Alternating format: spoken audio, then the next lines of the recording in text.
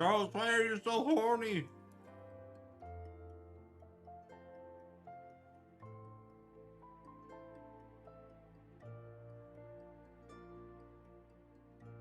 Hang out loud. I want more bread. Jesus Christ, this is great.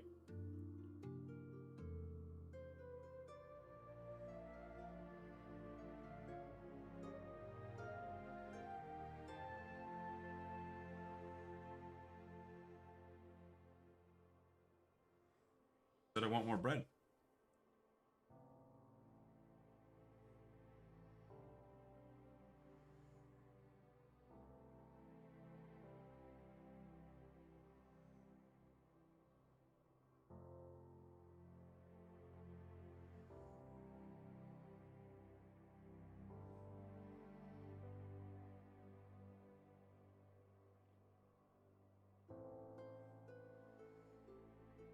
We can refill it later.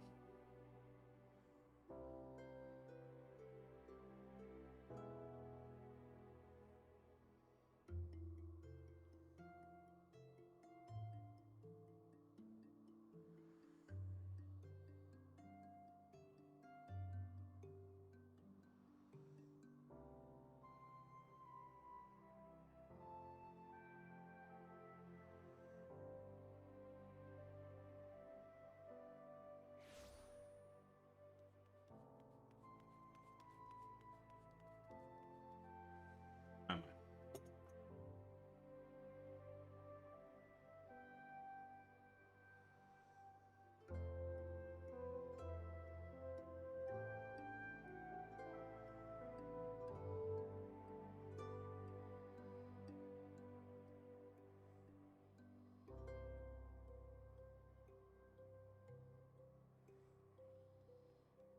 Good.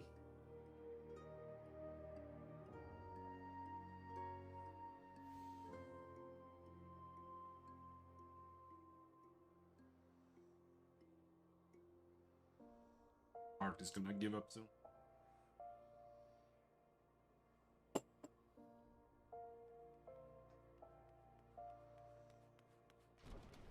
Because it's in shock because I've been out and doing some running.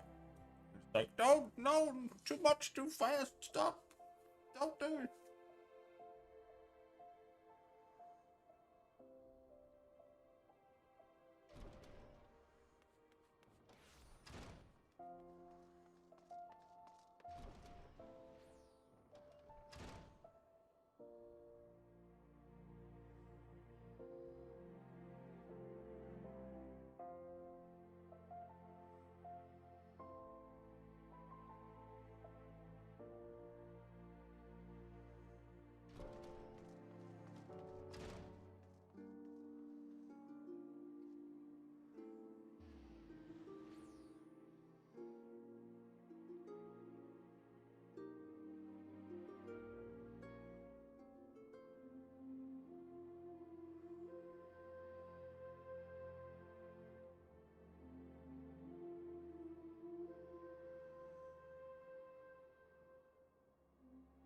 Well, I've already logged in.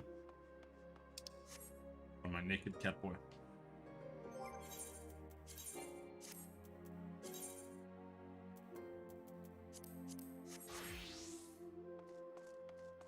Leveling a little bit of monk.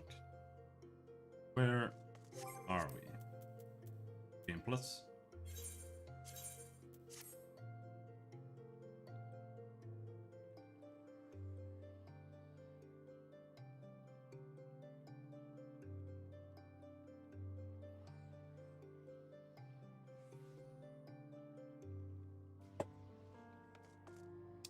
Heretical harassment.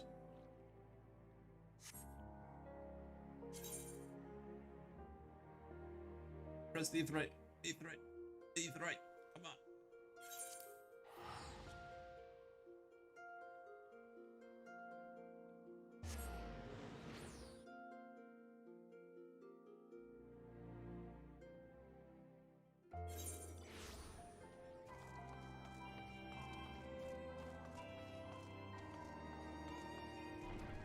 Might make more of that bread. Homemade bread. better than my bread.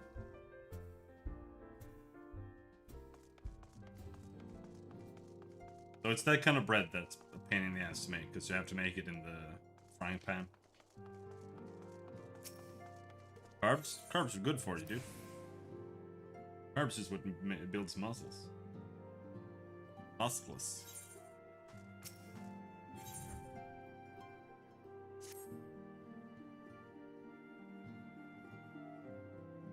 Greetings, Cashew. Alphino tells me all is in place to begin his trial company. The Scions shall certainly be grateful to have the support of such an organization. Eggs? I don't think there's a single egg, though. Just like water and flour. The inaugural ceremony is set to take place here at the Rising Stones. Tataru is cooperating with Alphino to see that all is in readiness.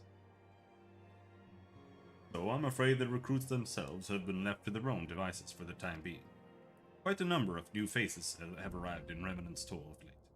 I wonder if Slaftborn might not find himself overwhelmed. Would you speak with him and see if there is aught he requires? Of course, you have to report it.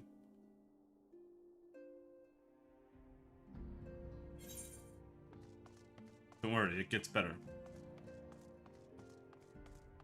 It gets better.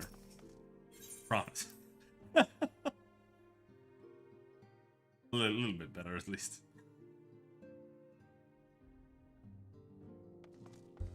When you get to Heavensward, you get to report to House 4 times instead. Their house, over and over, forever.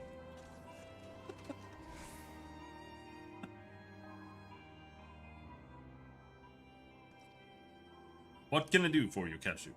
I thought you'd have your hands full helping out with this new arm of the Scions. Ha! I barely noticed your recruits arrive. It was barely a trickle compared to the flood of treasure hunters we have passed through here every day. While I appreciate your offer of aid, 'tis more your burden that concerns me. I am told this trial company will answer directly to the antecedent, so I trust that means less work for you in the long run. Slaftborn, the shipment! We couldn't...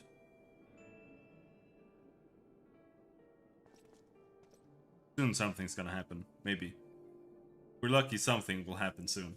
Actually, nothing will happen soon. Like...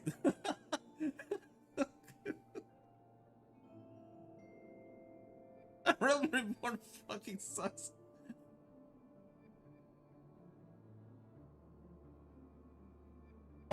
Good evening from Japan. Konbanwa, Sorto. How you doing? God's woman, what befell? We we were bringing a shipment to Revenant's Toll, provisions earmarked for the frontier effort. But just as we sought to cross over into Mordona, we were set upon by brigands. I believe they may have been heretics. Sweet speak moon, a little bit. Dotodake.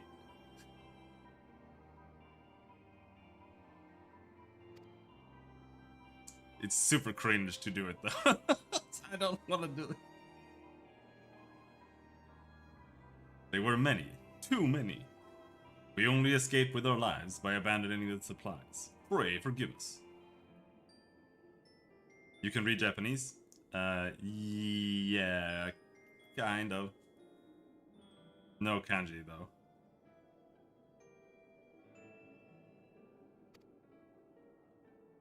There is naught to forgive. Provisions can be replaced, but smart soldiers are hard to find. Take your rest and I'll have someone along to tend to those wounds. What to do? If heretics are involved, then this is like to be more than a case of simple thievery. Ishgard will need to be informed. Whence did these supplies originate? House Fortons? Or House Forton? Forton? I can't do kanji either.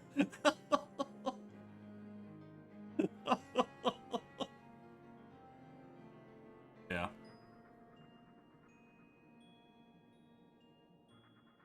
Kanji was maybe like 50% of the reason I stopped studying Japanese. It's just too much work.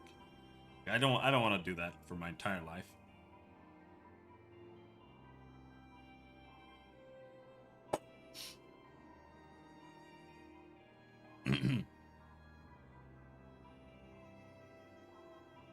House Fortins. We collected the provisions from Camp Dragonhead proper. Understood. I shall see that they are apprised of this development. Cashew, were you not on good terms with the Knights of House Fortins? I will be sending them a missive immediately, of course. I would also have you travel there and offer your considerable talents. Yes, I realize I contradict my earlier hopes to lighten your load. I need someone who can help bring this incident to a satisfactory conclusion. Our favorable relations with Ishgard are far too important to risk half measures. I can only understand a little English, but I'd like to have a good conversation with you. Go for it, dude. Fine if you... like, have to ask what I'm saying. Whatever.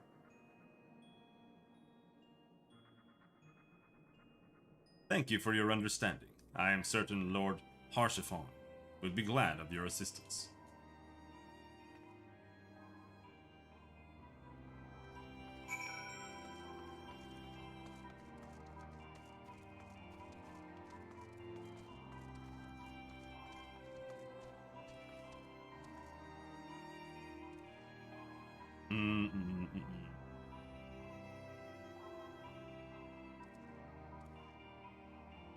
There we go. I'm pregnant.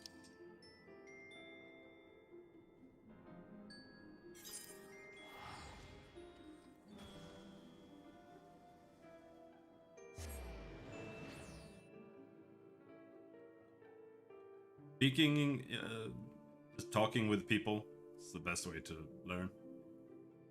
Or honestly, like playing English video games. It's so much easier than doing it with Japanese. Because then you have to like... It takes like 30 minutes to finish one sentence. Because you have to look up kanji all the time.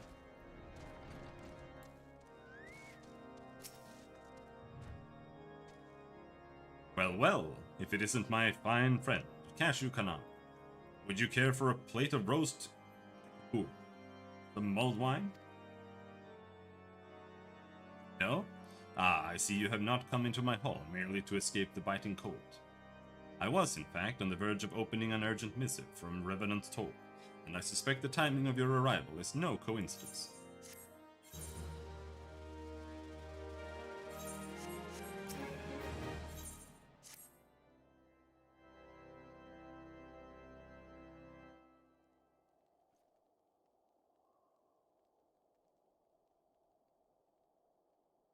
The incident with the new frontier hands?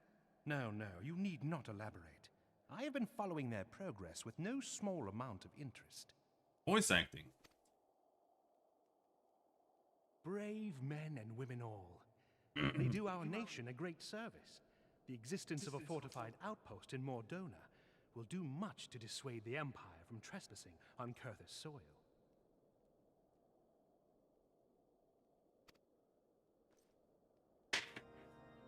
Right glad am I that you have chosen to lend your support to this endeavor. Never let it be said that House Forton does not acknowledge the efforts of her allies, or her debts. 'Twas in the spirit of gratitude that I arranged for sundry supplies to be delivered to Revenant's Toll. That the shipment should chance to be waylaid by heretics is poor fortune indeed. Poor fortune, I say, yet not without precedent. If you would know the truth of it, these incorrigible villains grow more organized with each passing day.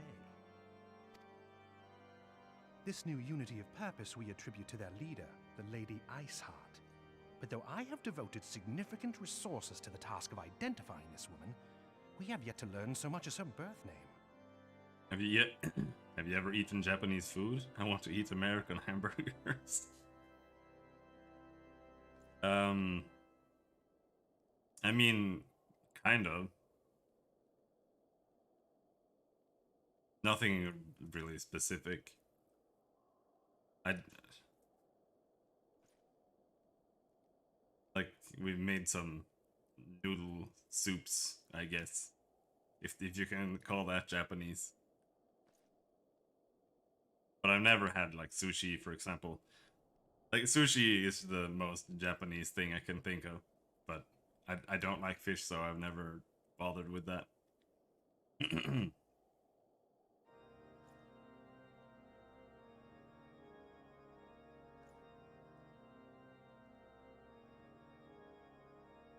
I met one Japanese dude ever. He was assigned to our database project group in uni.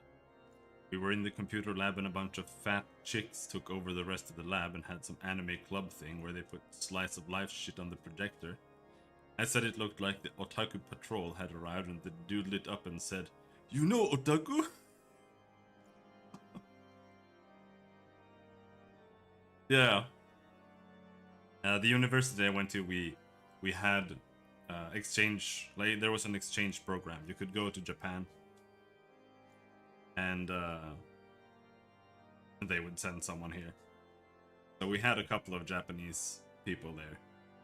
And I could never figure out why they would come to Sweden out of like everywhere they could go with an exchange program. And he was like, "I like meatball."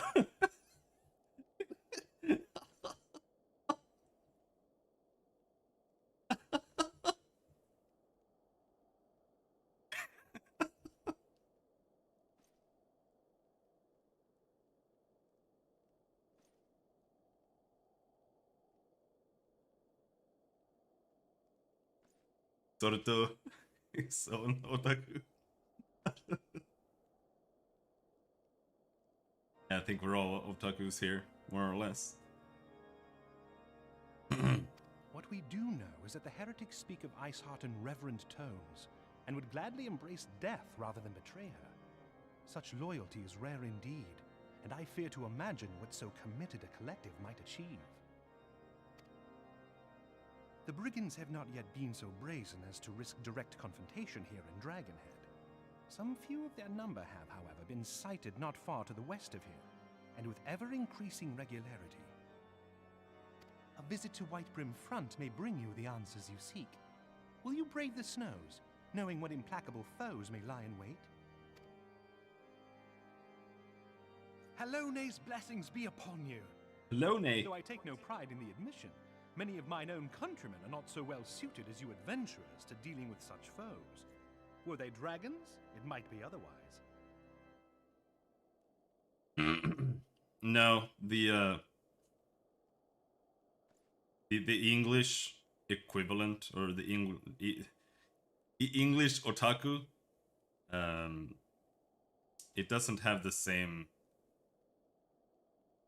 like bad reputation that it does in Japan,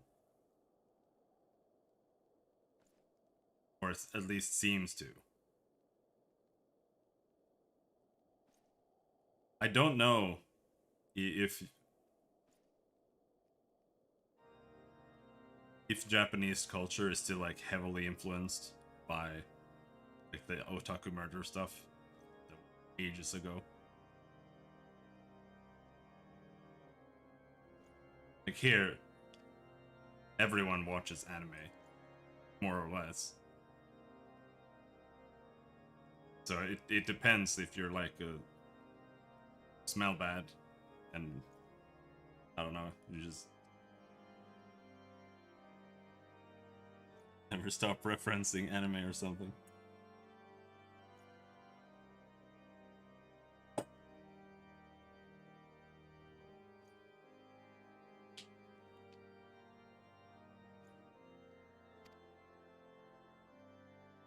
But truly, I could not wish for a finer ally. You have done much for my house in the past, and I have no doubt but that I shall have cause to celebrate your deeds again ere long. Should you learn aught of value, pray return to me forthwith. A warm hearth and a warmer welcome shall be waiting for you.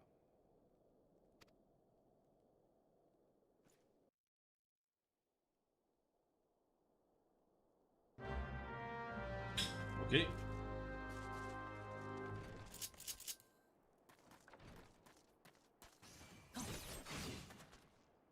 White brim front.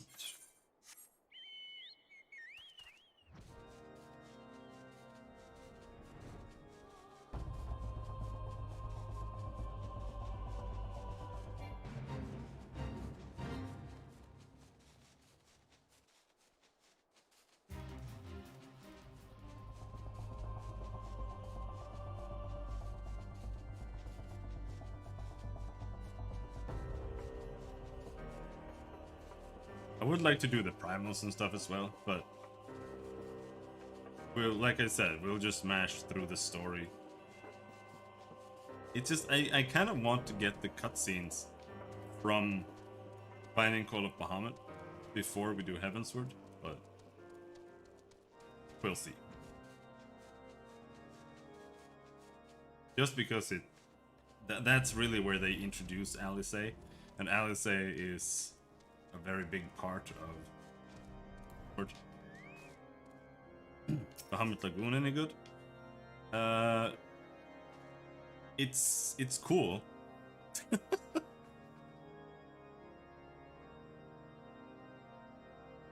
It's definitely cool. I really like the sprite work that they have, and the whole idea with like feeding dragons and shit to evolve them. But whether it's good or not, I guess it's highly subjective. If cool is enough, then sure.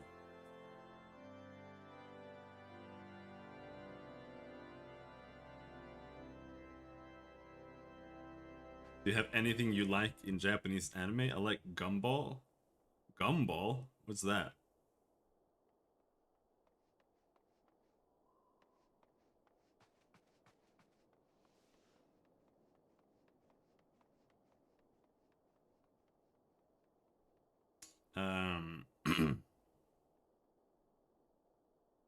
Will you play the new Pathfinder content? Eventually, yeah.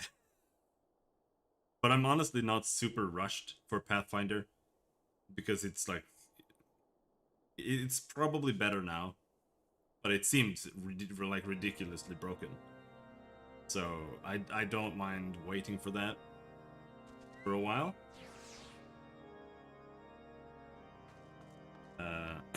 So we'll see. There are other things I have planned as well, like Witcher 3, or all the Witcher games, and Skyrim. So. Oh, you mean that, The Adventures of Gumball? I haven't really watched that one. I'm not really that big of a fan of cartoons, to be honest. And I honestly don't really like anime that much anymore. Like I used to watch a lot of anime, but now it's only like very specific ones. Like I like Full Metal Alchemist Brotherhood. Otherwise,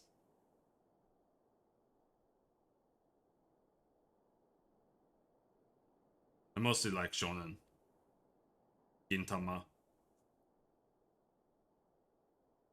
One Punch Man, etc.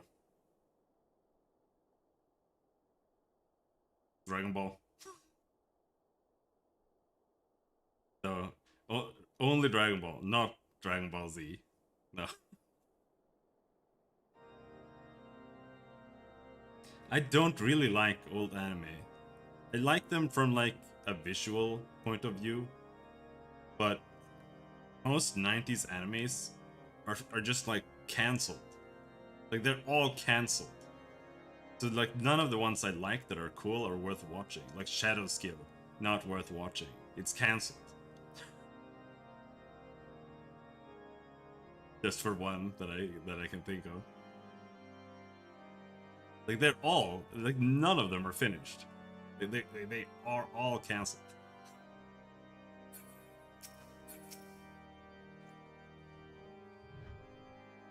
Cash, is there aught you would ask of me? Pray speak plainly. I am a man of action and need no honeyed words. On the trail of a band of thieving heretics, you say? By the Fjord, but you do seem destined to cross paths with those villains. I must confess, then, 'tis a sad truth that the wilds hereabouts have indeed grown thick with their number. They strike swiftly, without warning, and are canny enough to evade our most able trackers. But 'tis not merely their newfound organization that confounds us. The heretics themselves seem somehow changed. I know not what manner of influence this Iceheart wields, but the men we face seem utterly lost in the grip of righteous fervor. 'Tis an unsettling and unnatural zeal. Mayhaps you would care to question one of their recent victims. As fate would have it, your arrival came moments after a trader was waylaid on the road. A patrol found the unfortunate fellow laying senseless in the snow and carried him to our infirmary. Assuming he has regained the use of his faculties, the merchant may recall some small detail that could aid you in your task. But I really like old style animations, like I said. Iria Zayram, the animation was pretty cool. It's not very good, but the aesthetic is really nice. And that's like, I think that's 90s. That one's an OVA though, or original video animation, whatever you want to call it.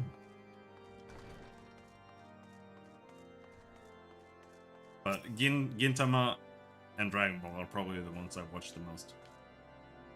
I rewatched Gintama like 7 times, probably. Dragon Ball probably just as many. But I stop when I get to Dragon Ball Z, because Dragon Ball Z sucks.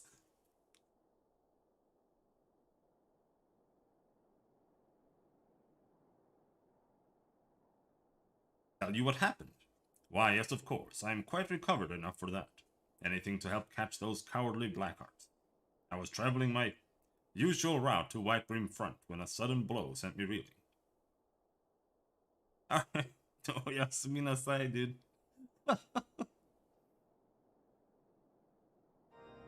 Thanks for dropping by. I was traveling my usual route to White Brim Front when a sudden blow sent me reeling. The next thing I knew, I was on the ground, and several heretics were rifling through my cargo. Arms, armor, crystals. They were taking everything. Somehow I always managed to put something into my mouth. Right as I need to read something.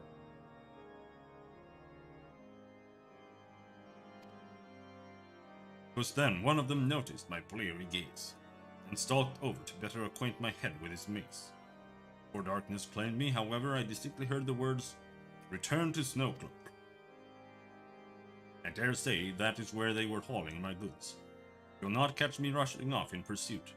They tell me 'twas a miracle I survived it all, and I'll not trust my thick skull to save me a second time.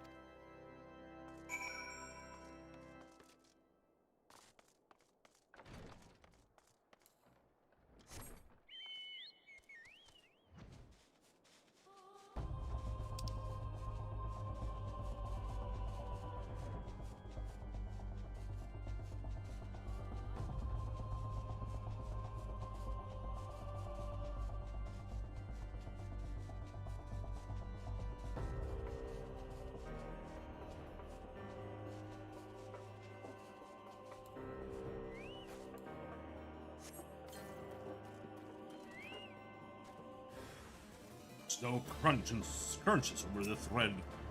Heavy boots.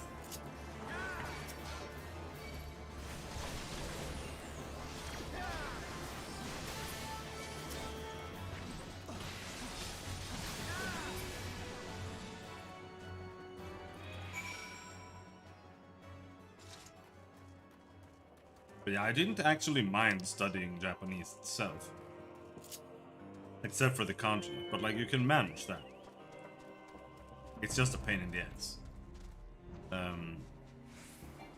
But studying language at a university level is almost never about learning the language. It's about writing theses, like 40-page theses, about the Japanese equivalent of "and."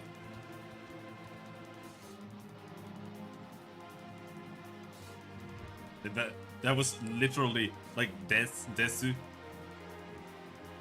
it was literally one of the topics that they recommended you write your 40 to 80 page theses about.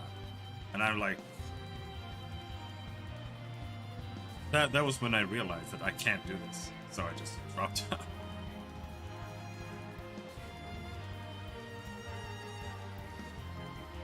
Yeah, draw your weapon, foul. Wait, I recognize you, adventurer. You were come seeking heretics. Then we share a common purpose. We were on patrol when we chanced across one of their raiding parties and pursued them here. By rights, we should have had them cornered in this ravine, and yet they are gone, vanished like icy wraiths.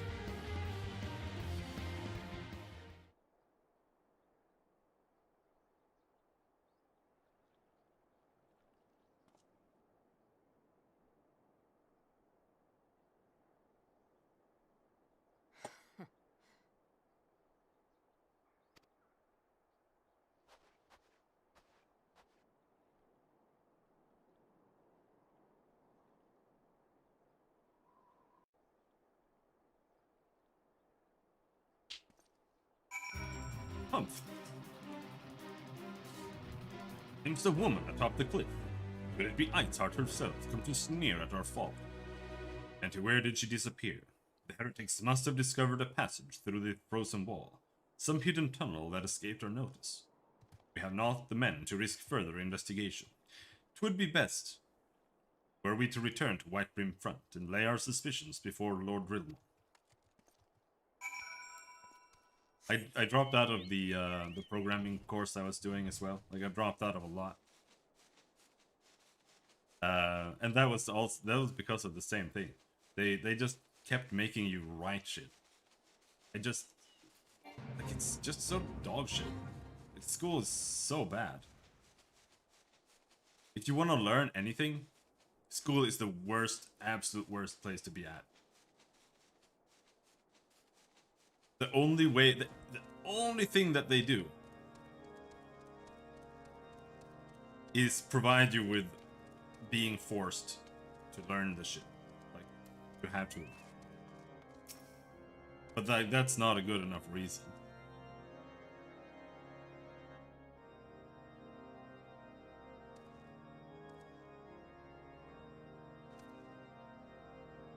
Like we wrote 2 programs.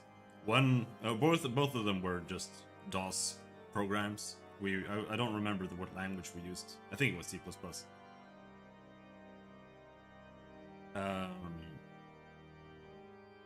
The first one was a casino where you could spend money and gamble it. The second one was battleships. And each game was like this much code. Like it was super simplistic. And for that they wanted you to write 10 pages in a report about it and your choices for that. Like you can't do that. It was impossible. Like there was nothing to say. Like it wasn't doable. And on top of that, every single other report needed references. And these references, they used the Oxford reference system. And the teachers they didn't know the system themselves. So you had 3 chances to hand in everything. So you would hand something in, then you would get it returned, and every single time, the only thing that was the problem with it was the references. Because the reference system was dog shit. And it was completely random, or it was completely different between each teacher as well. What would count as wrong and what would count as right. So you just had to do it, and just like do it in some way, hand it in, see what they like squiggled under and made you change, hand it in, just hope that they were like okay with it, hand it in again, and hope that this time they were still okay with it and like didn't change their mind, or they accepted your change or whatever. So like school.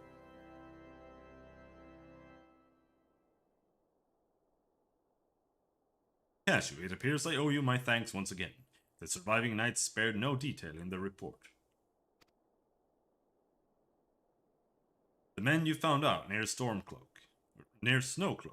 were some of my finest. That they should be bested so handily, I fear I have woefully underestimated the threat these heretics pose. While I understand you might balk at the notion, I must ask that you put aside your mission and consider the stolen provisions lost to us for now. It would be ill-advised to blunder unprepared into what may well be the very lair of our enemy. Pray return to Dragonhead and inform Lord Harshaphon of your discoveries. He will wish to plan contingencies of his own. As for Iceheart and her fanatics, the freezing heights of the Snowcloak will not shield them from our justice for long.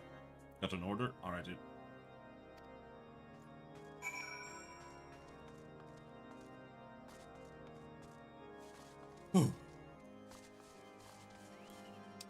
They're about to introduce an important character.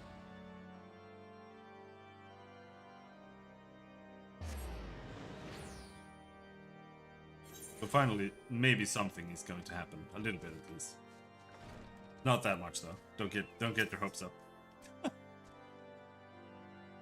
Though we're gonna do Crystal Tower today, I think. That'll be something at least. Your return is most timely. Of their own accord, my thoughts had turned to your task and the progress thereof. I confess, my imaginings tended toward the grim and bloody.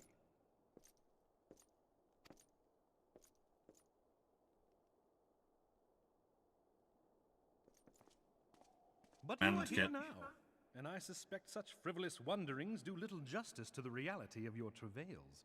Tell me, what did you learn of Iceheart?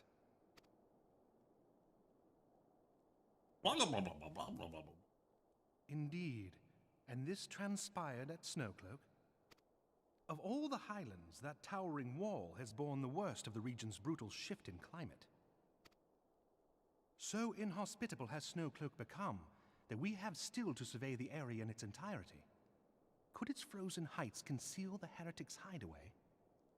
Mayhap a more robust reconnaissance effort is in order. They have a climate issue change, or a climate change issue in Ishgard, by the way. Putting such considerations aside for the moment, we still know far too little of this Iceheart. That she is capable of commanding such a band of fanatics bespeaks natural authority, and no small measure of charisma. As much as I would like to fathom this mystery with you, the situation has grown beyond my personal purview. I am bound by duty to inform the Temple Knights and request that they bring this matter to its conclusion. Given the glowing reports the new commander has garnered thus far, I am certain that they can be relied upon to take appropriate action. Though Iceheart's true identity yet eludes us, you have provided us with a point from which to begin. Sometimes it takes but a single stone to prompt an avalanche. On the matter of the stolen provisions, I have already made arrangements for a second shipment to be sent to Revenant's Toll. I couldn't... Oh! Oops.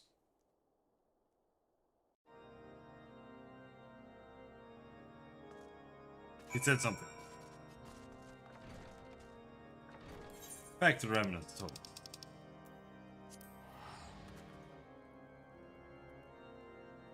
I think he was just saying that he was, he had our backs.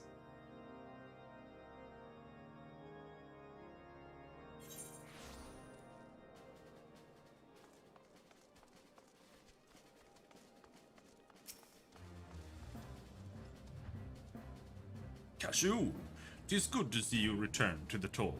How fared you in the frozen wastes of Kurthus? How's Fortune? Is to send us a second shipment. I must send thanks to Lord Harshaphon for his continued generosity. Yet even as our town grows in prosperity, I fear it will attract even greater numbers of those who would do us harm in the name of greed or power. All of us, Alphino's new recruits included, must remain vigilant against such threats. True.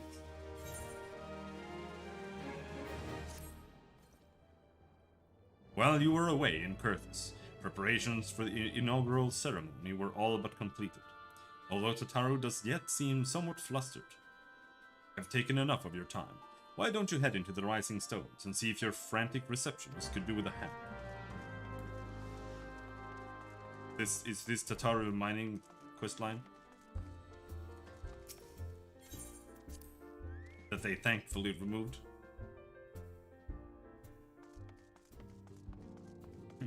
They might have just shortened it, because she does a bunch of stuff. These parchments need to be sorted, and these documents, why are they even here? Oh, I'm sorely tempted to file the lot in my waste paper basket. Ah, Cashew, you startled me. You wish to lend a hand? Splendid. Would you be a dear and hand these uniforms to the new recruits? They're scattered about Revenant's Toll, and I haven't the time to track them all down. The recruits know to don their garb immediately and assemble here in the Rising Stones. You'll want to report directly back to Alphanu if you don't wish to miss the ceremony. I wonder if the Scions will ever have matching uniforms. A well-funded organization is a well-dressed organization, I suppose. She gets sad that she isn't a fighter, and then she starts like learning. I'm not sure what she tries to learn first, if it's conjuring or what. And then she starts trying to learn mining.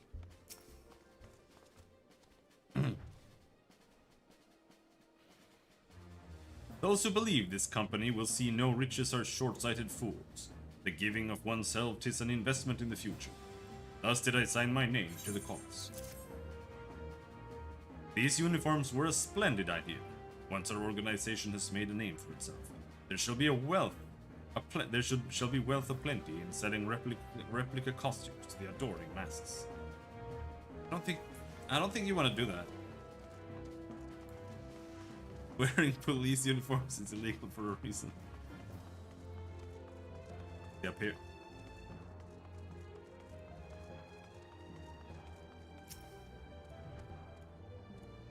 I thought it best to mimic my fellows here, but I admit that I have no idea what we're supposed to be doing. Hey, dude. Ah, our new uniforms. I am reminded of my induction into the Wood Whalers.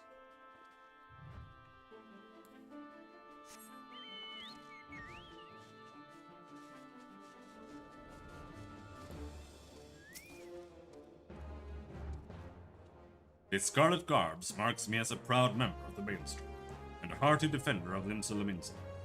Yet in truth, I stand for the betterment of the realm, and thought this new company a fine opportunity to contribute on a grander scale.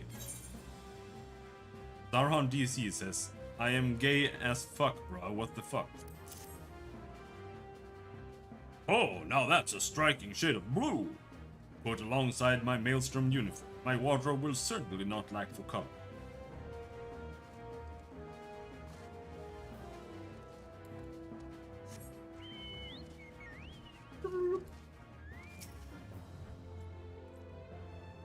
Hello, Ilbird. I don't believe we've met. I am Ilbird, and I will have the honor of leading my fellow recruits as captain. Much did I lose to the calamity, and I look forward to aiding others in rebuilding their lives. The uniforms are a shrewd decision. There is no easier method of creating a common bond among what is essentially a band of strangers. Alright, Ilbird. Sure he won't have anything to do with anything in the game. Little Alamigo could learn much from Revenant's Toll, that this town can be so alive in the midst of such desolation. I've never worn aught quite so voluminous. Well, I'm sure I'll grow accustomed to the extra cloth in time.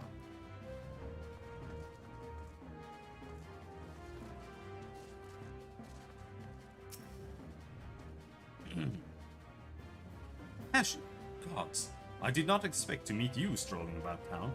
The tales of your primal battles, what inspired me to come to Revenant's Toll. It is an honor to receive this uniform from your hands. I shall wear it with pride.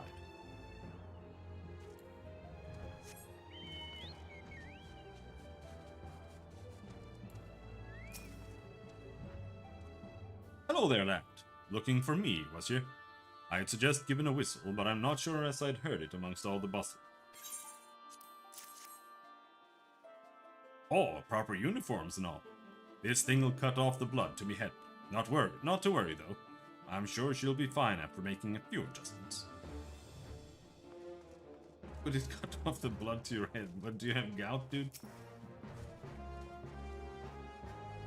Isildur has at last retired from the adventurer's life. Though I shall miss his wisdom and irrepressible spirit, I am excited to forge my own path forwards. Ah yes, the uniform. Thank you. Truth be told, the thought of pledging myself to such a lofty organization is somewhat intimidating.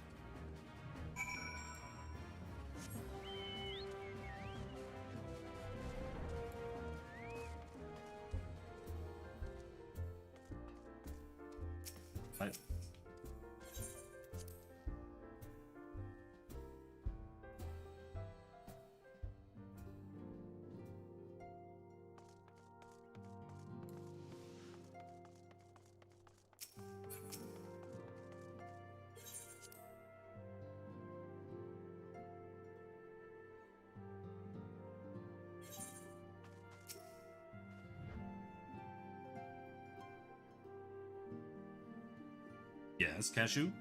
Ah, Hataru mentioned you were handing out the new uniforms. I assume you now met the rest of the recruits. Some few answered the call to arms I put forth through the established grand companies and such. We are not yet an army, but there is much a small corps of elite warriors can achieve. Did I mention I'd thought of a name for the company? It is my hope that it shall soon be known across the breadth of Eorzea. The moment of truth draws near, Cashew. Once the last of the recruits have gathered, I shall make the official announcement.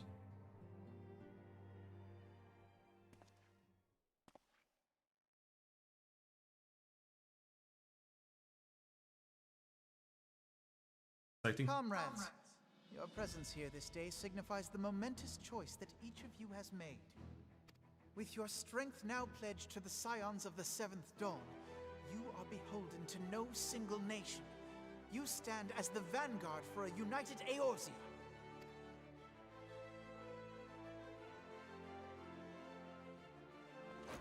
From this moment forth, I declare you Crystal Braves. Let us mend this fractured realm and face our enemies as one.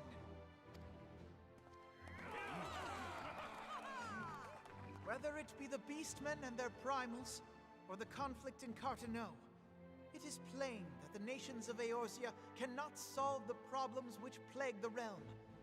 Thus does it fall to some few heroic souls to succeed where they have failed. Come, take your place at the Scion's side as guardians of Eorzea, and together we shall fight for the freedom of all!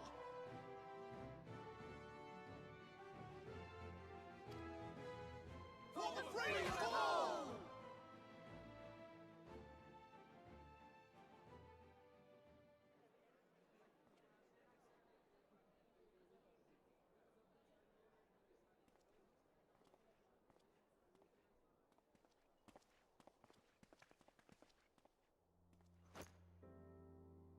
A rousing speech, Alphino. Or should I say, Crystal Brave Commander Leveilleur? Please, Antecedent. The title is honorary. I shall not be leading the troops into battle, as it were. We are of the same purpose. Let us join hands and do what must be done to save this land. The Scions stand ready.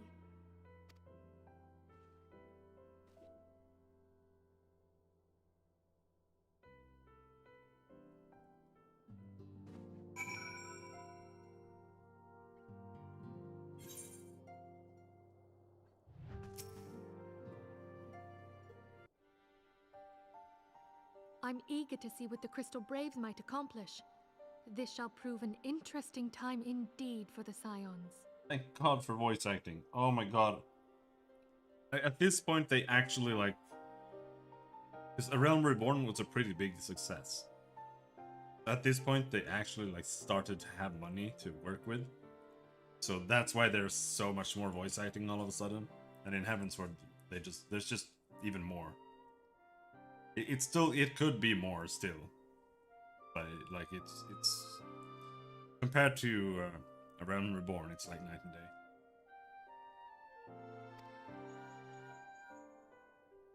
Yes, I'm listening. So our worst fears are confirmed. The entire Isle. Such power defies comprehension. Truly? Kryl is alive? Thank the 12. I see. Pray, inform me if her condition changes. Yes, I shall pass on your words to Urianger. My thanks. I shall contact you anon. When I learned of the loss of the Isle of Val, I dared not hope that my friend had survived. Yet, by some miracle, it would seem she has. She's still to regain consciousness, it is true, but better that than death. Putting this happy news to one side, we must now endeavor to make sense of the readings taken by the survey party. It appears the etheric disturbance which accompanied the Isle's destruction is of a magnitude alarmingly close to that of Ultima. Could the Ascians be responsible for this devastation as well? I wonder, have you heard aught from the Mother Crystal since the battle with the Garleans? Then she speaks to neither one of us. Heidel's silence portends naught but ill, I fear. It hasn't really said much anyway. Louisoix, I pray you yet watch over us.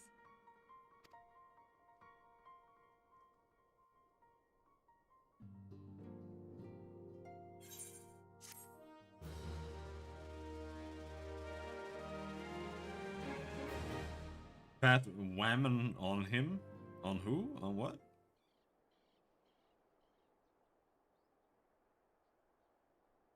Oh, the fatwa?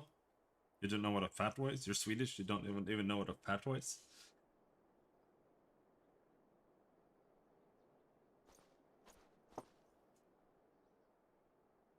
Very good. See that the provisions are prepared for transport. Let us hope that this shipment is spared the fate of the last.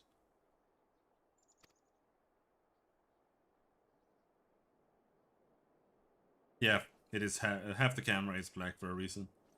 It's to cover the chat, so people in my guild can say whatever they want without being on the air.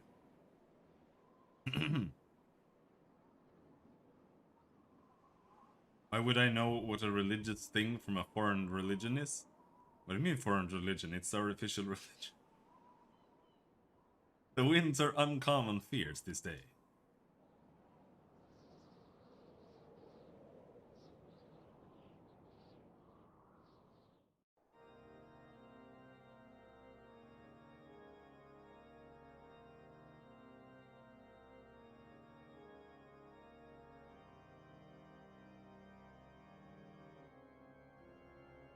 Oh, it's not? Of course it is. This guy isn't paying attention.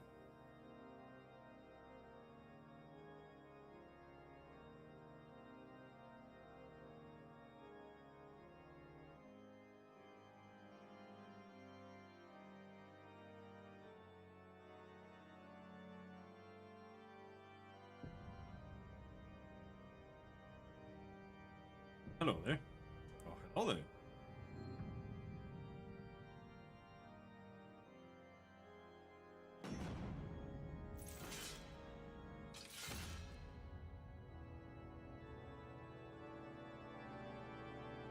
I have never lied in my entire life.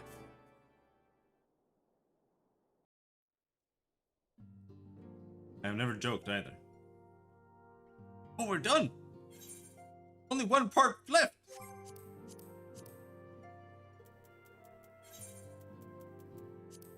One part left!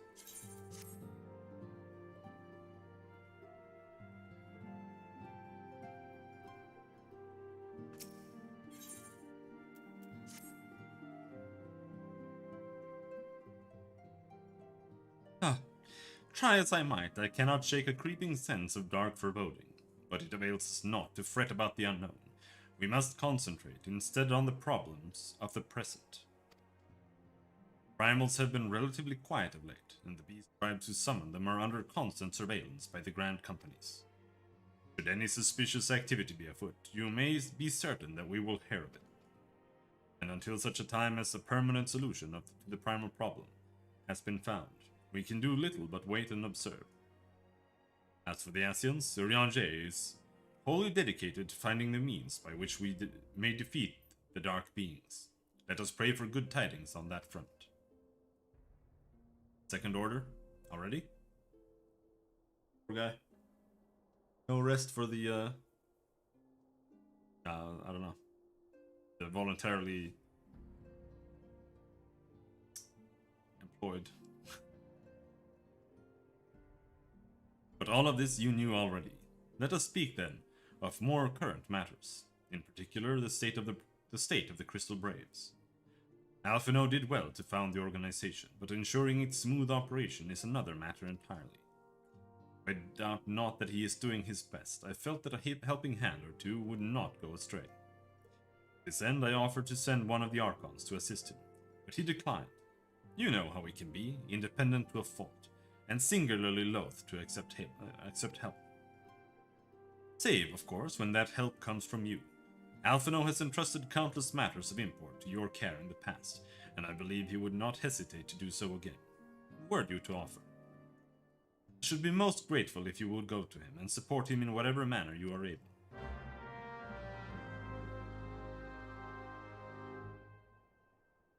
Okay. I want to eat more bread.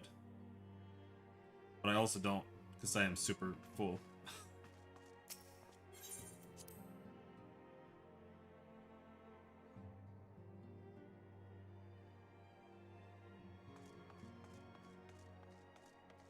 Oh, Hilbert. Dispatch the first unit to Ul'dah. The second and fourth are to stand by for further orders. Okay. This, Higiri. In traditional Doman cuisine, we strive for perfect balance, not only of flavor and texture, but also of nutrition. For a meal to be truly satisfying, it must nourish the body as well as delight the senses. If Higiri and our more skilled culinarians worked closely together, I dare say they could create extraordinary dishes sure to satisfy Eorzean and Domans alike. Yes, 12 would be foolish to sacrifice nutrition for flavor.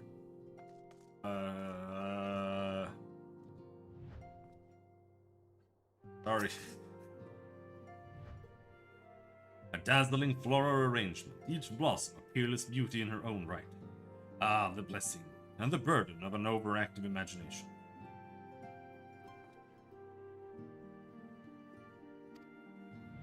Are you thinking about girls? Is that what you're saying? I'm not sure what he's talking about. What are you doing? Look forward, never back. Devote yourself only to the present. This is what I've learned from the Domans. Who cares about Coltiny? What is it, Cashew? And do be concise, I am rather busy. Huh? You would lend a hand, you say? I see. Well, now that you mention it, there is a matter that wants for attention. Given its sensitive nature, I was hesitant to entrust it to my braves, but the demands upon my time are such that I had little choice. Which is not to say that my men want for labor. Though we are but newly formed, there is already a great demand for our services, and we are hard-pressed to answer all petitions. But I digress. I don't even understand what they're doing. Like, what are they actually doing? What are your jobs? The fact is, I would sooner attend to this particular matter myself, but my presence is required elsewhere. That being the case, I have entrusted its resolution to my second-in-command, Captain Ilbert. Tell him that I send you, and he will furnish you with the particulars. My thanks in advance, Cashew.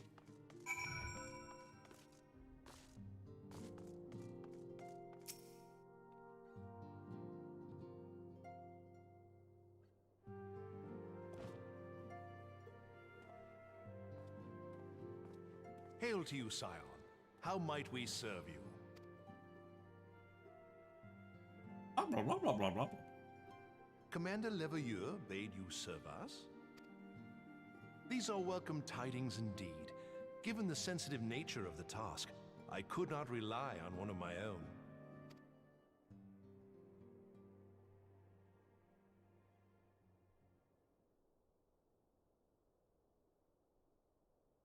That which I'm about to tell you, I tell you in the strictest confidence.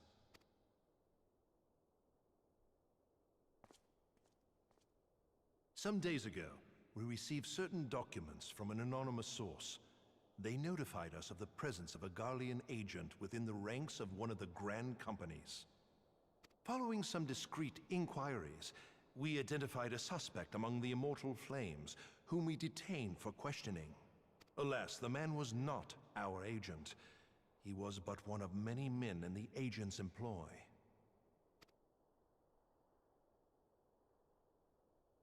We pressed the traitor for a name, but he had none to give. He claims never to have met his master, whom he knows only as the Ivy. He was, however, certain that this Ivy had coiled itself around every part of the Immortal Flames. It would seem our quarry joined the company some time ago, and gradually recruited others to his cause. These conspirators are the vines by which he learns our secrets, all without exposing himself. It won't be easy to identify the Ivy amidst this tangled mass of subterfuge. But we have a tendril in our hands, and we shall follow it all the way to the gnarled root. Now, much as I would prefer to proceed with due discretion, circumstances demand that this matter be settled post-haste. Garlemald's War of Succession nears its end, and it is feared that the Empire will soon resume its march on Eorzea. When it does, we can ill afford to have traitors in our midst. The Ivy must be rooted out now. We must begin by apprising General Roban of our findings. I would ask that you accompany me to the Hall of Flames, and remain on hand to see that things go smoothly. Assuming the Ivy's tendrils are as widespread as we believe, he will be aware that an investigation is underway, and if that is the case, he may well move against us. We must be prepared for anything, while taking care not to betray our purpose by seeming prepared. A simple enough task for a one-man army like you.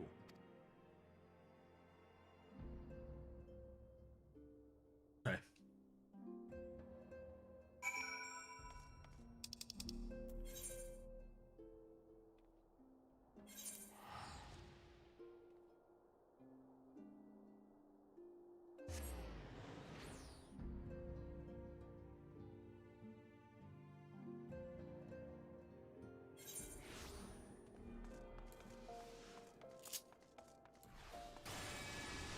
When do you get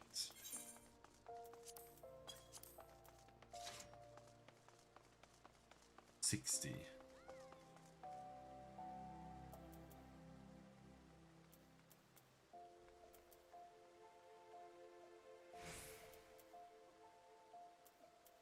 I just want to get Royal Authority.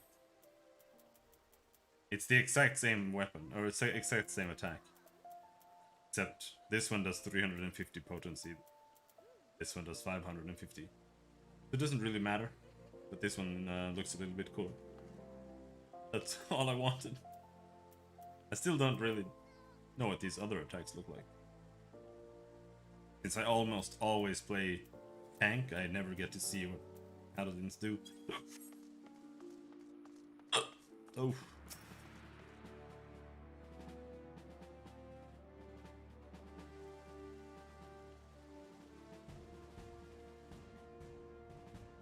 Well, well.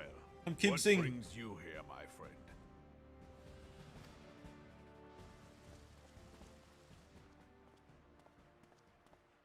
He is here at my behest. Greetings, Roban. It has been a while. Hilbert, you old scoundrel. When they told me you'd be visiting, I scarce believed my ears.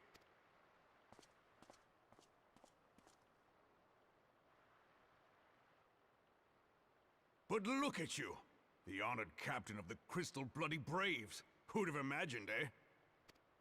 Hey. Not many, but fewer still would have imagined your destiny lay in politics, old friend. Aye, we've both come far, have we not?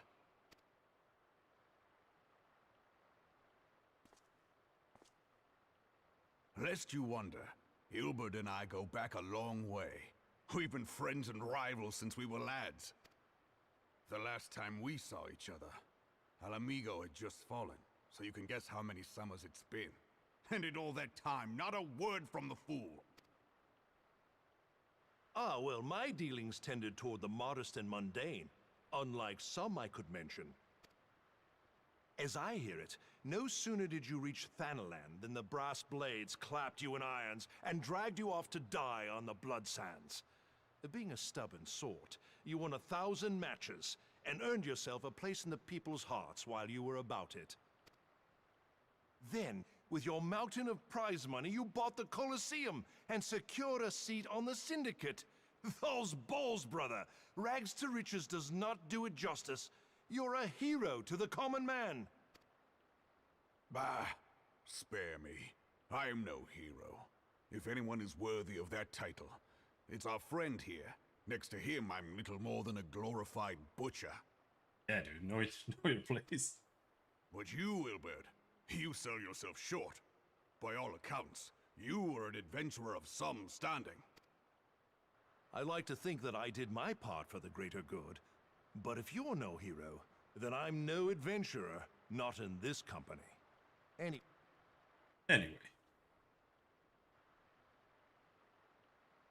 I have tidings. So there has been progress. I've let it be known that this meeting is a reunion between old friends. None will give your visit a second thought. To convene elsewhere would only attract attention. Let us speak here, in plain view of all.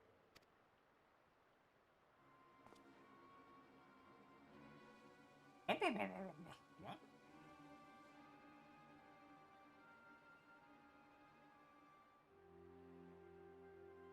So it is we who have been compromised. Teleji Adeleji's machinations have shaken Ul'dah to her foundations. In such uncertain times, a man's loyalty may be bought for a fistful of gil.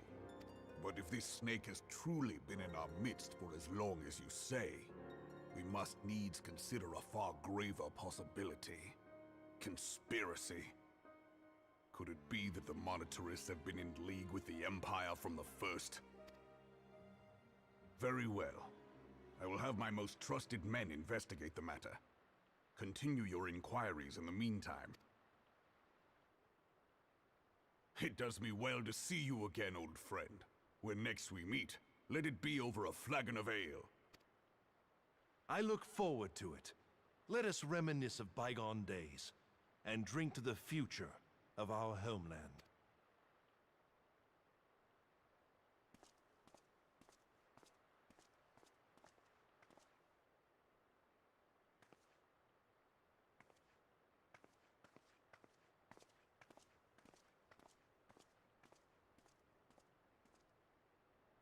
Flame General. You wear the mantle well, old friend. I must work hard if I'm to keep up. Well, Yeah, dude. It would seem your services were not required after all. I dare say we have Roban's prudence to thank for that. Still, I was glad of your presence. My thanks, Scion.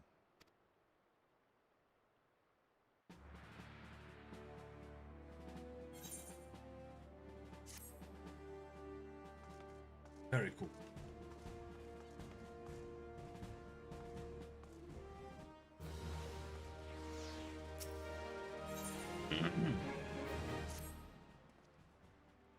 Our hunt for the Ivy begins in earnest, Simon. Suffice it to say, we must tread warily. But what one misstep may well cost us our lives. Our business here is concluded for the time being. Let us return to the Rising Stones and report to Commander Levieux. Okay.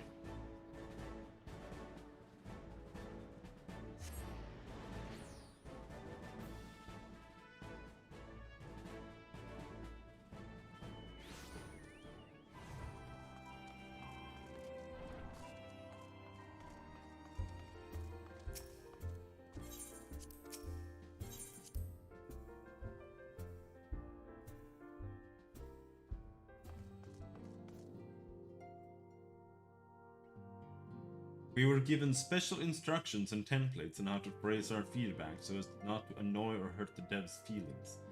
Notably, it wasn't allowed for us to phrase it like criticism, and we were told to avoid words like imbalanced, broken, over. What, are you serious?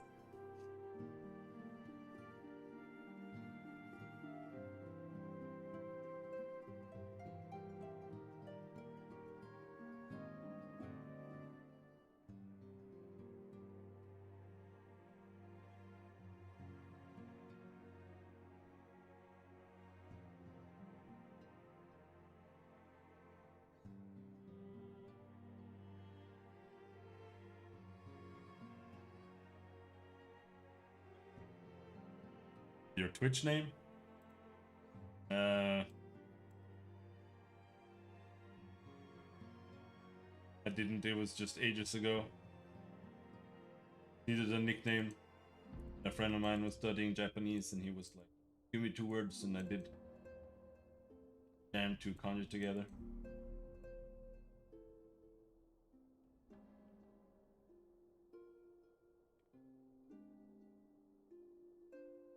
I'm trying to move away from it.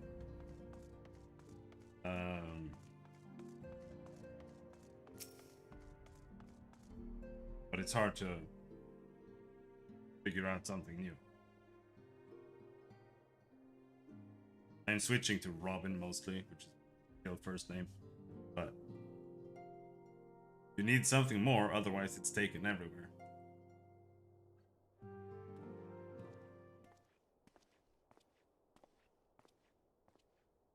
We are returned from Ul'dah, Commander.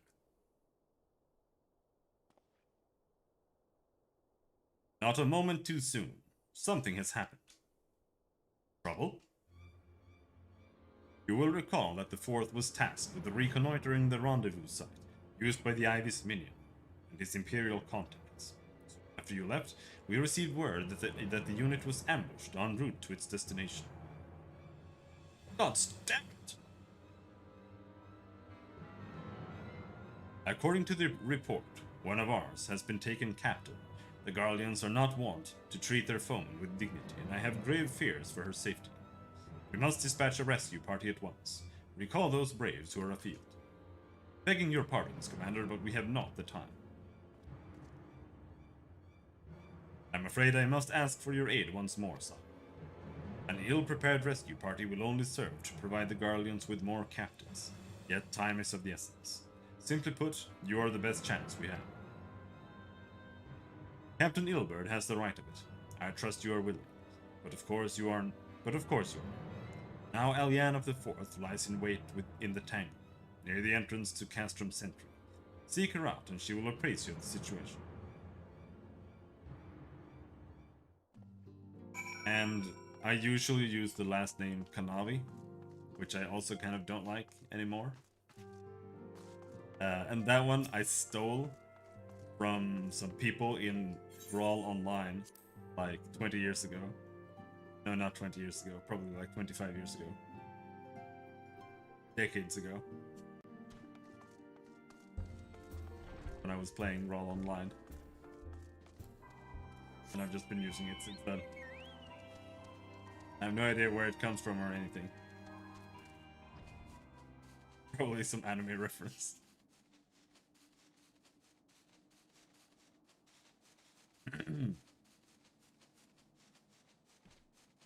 I think it might be an Escaflon reference, however you pronounce that. Why is this guy always here? He's so annoying.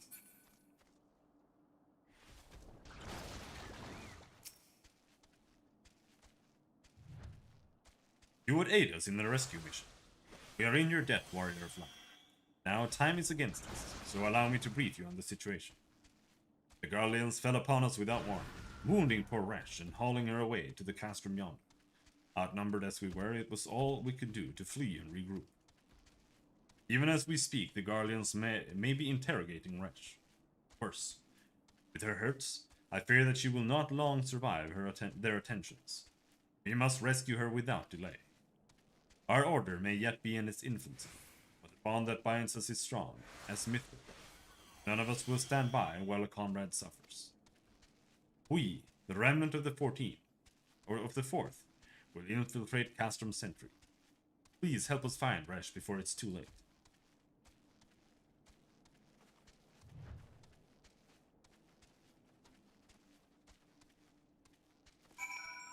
But when it comes to thinking up names and stuff, there's nothing I am worse in the entire world than thinking up names.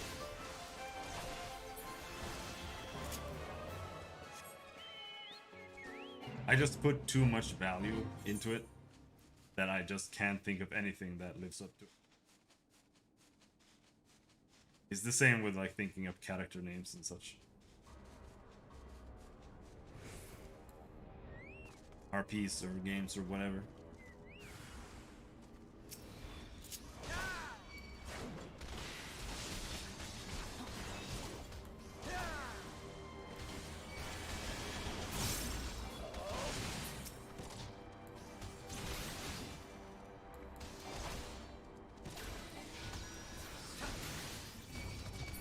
It's nothing worth telling, really.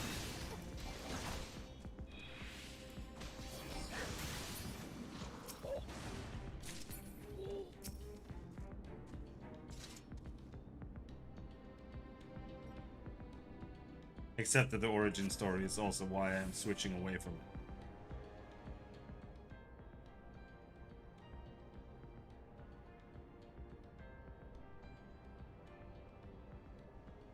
How do you pronounce that?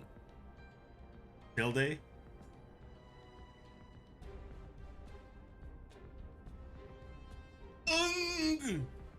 Where am I? Hilde. Yeah. Very comfy, and you just come and demand the spot. Resh, thank the gods we found you. And thank you, warrior of light. Now to quit this accursed place. Resh cannot move with those wounds. She will need be carried out. I believe a diversion is in order. Might we trouble you to provide one? Given your reputation, I suspect the Gargans will only be too happy to grant you their undivided attention. If you were to create a commotion within the castrum, we should be able to steal away unnoticed. Let us speak again once we are safely outside these walls.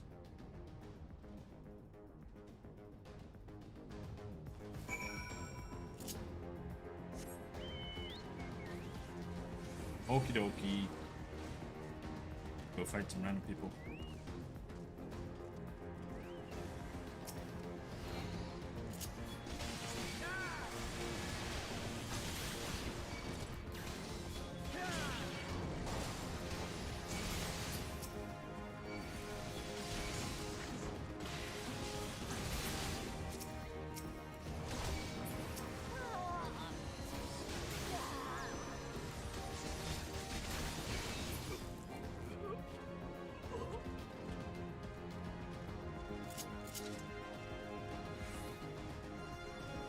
Doing a little bit of work is honestly not that bad.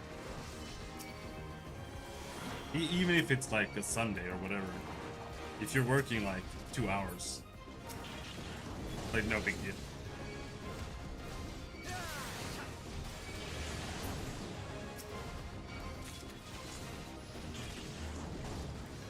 And it's still some income.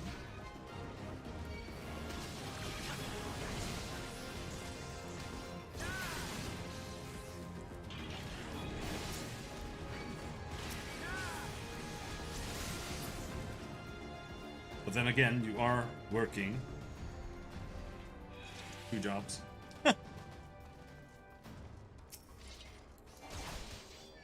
Deleting the ordering food apps again? Why? Are you ordering too much food?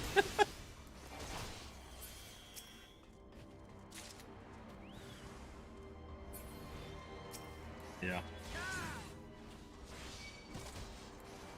The good thing about being poor as shit is that you don't order food. I never do that really. But then again, I eat pizza with my cousins every Wednesday. Kind of get that out of my system, I suppose.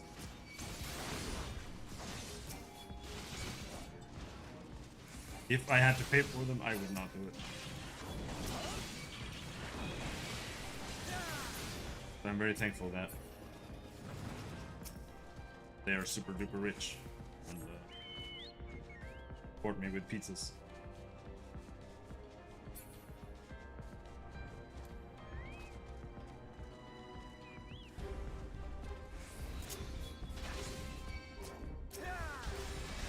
Make a big salad.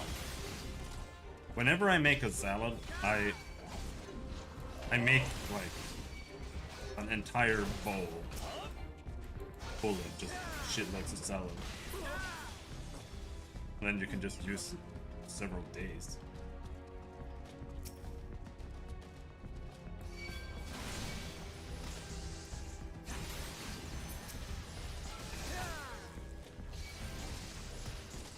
You should always make food that will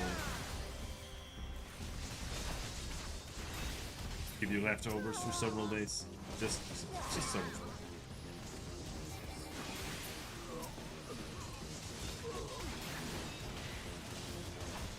What kind of salad do you make?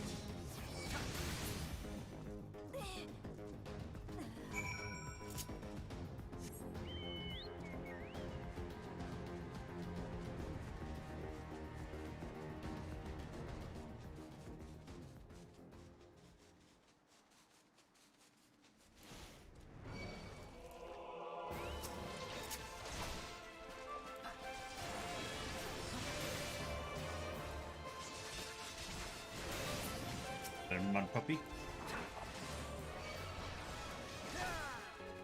Romaine, I don't know what that is. Tomato, I don't know what that is. Cucumber, I don't know what that is. Clamato olives, don't know what that is. Greek dressing, chicken. I know what chicken is. No, I lied, I know what a lot of those are. I don't know what romaine is though. Or what's special about Kalamata. But it's not not too different from what I tend to make. I add, you know, salad as well, though.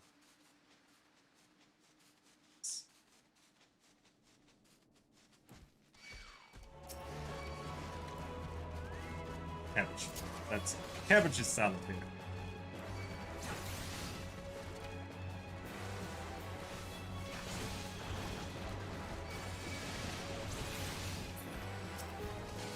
Yeah, cabbage is literally called salad.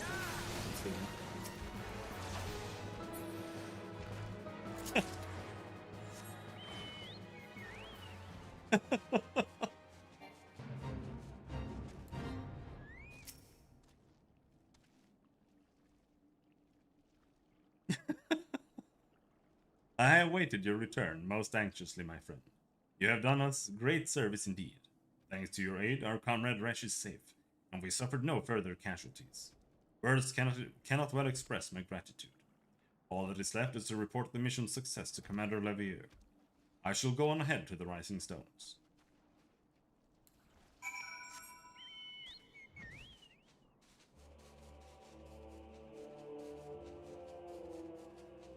I'm so full. I want more food. Something inside me is broken. Like I just want forever food. I just want to stuff my face until I look like the Harkonnen guy in Dune.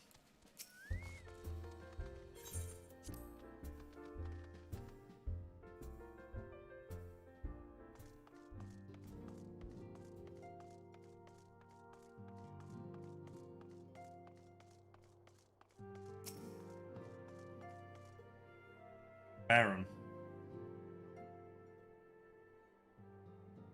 Ah, it does me well to see you thus return, though I doubt not your prowess. Entering an enemy stronghold is generally considered to be a risky venture, and I must confess to having been a trifle anxious. But here you are, hale and whole, having succeeded in your mission as is your wont. Lest you wonder, the woman you rescued is being cared for by the donors. Thanks to their expert ministrations, the danger is past. You have my gratitude, Kenshu. They omitted the Spacing Guild? No, they mentioned it, but it was only it's only in one line. They say that the Spacing Guild use dust to navigate between the stars, making spice vital to navigation. But that's all. But yeah, like honestly, I can't judge the movie. Like I liked it, but I can't. I don't feel like I can judge it because it's not done. Like you need to watch the rest, at least one more movie, before you can judge the first movie because it's not a full movie.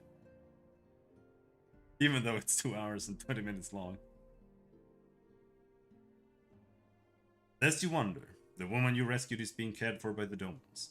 Thanks to their expert ministrations, the danger is past. You have my gratitude.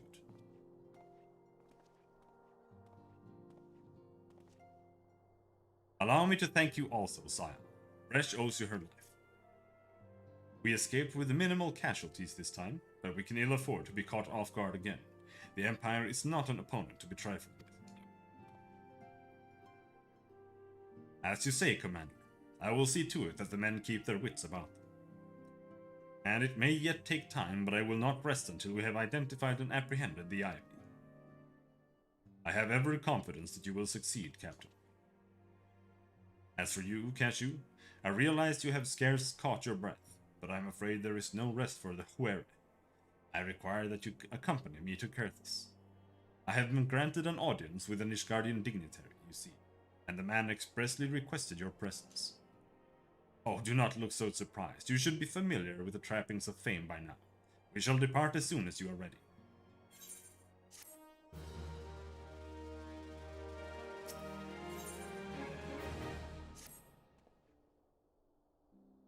We have been blessed with a rare opportunity, Cashew. An audience with an ambassador of the Holy See of Ishgard. We are to treat with Sir Aymeric, Lord Commander of the Temple Knights, in Camp Dragonhead. It is considered a great honor to serve the Holy See directly as a Temple Knight. Just to say their leader wields tremendous political influence. We would be wise to court his favor. For that reason, I consider your attendance essential.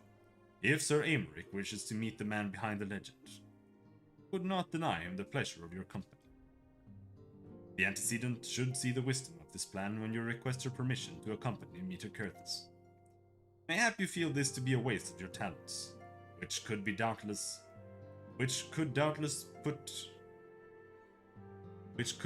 be put to nobler use. If so, I should remind you that more good can be accomplished with the stroke of a pen than the thrust of a sword. Trust your sister, bro.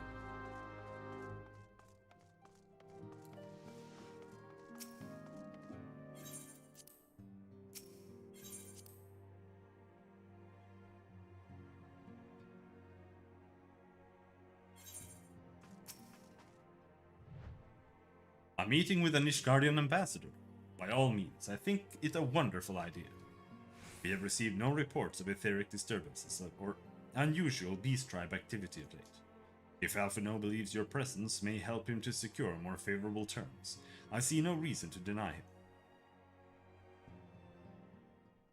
Voice acting?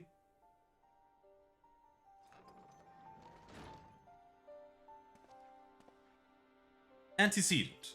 I take it Cashew has explained the situation. He has. Yet welcome though these overtures are, I cannot help but wonder what prompted them. The Ishgardians have spurned all contact with the other city-states for decades. Why reach out now? Would that I knew. The question of their motives is one to which I have given no small amount of thought. As I know no more than is generally known. Notoriously reclusive nation of Ishgard, situated at the center of Ablathia's spine, ruled by the Ishgardian Orthodox Church, at the head of which presides the Archbishop. Members of the original Eorzean Alliance, formed in the wake of Alamigo's fall some 2 decades ago. Friends of convenience who withdrew from the alliance as soon as the Imperial fleet was routed at the Battle of Silvertear Skies. Since which time their borders have remained closed to all outsiders. There's literally only one door into Ishgard. They have rejected every one of their former allies' calls to reopen dialogue, turning a deaf ear to their neighbors' pleas even when the calamity loomed large. And on the fields of Cartano, where brave men and women lay down their lives in defense of the realm, their banners were conspicuously absent.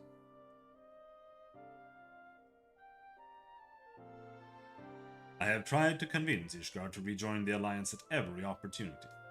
I have explained over and over again that unless Eorzea stands united, we cannot hope to preserve our freedom. By one, our nations will fall, as once fell Alamiga.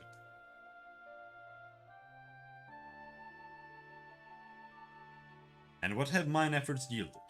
Why not? Surely this can be considered a step in the right direction. I should hope so. Rather than the lowly messengers we have been fobbed off with been fobbed off with in the past, this time we shall meet with a man of genuine influence. Of course, I'm not so naive as to think that they will come to us out of the goodness of their hearts. We have something they desire, though I have yet to find out what. But such is the nature of diplomacy. They will bring their agendas to the negotiating table, and so will I, along with a handful of incontrovertible truths. The Empire will soon be at our doorstep once more. Indeed, you may be assured that I will expound upon this point and others. It's cold as shit, dude. Why? It's like 40 degrees plus outside, and yet feels like I have a window open or some shit, but I don't. Let us depart for Camp Dragonhead, Cashin. Our old friend Lord Harshathon is expecting us. Since our quest to recover the Enterprise, I understand you have further ingratiated yourself with the man. Excellent work. His fondness may prove useful to our cause. Mayhap so.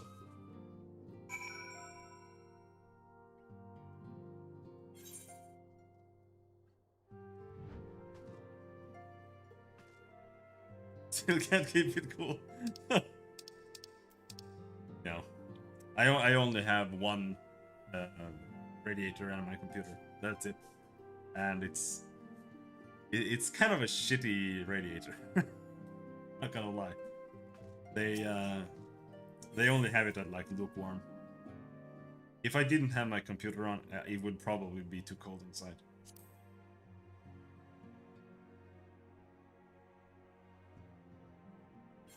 Boot camp for Zoomers where we teach them about torrenting. Oh, that could be needed.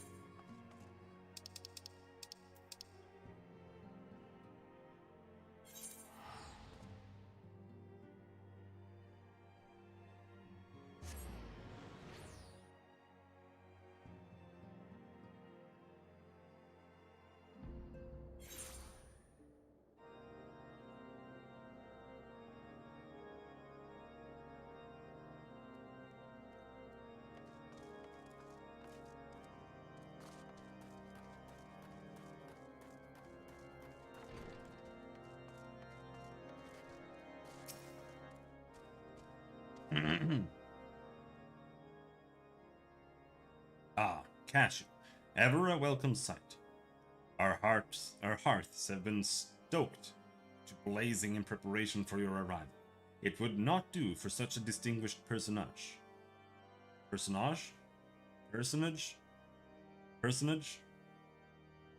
Catch cold whilst enjoying our hospitality. The gesture is much appreciated. I fear I shall ever struggle in cold climes. Yeah, because you still don't have any winter clothes. I can see your legs. Personage? Yeah. Ah, good Master Alfino. An honor as always. Likewise, Lord Harshathon. Give us yet another imposition. I fear we have relied overmuch on your aid since you so generously assisted us in locating the Enterprise. Nonsense! Any debts incurred have long since been repaid. Besides, who can say what the future may bring? House Forton may even seek the aid of your newly formed Crystal Braves. In any case, I am simply delighted that the Holy See is at last willing to grant you an audience. No doubt your discoveries at Snowcloak helped to justify the decision. This recent resurgence in heretical activity is of grave concern to us all. But to the matter at hand, Sir Emeric arrived in Camp Dragonhead earlier, and I am told he is eager to meet with you at first convenience. You are doubtless weary from your journey, and desirous to rest a while by the warmth of our hearth. But if you are willing to forego such comforts, pray inform the knight stationed outside the intercessory. He will grant you entrance and send word to the other attendees. As inviting as your hearth sounds, I think it best we proceed to the intercessory forthwith.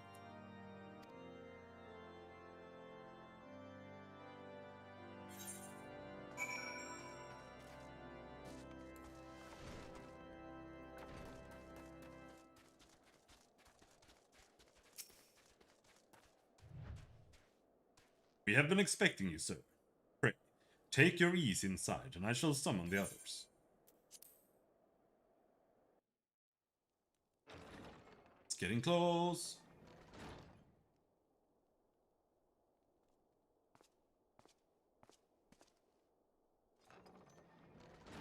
This is the last patch. So this is the introduction patch for Have faith, my friend. You need only state your case with confidence and clarity.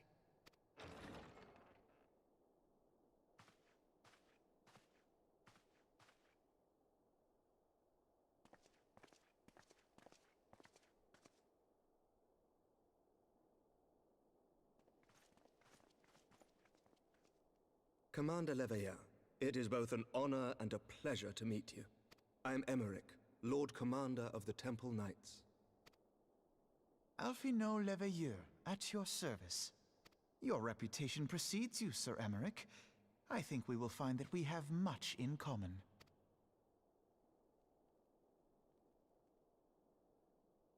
A cat! Speaking of reputations, yours towers over us all. Does it not? It does indeed, Lord Commander. Captain Kibbs, I presume? I am not too proud to admit that I have followed your activities with an interest bordering on fascination. Full glad was I to learn that you would be joining us. Now then, shall we begin?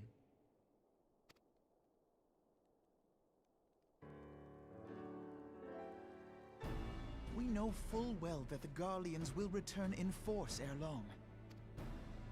What is more, we have yet to achieve a lasting victory over the primal menace. The beast tribes continue to summon their gods, and each incarnation is stronger than the last. Ishgard is not immune to these threats.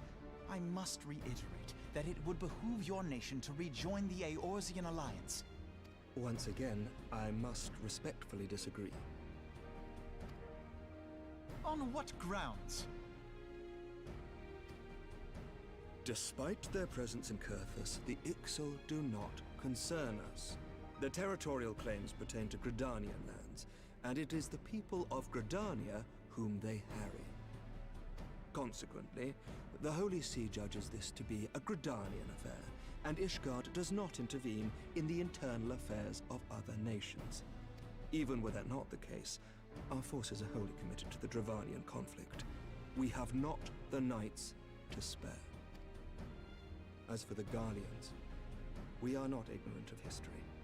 We have observed the rise and expansion of the Empire, and we agree that it is only a matter of time before they resume their campaign in Eorzea. Then surely it would be in our best interests to present a united front. Mayhap one day, but not yet. Gaius van Belsar is dead, and the legion of conscripts he left behind lacks the will to fight. We think it highly unlikely that they will emerge from behind the walls of their castra for some time. Forgive me, but if Ishgard's position has not changed, why did you agree to this meeting?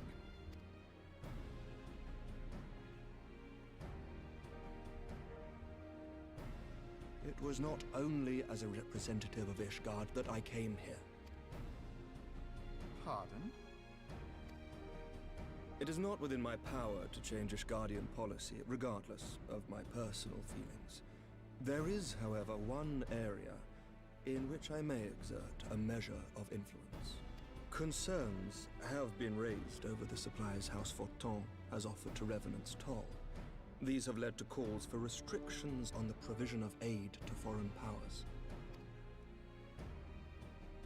I can ensure that the shipments continue unabated. Sir Emmerich, we would be in your debt. No, you would not, for I require something in exchange.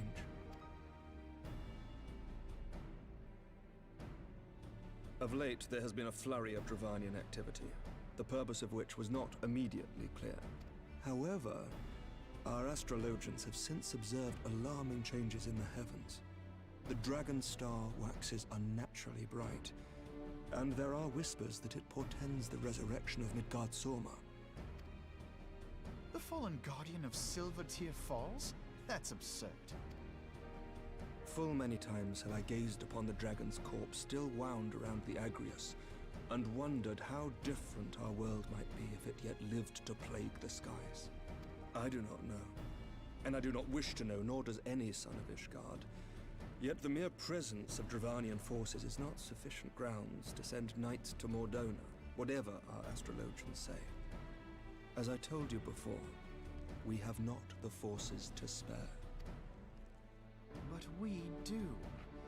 So you will intervene on our behalf if we agree to watch over the Keeper of the Lake. Do you accept these terms? I do. I will see that you are kept abreast of any developments. I regret that we could not come to a similar agreement on other matters, but I understand that you are not at liberty to make such decisions.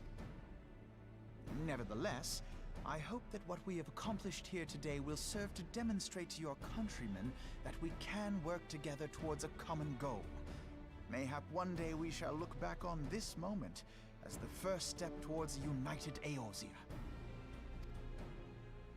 Mayhap we shall, Commander.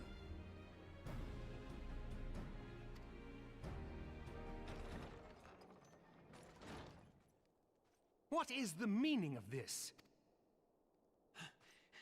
The caravan, my lord. It's been attacked. It was Iceheart, my lord. What? By the Fury! All our precautions were for naught?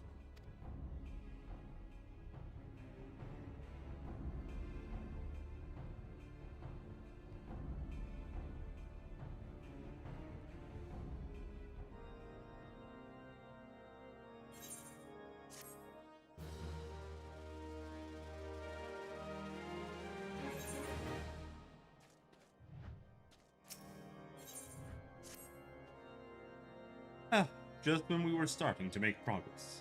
And to make matters worse, the caravan they spoke of was bound for Revenant's Toll of all places.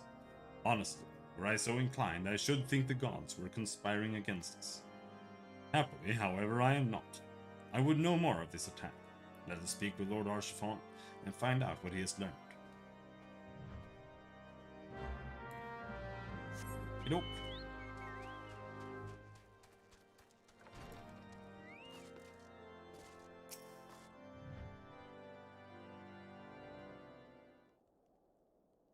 My sincerest apologies for the interruption, my friends, but the situation is such that we must act swiftly. If you would be so kind as to elaborate. Iceheart's heretics fell upon the caravan bound for Revenant's Toll as it was passing through Boulder Downs. 'Twas an ambush, swift and ruthless. In an instant every knight was slain, every crate seized. Then, as quickly as they had appeared, they were gone. It would be an impossible feat without knowledge of the route, knowledge which only a select few are privy, I presume.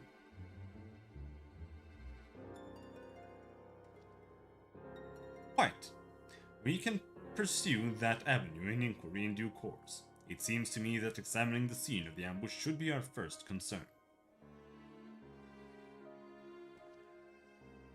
The trail is yet warm, and we must act swiftly. As Lord Archibald said, lest crucial evidence be lost. You have a knack for discerning hidden truths, Casual. Why don't you go and inspect the ambush site in person? An excellent idea. Inform my men of your intent upon arrival, and they will gladly share their findings. I'm very good at searching and pressing the button.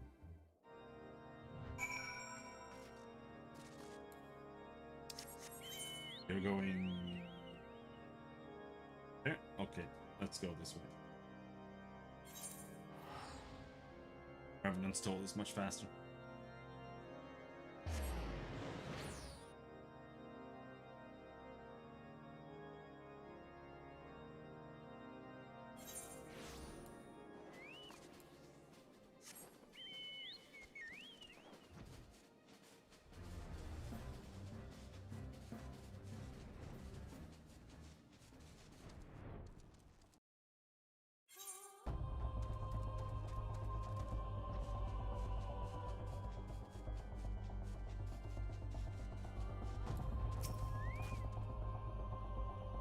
Move along, adventurer. There's nothing for...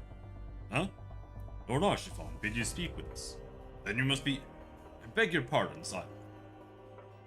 As you can see, they left nary a crate behind. Tipped the wagon for good measure. Whole thing's a bit odd, if you ask me. Would have been easier to just steal it. Though a damned sight harder to conceal it, I'll allow. Reckon they came prepared, probably with wagons of their own. Hidden a way off. Ah, but pay no heed to my ramblings. Absent of proof, 'tis naught but speculation. Might be as the squire receiving care at the observatory. Could tell you something more factual. That is, if he's awake. Unlike myself, he was there during the attack, not that his presence amounted to much.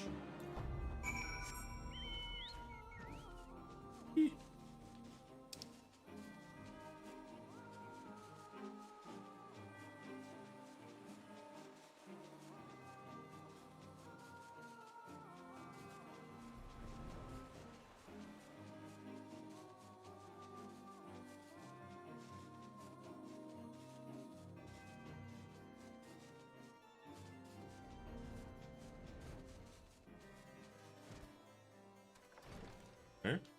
Here? Here?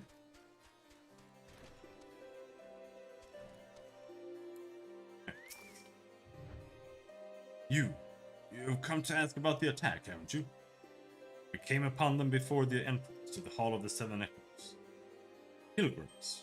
We marked the mass, lost and ill-equipped for a journey further north. Our leader called out to them, and one stepped forward to answer. Slowly she approached, her silver hair flowing in the wind like melting snow.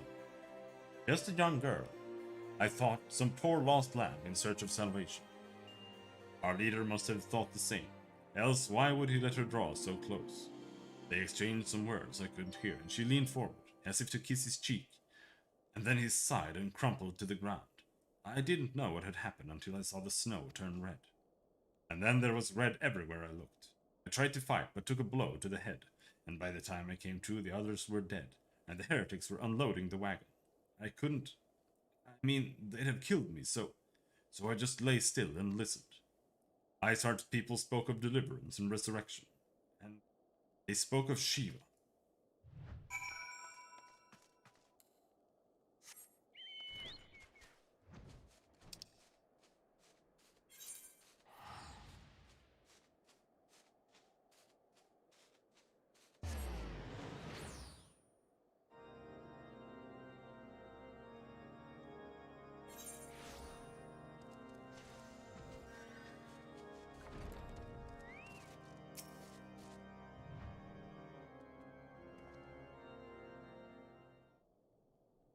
Ah, you have returned. What news have you for us? It seems that Lady Iceheart does not scruple to sully her hands with blood. Who is this Shiva the heretics spoke of? Have you not read a single line of the Enchiridion, Master Alphino? The Enchiridion? That's the book from Adventure Time. Shiva was a traitor to kith and kin, an apostate who lay down with the dragons. Now, we cannot expect all foreigners to know Ishgardian scriptures so well, particularly when it concerns the patron saints of heretics. What? Wait, You say she is their patron saint? Oh no, it all makes sense now. They're a game with good-looking chainmail? I don't care. Maybe. Lord Archifon, what was the caravan's cargo? Ah, if I recall correctly, the Diamond Forge had requested a rather large quantity of crystals. Do you not see? Iceheart and her followers intend to summon Shiva, as the beast tribe would summon a primal. Why else would they go to such lengths to secure crystals? I shall inform the Lord Commander at once. Lord Archifon, you would agree that discretion is of paramount concern. Yeah, you see, Martin thinks that good looking equals exactly how it should look in real life. That's the only thing that matters for him. So anything that actually looks good, he's like, that looks terrible because it's like only 90% practical. No, it does not. Yes, it does. Don't lie.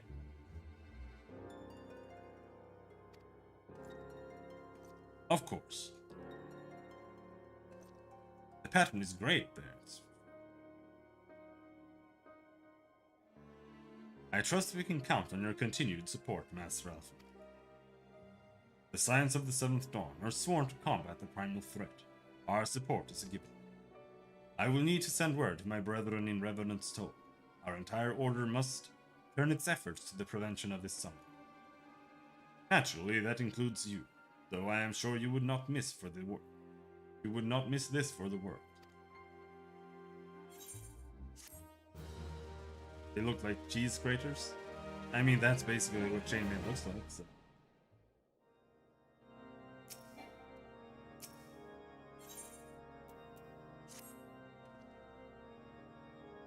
The persistent attacks on our camp seemed like more than a nuisance at first. The heretics were a problem, to be sure, but relatively minor. That was before I discerned the purpose behind their attacks, of course. Now they have my undivided attention. After appraising Minfilia of the situation, I shall summon a unit of Crystal Braves to assist us. As for you, Kanshu, pray join me in Whitebrim Front. Since the incident at Snowcliff, the Knights of House Durndare have redoubled their reconnaissance efforts in the region. It is my hope that they have information which may help us to determine precisely where the heretics are hiding. Given our mutual enemy, Lord Drilmont should be eager to oblige us. I shall see you there, then. Good.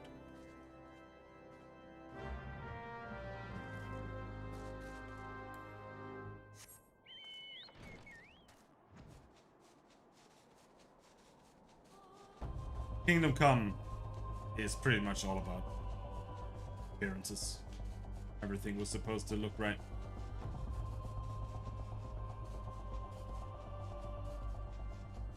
Why the game is terrible.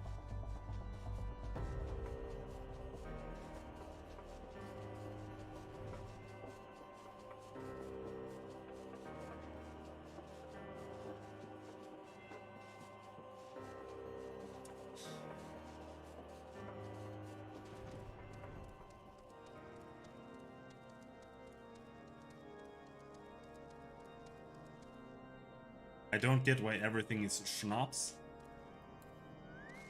Schnapps just mean beer there? Where? When? Who has said schnapps at any time? The Scions of the Seventh Dawn wish to join in the hunt for Iceheart. Your assistance is more than welcome, my friends. Considering the reports I just received, I dare say your timing could be no better. All ears, Lord Drilmont. A band of pilgrims was seen transporting a large number of crates to the west. Their garb appears to match the description provided by the squire, who survived the attack. As our scouts lost track of them at Snowcliff, that selfsame frozen wall which we speculated might conceal the heretics' hideaway. Suffice it to say, the disappearance of these pilgrims and their provisions all but confirms our suspicions. I've heard enough. My knights will join the hunt. I took the liberty of summoning a unit of Crystal Braves to Whitebrim Front. Given the gravity of the situation, I trust you will agree that we must use every resource available to us. These are extraordinary circumstances, Commander. It would be in our best interest to coordinate our efforts. Such was my intent from the start, Sir Emmerich. Save system in Kingdom Come? Yeah, but that's like the entire... those are just the schnapps that you have. It's not like every alcohol in the entire game is a schnapps. So it begins, my friend. Though I dare say it will prove an all too brief collaboration, Iceheart will not elude the combined forces of the Crystal Braves and the Temple Knights for long. Nevertheless, a wise man does not wager all upon the success of a single solution. There may yet be subtler means by which we can locate the heretic's lair. Mayhaps Lord Brilmont has one in mind.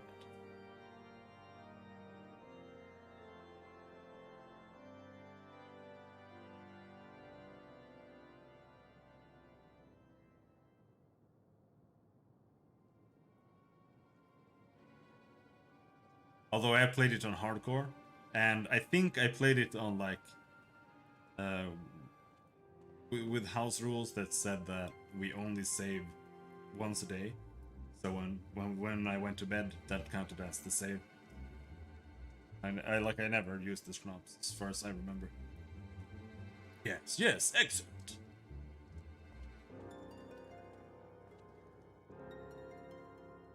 Like, I really thought the game was bad, but I played it on hardcore, which kind of exacerbated all of the issues with the game. It would have been much more okay on normal.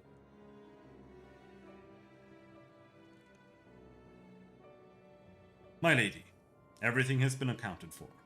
If there is aught else you would have us do, pray speak and it shall be done.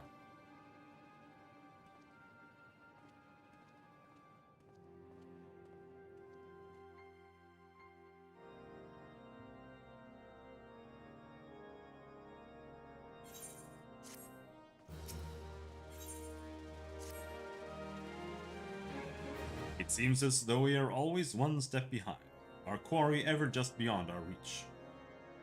I would like to believe that the tables are about to turn. I must confess to having certain doubts. A joint effort may succeed where others have failed, but it could yet yield the self-same result. Fortunately, we are not without other options. I trust you haven't forgotten Inquisitor Rillian. We have not. The mystery of how the heretic remained undiscovered for so long, has been much in our thoughts, as has the question of what steps might be taken to prevent similar breach of security in future. Accordingly, we conducted an exhaustive and covert evaluation of everyone in Whitebrim Front. Though some were found to have committed certain minor transgressions, we identified only one possible heretic. If this man has pledged himself to Iceheart's cause, he will have taken note of the movements of the Temple Knights and the Crystal Braves, and upon recognizing their intent, he may attempt to warn the heretics. The man's watch is soon to end, at which point he must report to Sir Tremont in the yard. I would have you keep an eye on him. If he ventures beyond the walls, follow him discreetly. Should he meet with a heretic, do not interfere. Simply watch and listen. I have seen to it that the suspect knows nothing which could endanger our plans.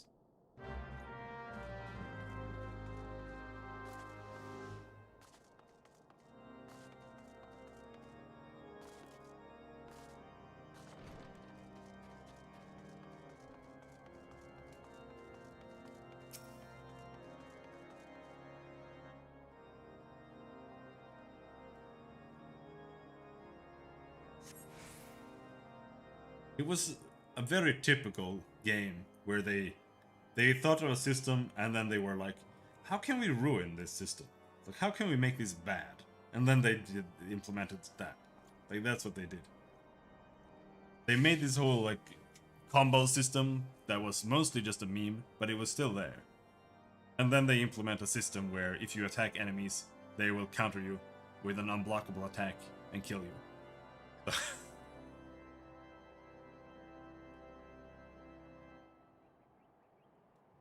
So stupid. The suspected heretic leaves through the southwest gate.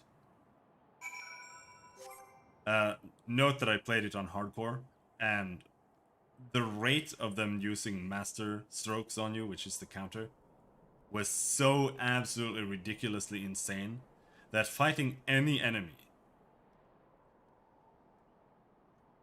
meant that you could not do a combo. If you did 3 hits in a row, they would always interrupt you with a master stroke to the face. So, like, the gameplay was, you would poke them in the head and hope that they would die and just crumple to death.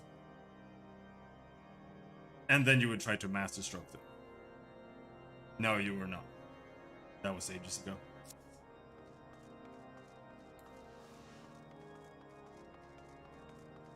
But I have it all uploaded on YouTube, so you can go and watch me suffer it. I will not suffer it again because it was dog shit.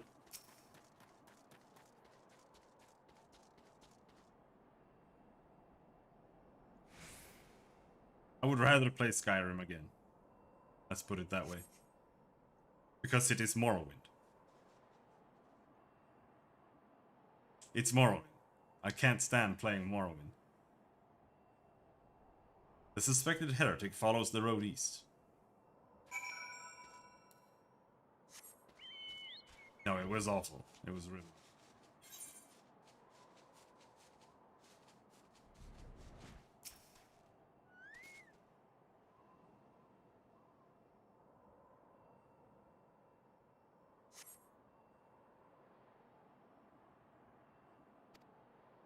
Suspected heretic heads south.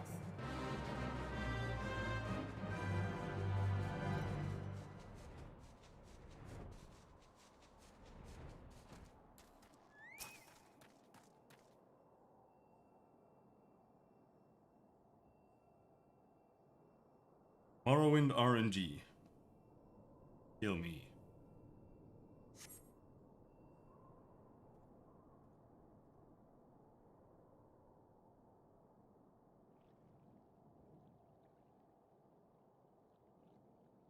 Hey, hey!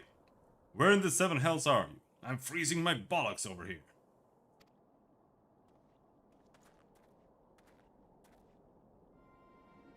I'm here, you blundering oaf. Why are you late? Standing on the wall, why else? I have duties to fulfill, you know. Your sole duty is to the... Bloody echo. Lower your voice, or they'll hear us in Whitebringer Front. Yes, of course. The Temple Knights are mumble mumble, in Snowcloak. This is what you bring to me? We already knew about mumble mumble. Our comrades in Boulder Downs will use the tunnels. Mumble mumble. Dead before they know what's happening. Nevertheless, mumble mumble. If you waste my time again, is that clear?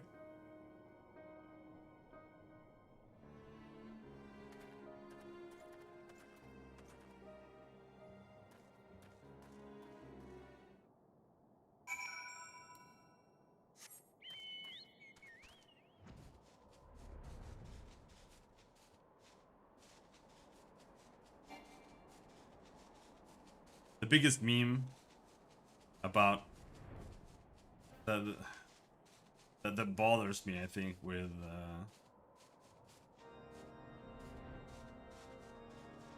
Kingdom Come is people who are like,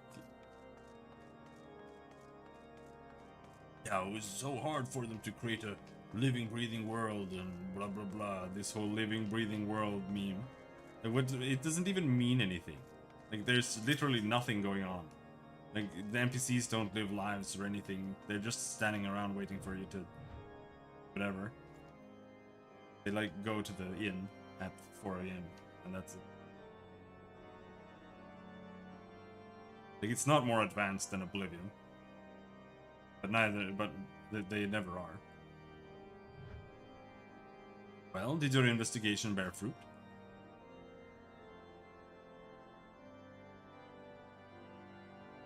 I see. I shall have the man detained at once. His guilt is plain. Would that you could have heard his words more clearly. Yet the few snatches you were able to make out are nonetheless enlightening. It would seem the heretics are aware of our operation, and confident that they can thwart it. I launched it, and the max FOV is now 75. We launched Kingdom Come. Their comrades in Boulder Downs are key to their plans, which means it is key to our plans. They be rooted out and put to the sword.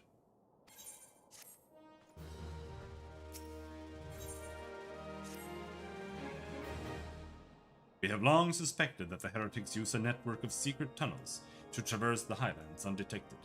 Given what you overheard, I fear that Snowcloak may be riddled with such passageways, and that the heretics in Boulder Downs are planning to use them to take our forces unawares. To say, we cannot allow that to happen. A contingent of House Durandare Knights are on patrol in the area, and I shall order them to begin searching for the heretics at once. But knowing nothing of our enemy's numbers or readiness, I cannot say for sure that they will be sufficient. It would put my mind at ease if you would consent to assist my knights with the search. I know they would take courage from the presence of so stalwart a warrior. Pray, rendezvous with them at Boulder Downs. If Halone is kind, it is pronounced Halone, but it's lame, so I refuse to say Halone. If Halone is kind, we may catch these heretics before their plans come to fruition. Show them no mercy, Cashew. The lives of our allies are at stake.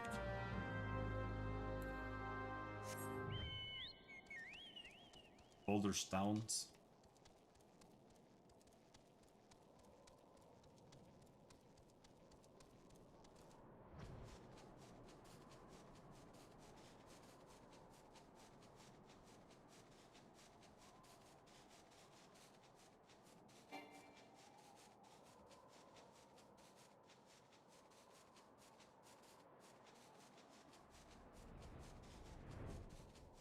The only thing I really remember about it that I appreciate was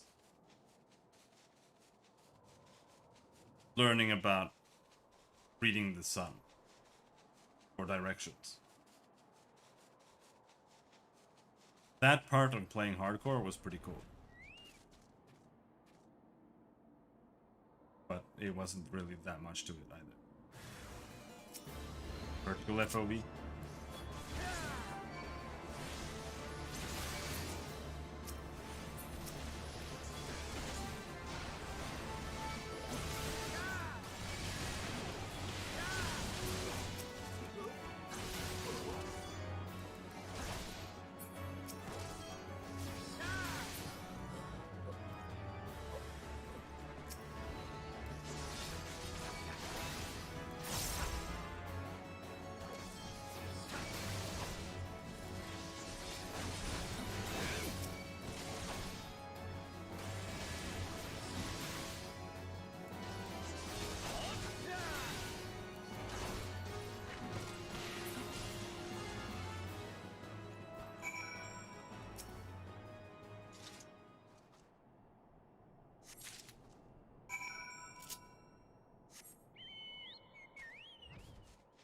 And you couldn't really play the game in any kind of scenario where there was more than one enemy.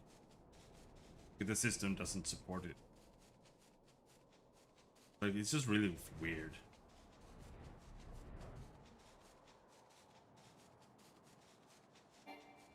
It's feels design. It's a feels design game. I can't play those. It's all about what would be cool, not what would work.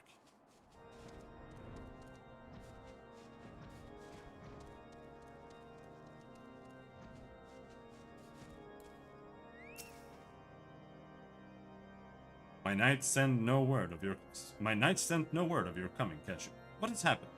What is that in your hand? Skyrim gameplay would be better. Unironically. Like, Kingdom Come has worse gameplay than Morrowind. Because it's so locked. Like, you have to, like, face one enemy and switching enemies is a pain in the ass. Because it's all like lock on and whatnot. And like it could maybe work if you're playing it VR. Because then you might be able to like look up or whatever. Hardcore is really... I don't think so. But I don't know. I didn't play it at launch. But it might have been added later.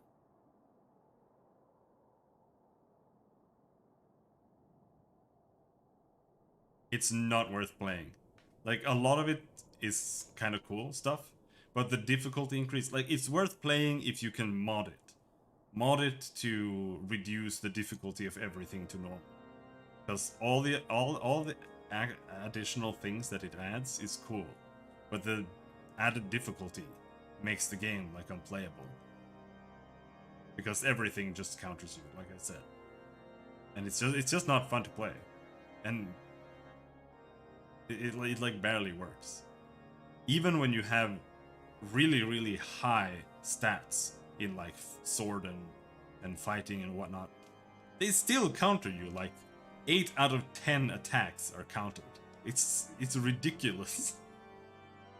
And the counters are unblockable. You can't even counter the counters. Like, you just have to eat the damage. So like I said, fighting is just fishing counters. That's the entire game.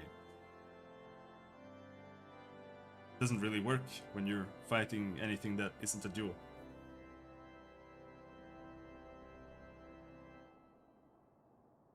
My knight sent no word of your coming, Keshu, blah blah blah. Get good.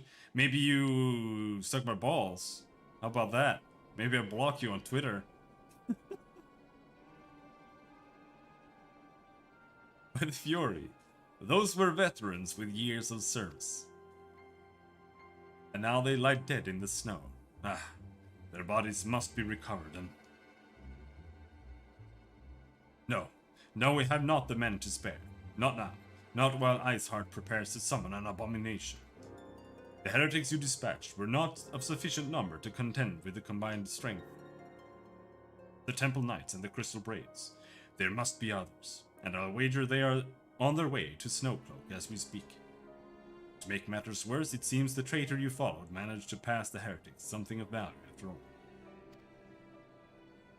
You just sucked. I gotta go take a piss.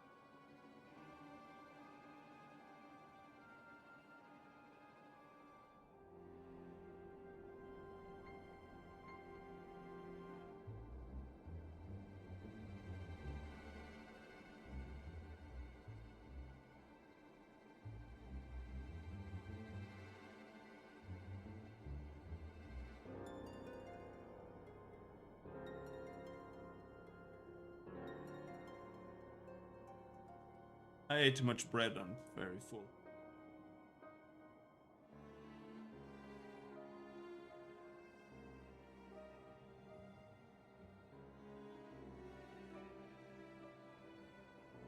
Eat more bread.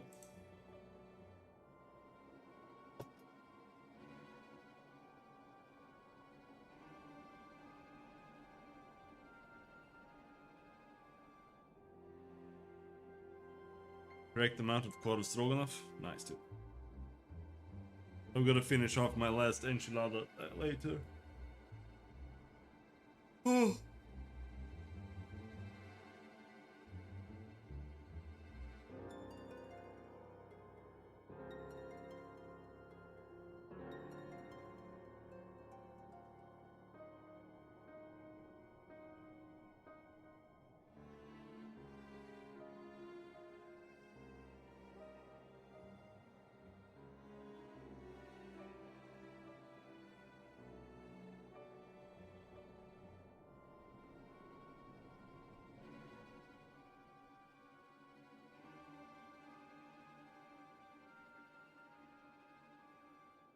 Get a job, dude.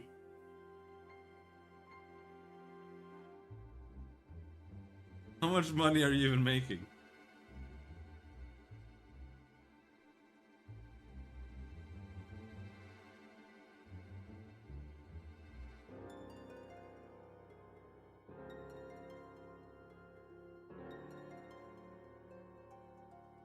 £3 a day?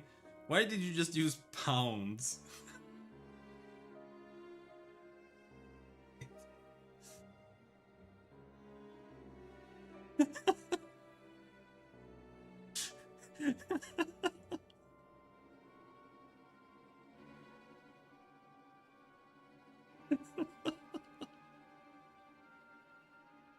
Yeah, I make 4 billion Venezuelan, whatever they call it, bolivares today. Yeah. Make 30 Brazilian rubles, whatever they call it.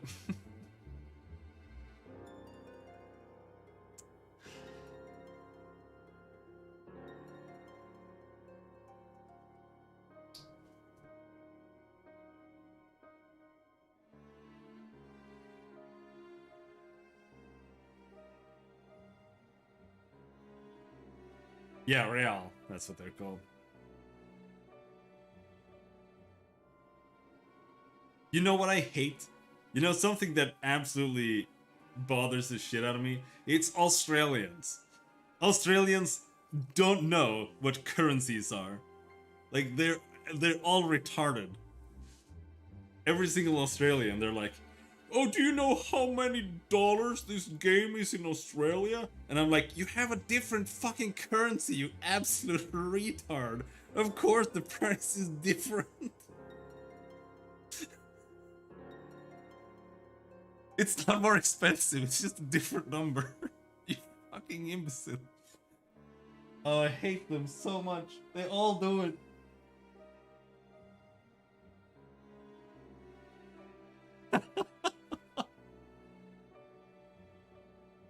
Like, this game is $80 in Australia and it's 60 in the US. That's insane. Oh, yeah. Well, dude, it's 500 Swedish crowns, man. It's insane. So much more expensive here. It's like an entire zero extra.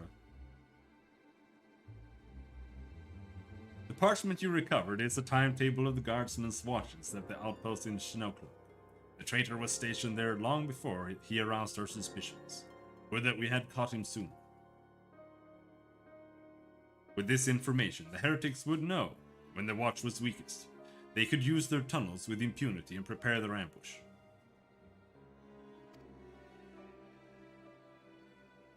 The timetable has not changed, you see. Of course, it will be changed now, but the heretics may already be in position. House Jerndair must send reinforcements, even if it means withdrawing knights from the Stone Vigil. I can see no other way to safeguard the lives of our allies. I don't think... I was talking with Ivory Goats about this last week. And he said that they were super expensive in Australia as well. But I don't remember Nintendo 64 games being expensive here in Europe. I don't remember PlayStation games being expensive either.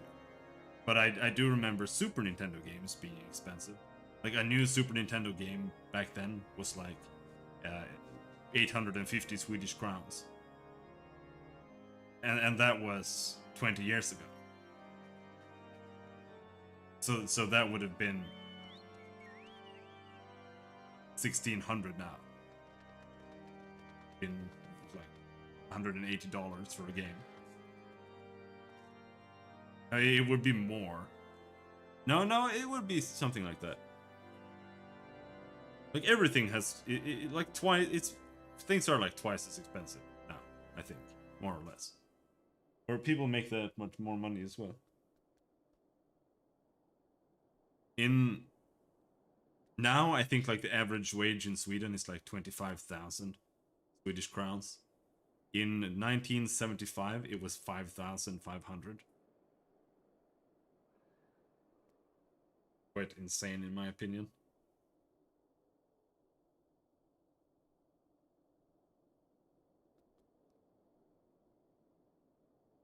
Yeah, I understand that logic, but I just don't remember those prices. I'd have to look at some old magazines.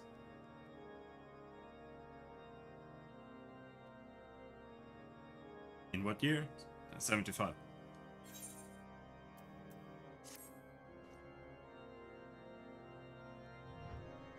Time is of the essence, Cashin. While my knights make ready to depart, the heretics may take our allies in Snowcloak unawares.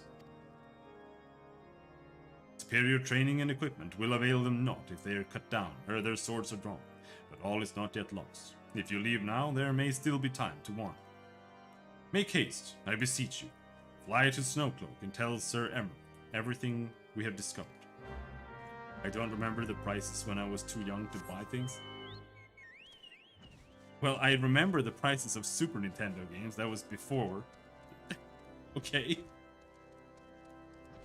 But I never gave a shit about this Nintendo 64 because it was terrible. So, I don't know. Like I said, I'd have to look in some old magazines. But another reason why I don't really...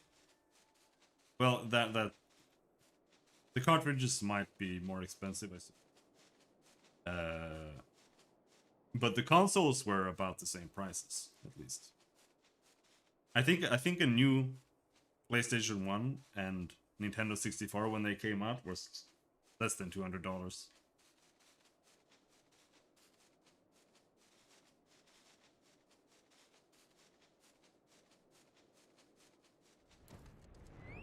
But I'm not sure if that's right. They were pretty cheap.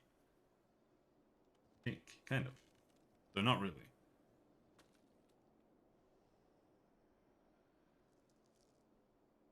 But it's not, like, they were cheaper than... Or now, at least.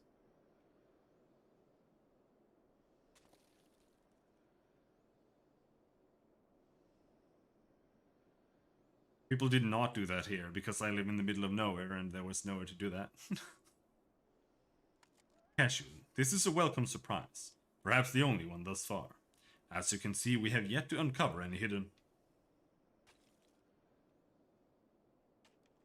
You have my gratitude. Truth be told, we suspected the heretics might be plotting such an attack. Now that we have confirmation, I shall place my knights on high alert. Has Commander Lavier been informed? The Braves must be made aware.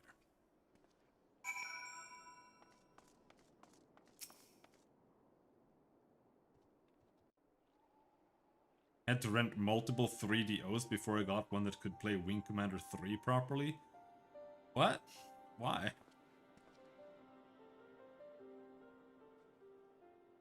It must be here. I am certain of it.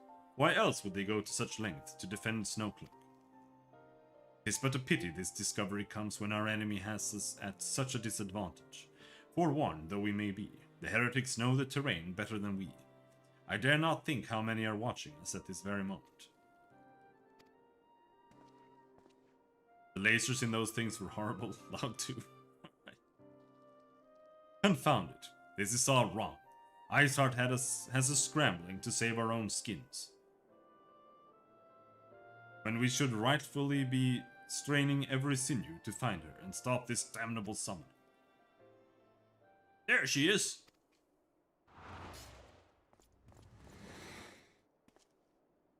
Come here, girl!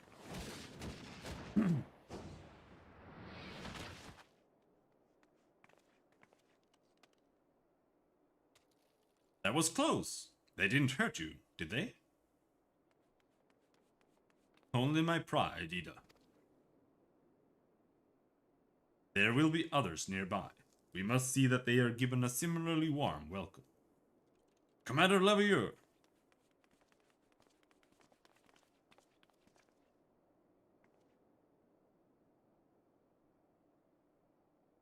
There's been a development, sir. Together with the Temple Knights, we have secured the entrances to some half-dozen tunnels, after spotting the enemy breaking the surface. But that is not all, sir. We think that one of them may be important. Certainly the heretics near flung themselves upon our swords to defend it. Aha! Just as I suspected. Amongst the warren of tunnels lies the entrance to Iceheart's lair. Some of the others were going in. Whoa! A dungeon? Game content? What? A moment, Alphino. The tunnel in question is barely wide enough for 2 men abreast. We cannot say with any certainty where it leads, much less what is waiting for us there. Furthermore, we have no way of knowing how many heretics are still lurking out here on the surface. What if they were converging on this point after we entered the tunnel? We know we could be funneling our forces into a trap. I take your point. If the tunnel is indeed as narrow as you say, greater numbers would be more a hindrance than a help. Should we encounter difficulty, our own allies would become an obstacle to escape.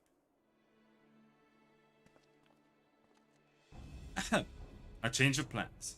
While we rendezvous with Sir Emeric and keep the heretics at bay here, you will go wherever that tunnel leads. If you find Iceheart at the end of it, do not let her escape.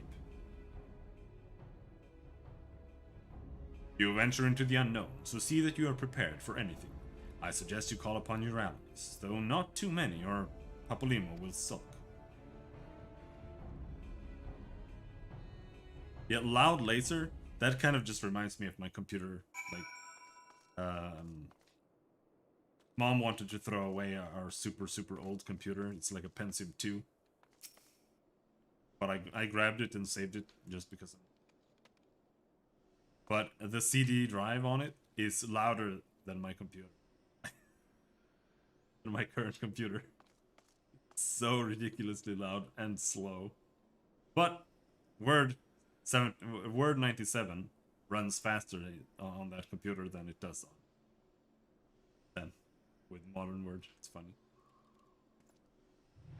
The entrance to the tunnel, sir. It's just over here. Had we not seen the heretics breaking the surface, we would never have noticed it. Per Sir Emeric's orders, we will stand guard outside. Please be aware that even should you encounter significant resistance, we cannot leave our post. Dreamcasts also get loud sometimes? Maybe, I don't remember. Or if it just got loud when it was loading. I have one, but...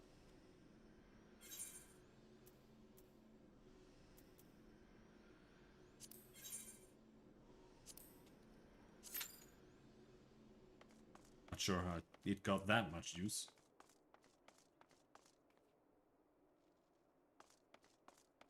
I just had 3 games, so it didn't really play that much. I had Sonic Adventure, Shenmue, and Grandia 2. And Shenmue was the worst game.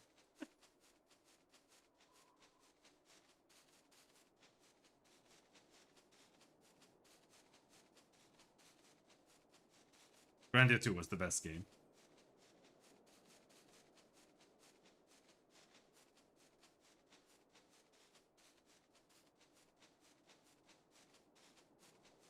That stupid cat puzzle game.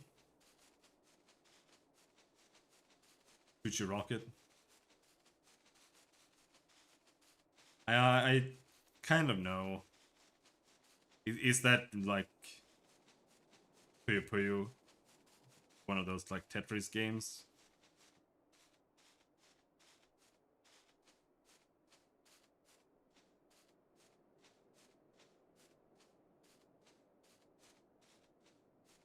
No, it's different. Did not have this game.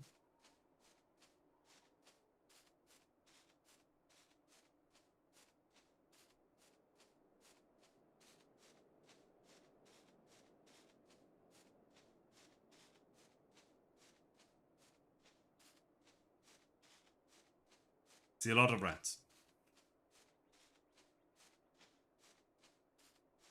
I still have raisin itches in my armpits.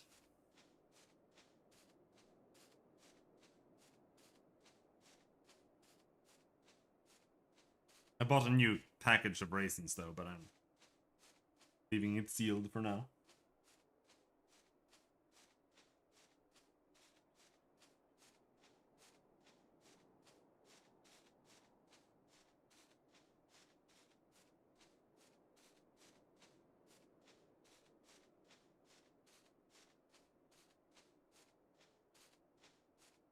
For sale on eBay.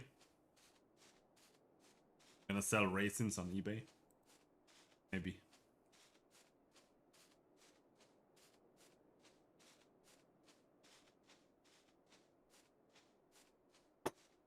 Post apocalypse. No, pre-apocalypse raisins for sale.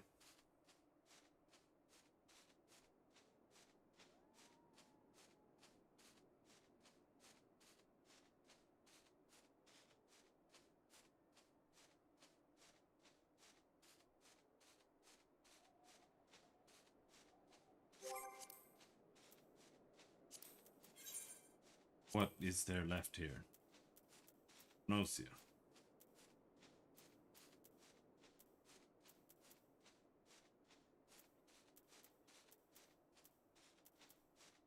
The thing about microplastics is that when you think about microplastics, you're like, yeah, it's like these micro, like less than a millimeter beads in like shampoo and whatnot. But then you look up the definition of microplastics and it's like, yeah, it's like any plastic be a little smaller than like 2 centimeters. It's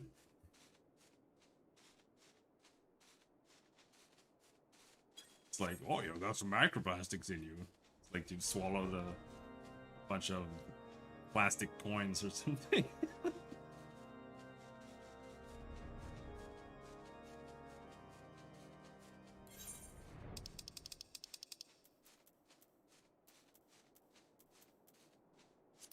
Hillport?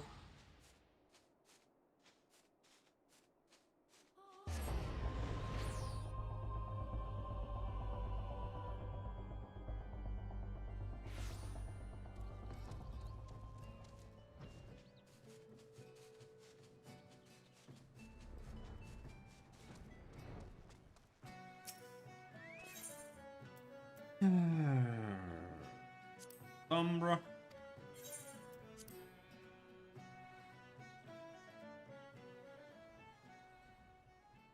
Please, please, just let me finish.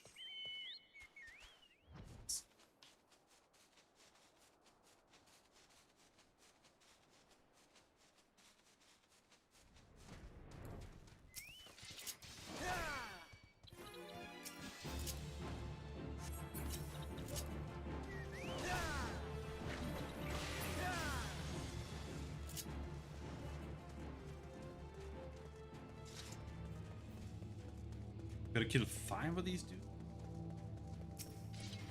That looks big.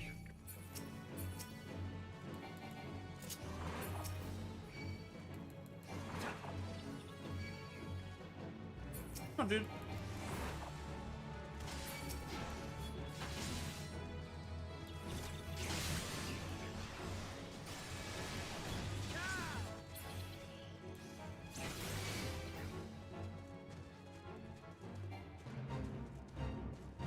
Mantis King.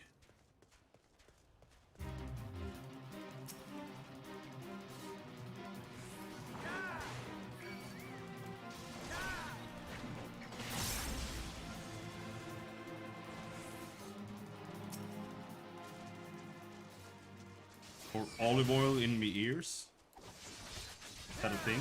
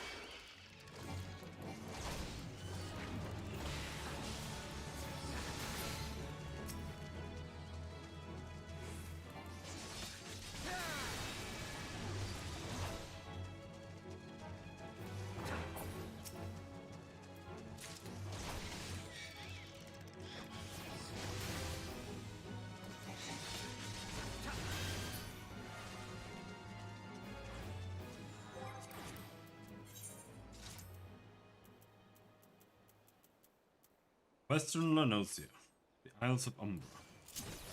Where we are. So why haven't I seen any birds? I think they're over here.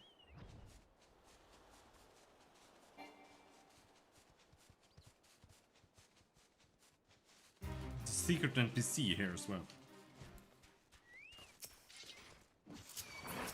Very, very interesting stuff.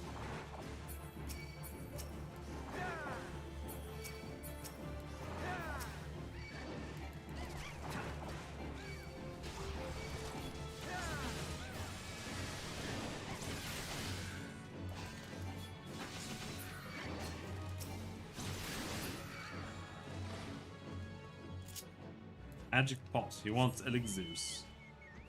Elixirs. And he gives you wind up moon or wind up sun. Very cool.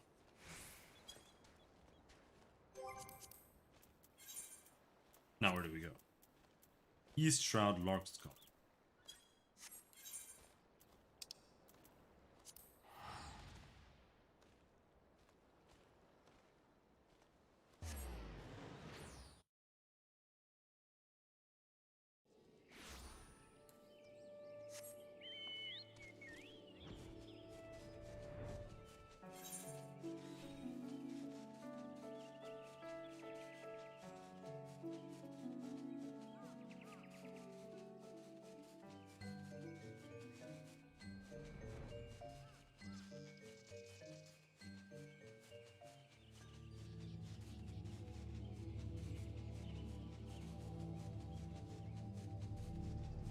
Some people just retweet naked ladies 24/7. I don't understand it. It is.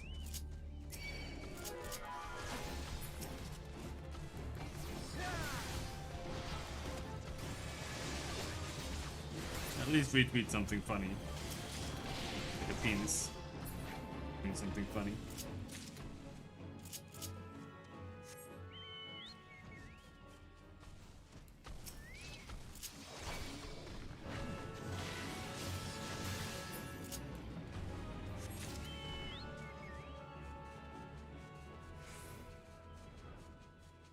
Trees.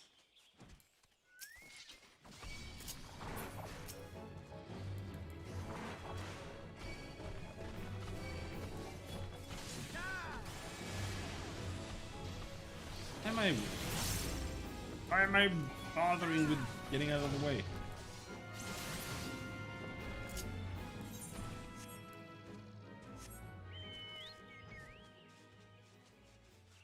The other one is the marbles. No? Alright.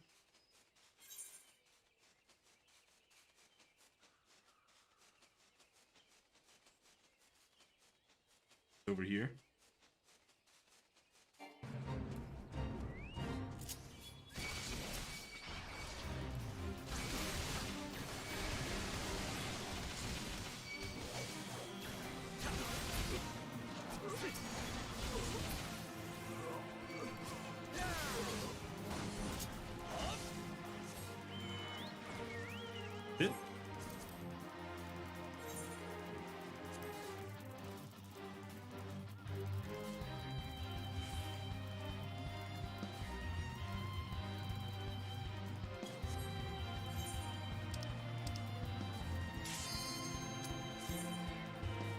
No cloak time.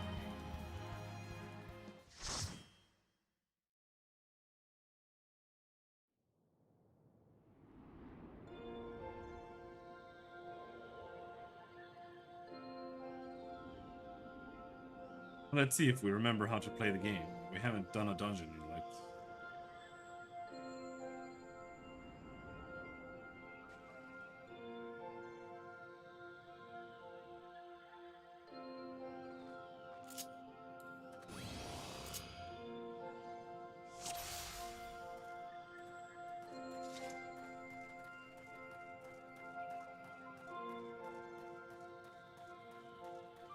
Do-do-do-do-do.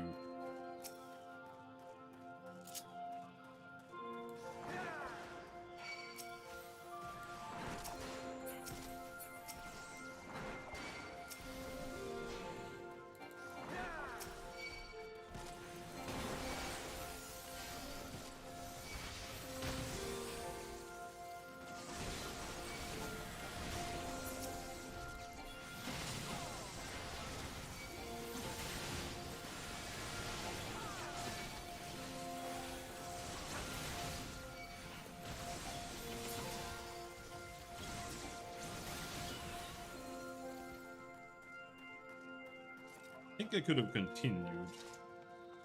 Yeah, we could have. Whatever. Yeah, well.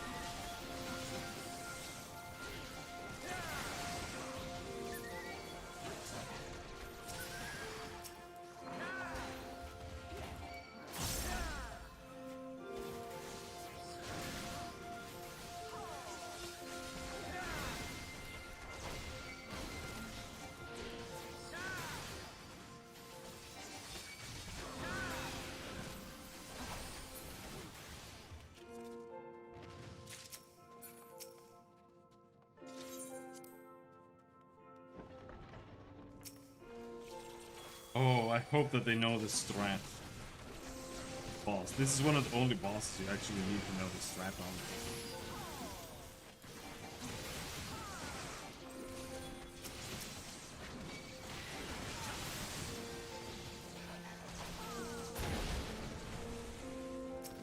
Not this one. It's the second last boss.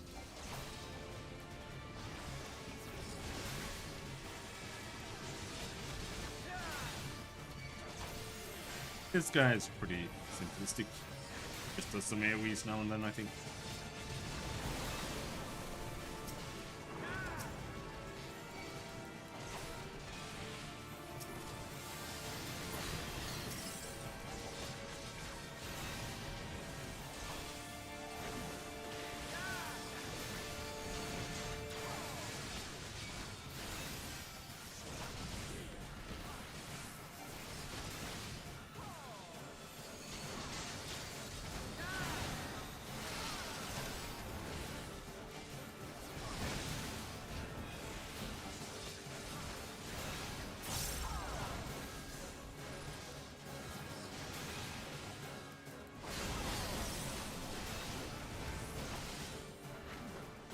Very intense.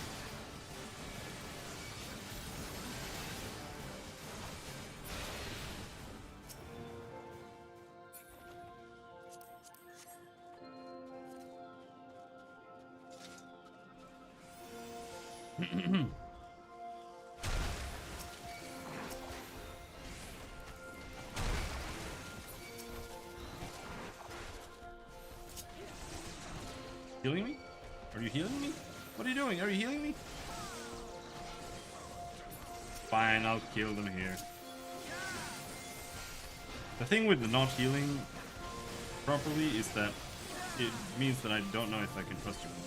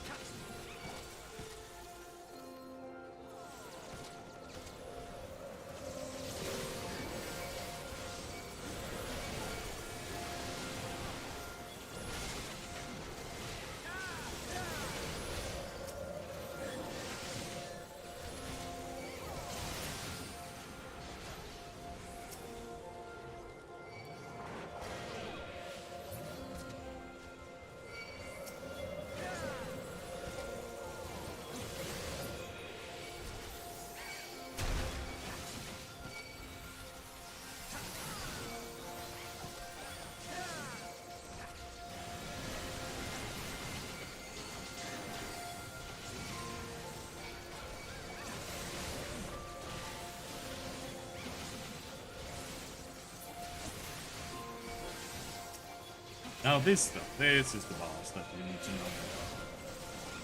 know. Well, we'll see. I'm not gonna bother. Hopefully they know what to do.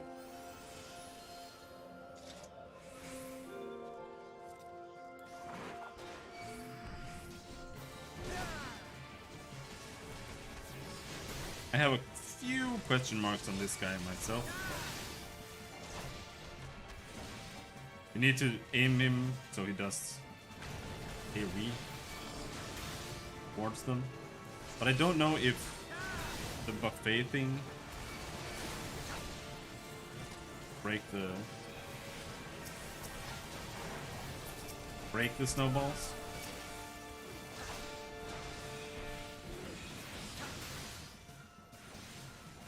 Oh, we hit one.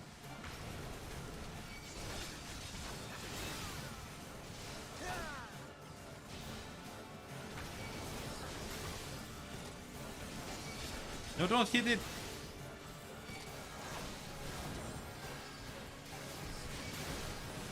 Snowball needs to be 3 stacks. Now. Snowball. Snowball. Yes. Nice.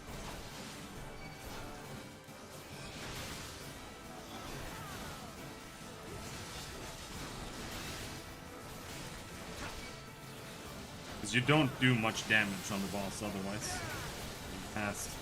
You have to do the snowball. Yeah. But it only takes like... You're wasting snowballs. Stop wasting snowballs.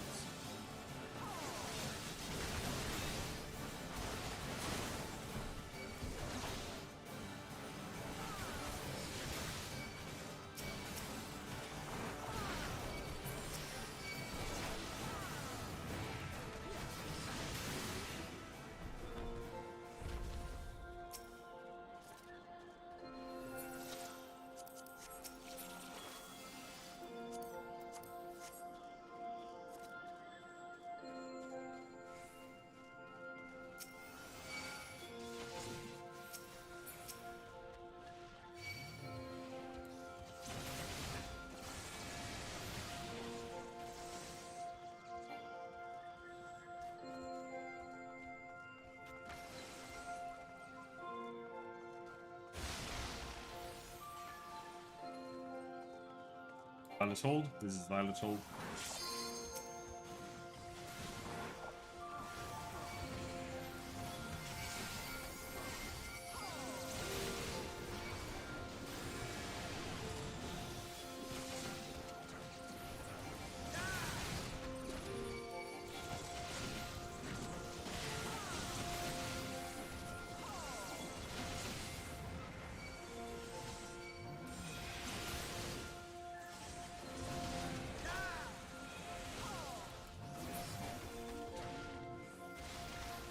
You need to wait for all the enemies.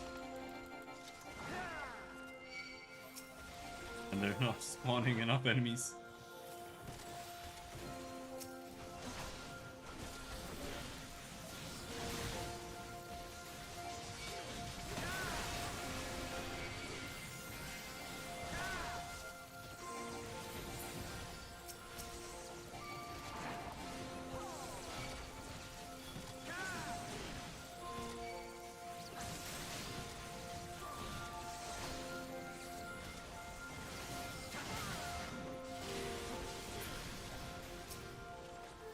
No clubs.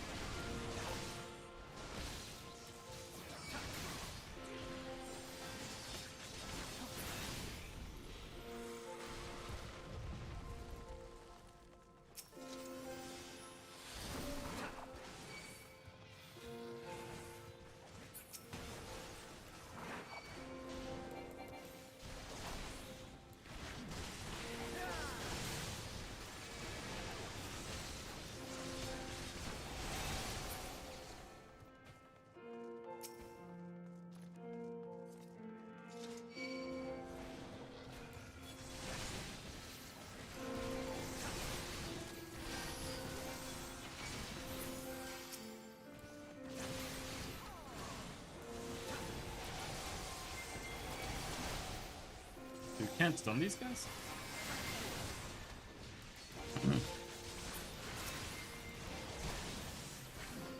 This is a pretty short dungeon, to be honest. I think it feels shorter than other dungeons.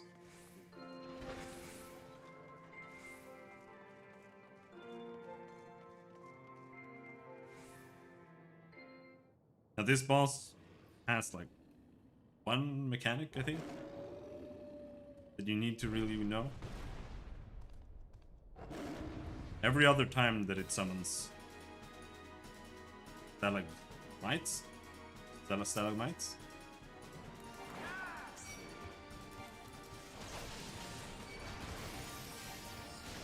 You have to hide behind one of them.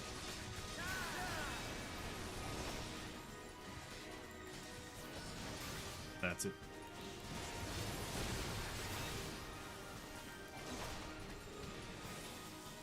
Otherwise it's just a little bit of raid damage. Now he summons those things. Oh. This time 2 of them will fly off. Then after a little delay,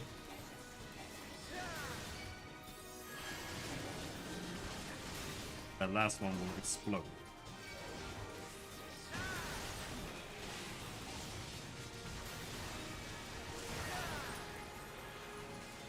And he does it again. 2 fly off, and then he starts using Lunar Crown. That's when you have to walk behind it. Otherwise you get frozen, and then he punches you in the head.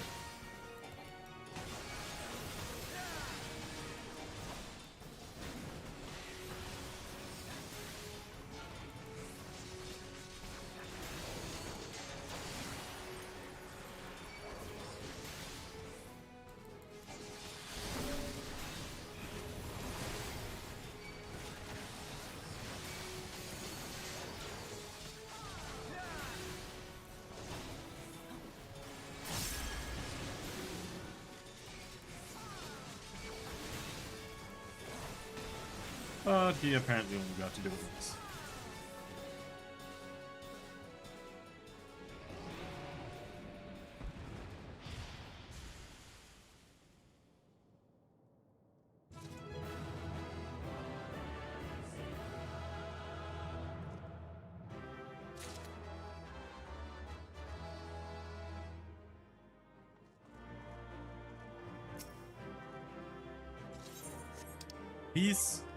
Aren't these like completely useless now? From what I remember, these you use them to buy the like the Paladin armor, but the upgraded one.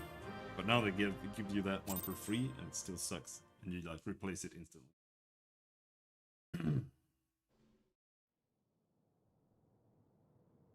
The tales do not do you justice, warrior of light.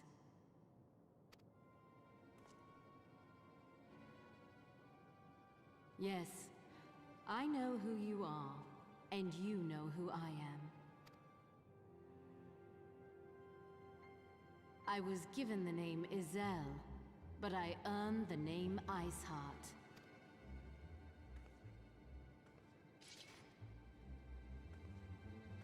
This endless cycle of hatred, of bloodshed, of sorrow. You would see it continue, O noble warrior of light. I would not. I will not.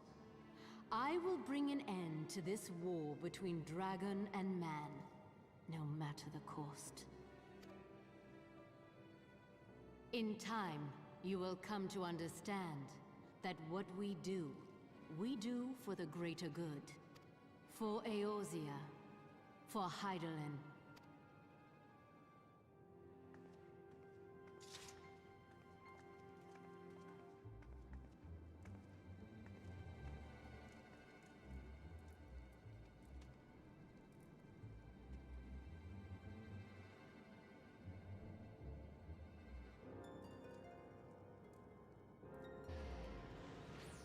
It's the same.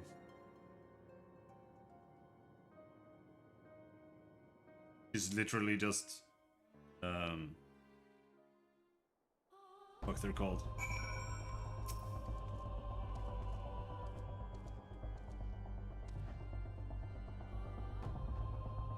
Not elves. She just uses the female model. There's no difference. That took longer than I expected. What news, Cashew? Welcome back. Why did you put olive oil in your ears? So Iceheart is but a pseudonym. Not that it matters. That she managed to escape is regrettable, but from your description of that beast, you did well to come as close as you did.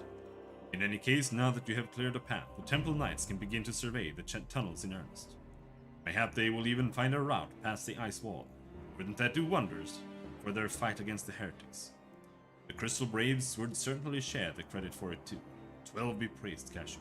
We may yet turn this situation to our advantage. Assuming we stop Iceheart before she summons Shiva, of course. And needless to say, our fellow Scions have not been idle. Minfilia and Urianger have been busy perusing the archives of House Fortan, gathering what information they can on Shiva.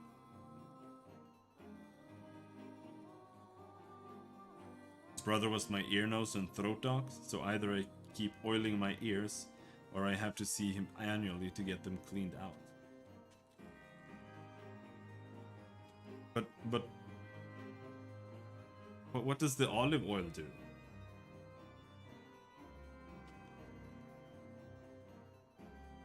That's all I'm saying.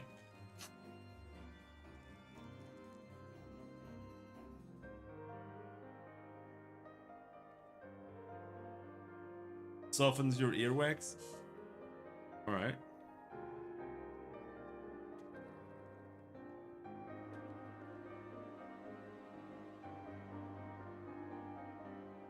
Never heard of this before.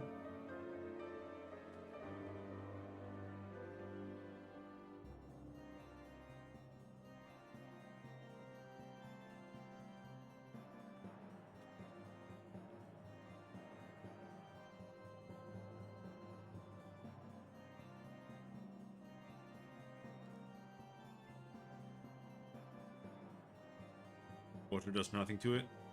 Yeah.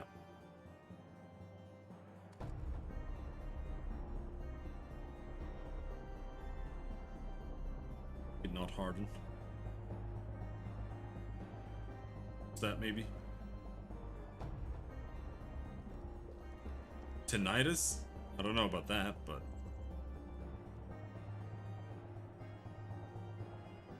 As long as you don't use tweezers or whatever you call them and poke in your ears.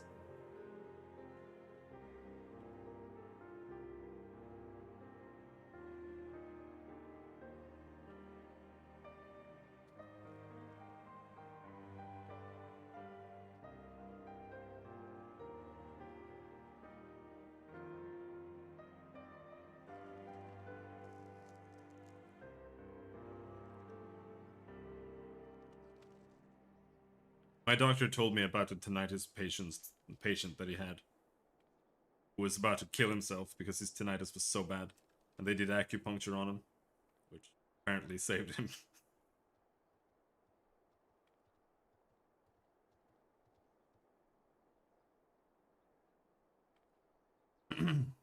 Needless to say, our fellow Scions have not been idle. Minfilia and Urianger have been busy blah blah blah blah blah blah gathering information. Which reminds me, if you were intending to trudge back to Camp Dragonhead to report on the day's events, don't. The antecedents should be here any minute. I can only assume some people enjoy subjecting themselves to this cold shiver.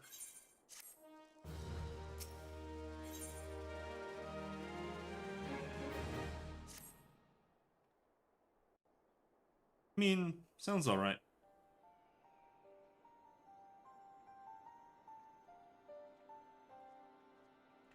Works.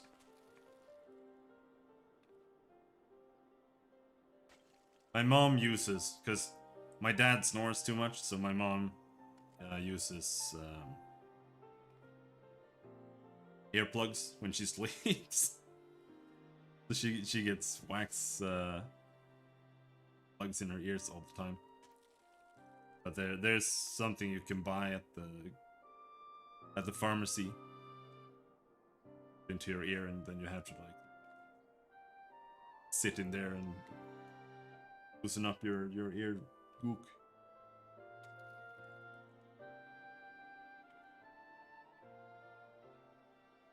Antecedent. You come to us straight from the archives of House Forton. I trust your time there proved fruitful. Impressive? Yeah. Would that it had. Rian J and I scoured countless texts, but what we found was of questionable veracity.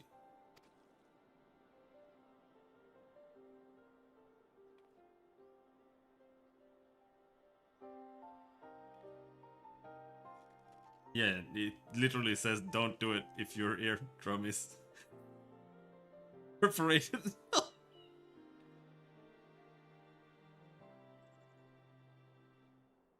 Yeah, you don't want to do that.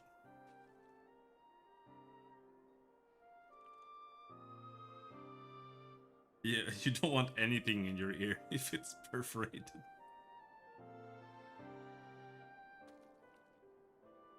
Yeah, actually. Yeah, that's something he should have seen.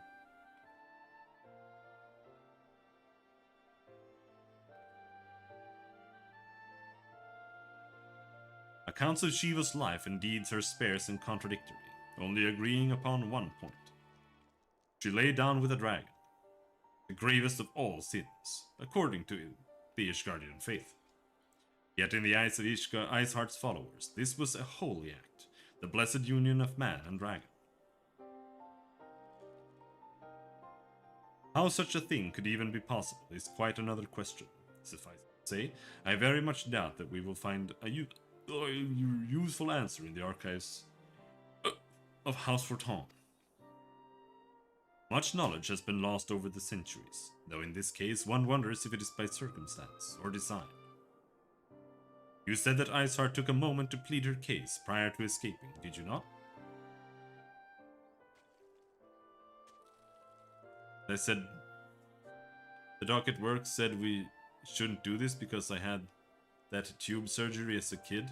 He went, yeah, he had me and went harder with the rinse, flew out my eardrum. Yeah.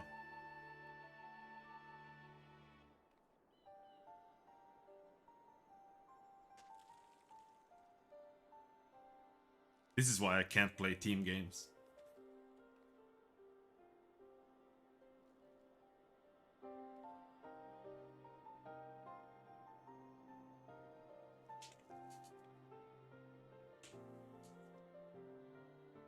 It matters so much like what doctor you get when you go to a doctor.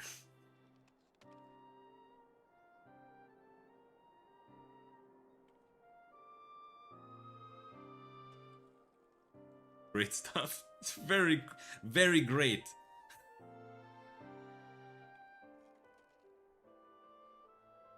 You paid for it? Why universal healthcare is immoral?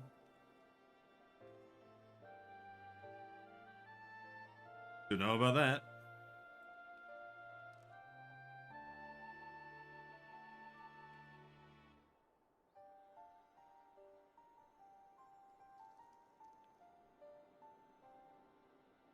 But I kind of think that universal healthcare sucks ass as well.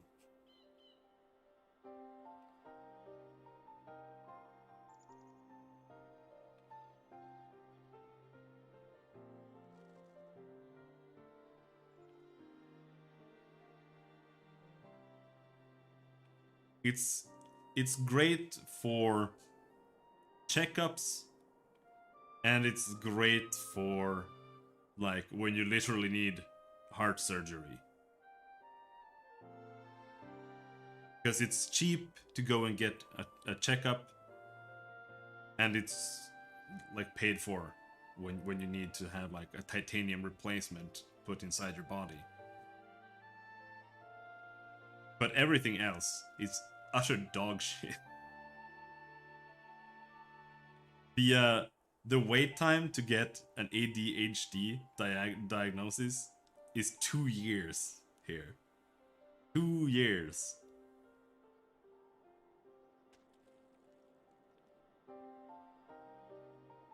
And then the doctors are also like,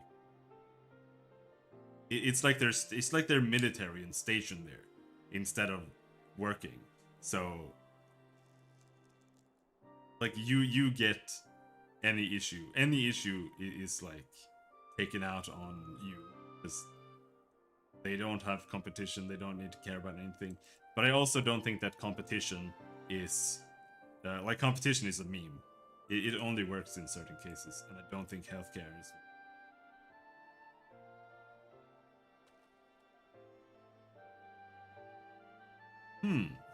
Viewed without prejudice, just most would agree that bringing an end to an endless war serves the greater good. I think Sir Emmerich might take issue with her methods. Banana Pepper just has the scheduled surgery cancelled. 2 years he waited, so they canceled it. Yeah. Yeah, there's a guy in town who has he runs like a blog, and he talks about because he has like pretty serious bipolar disorder, and he talks about that. And he was like super suicidal, and he had to wait a year to get an evaluation, and then after that it would be like 2 years to like get anything to work to act on that.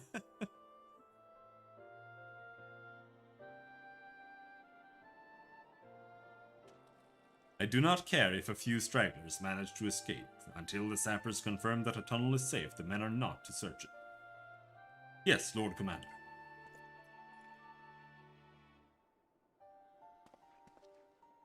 But then again, a friend of my parents they noticed that he had pretty severe heart issues. And then he got an operation like a couple of weeks after. So it's good for some things, it's bad for some things. You pursue your foes with less zeal than I had expected, Sir Emmerich. Lest you misunderstand, I do not deny that our enemy has given us good reason to be prudent. I merely meant, you being a man of faith, that I had expected a certain single-mindedness. After all, was it not by the will of Helone that your ancestors came to this land? Why they took up arms against the Dravinians? What would they have done in your position, I wonder?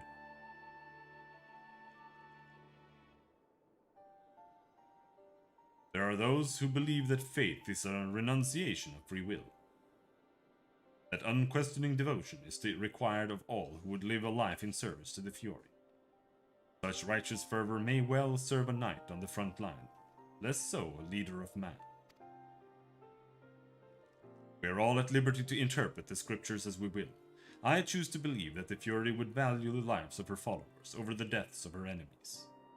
But I would not presume to speak for the Knights of Eld. It was a different time, nay, a different era, and scripture tells us only so much. Would that it told us more.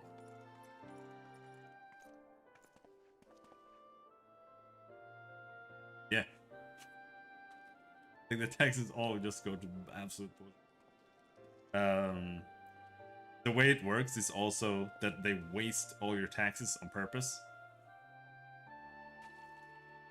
so that they get more money next year, so they can waste more of your money on purpose.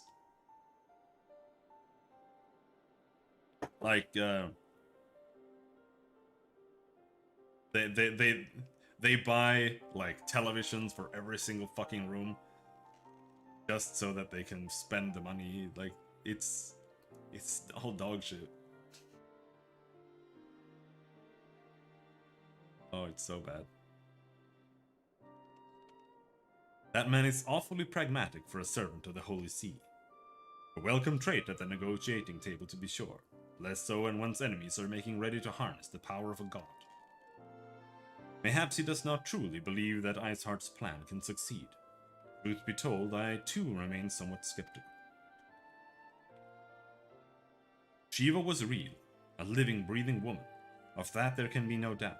In this respect she differs from every other figure to have been summoned, each of whom was worshipped as a god, except for Good King Mogulmog. The sole exception being Good King Mogulmog the 12th, the myth made manifest in response to the fervent supplications of the Muggles Guard.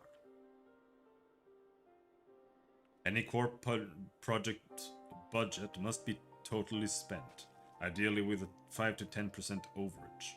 That's to ensure next year you get the same or more. Yeah. Stupid. It's terrible.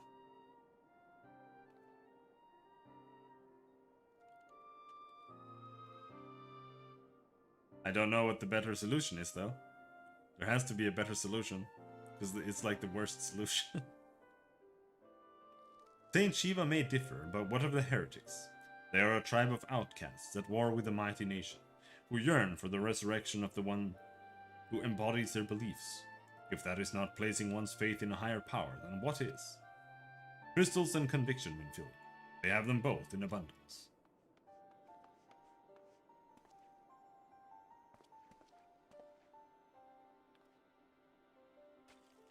Can that truly be all that is required?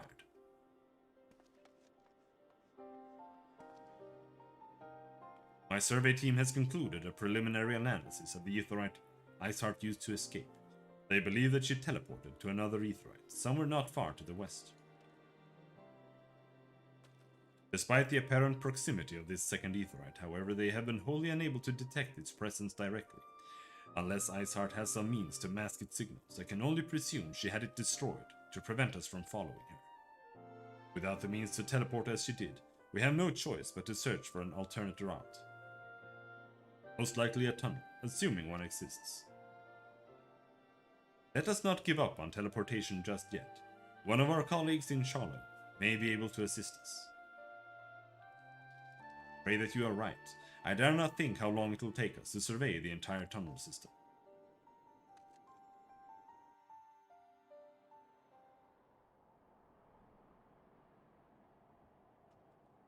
While Minfilia looks into her aetheryte problem, I would like to request your assistance with another matter. Third unit is currently tracking the remnants of the heretic force which attacked us. However, the search goes poorly, despite our numbers. Perthus is vast, and Iceheart's followers know the terrain far better than we. Your knowledge of this region may serve to hasten the process. The sooner we capture Iceheart's followers, the sooner we can press them for their leader's whereabouts. Also, though it is admittedly a selfish request, I feel that my braves would benefit immensely from working alongside you. While we have our shares of veterans, we also have more than a few less experienced recruits, many of whom look up to you, in case you were not aware.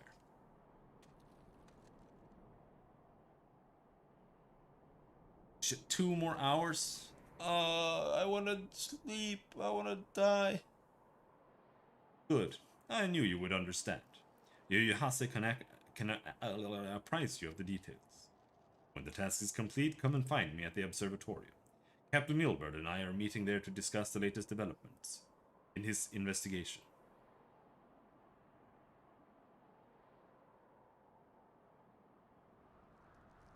Yeah, I know.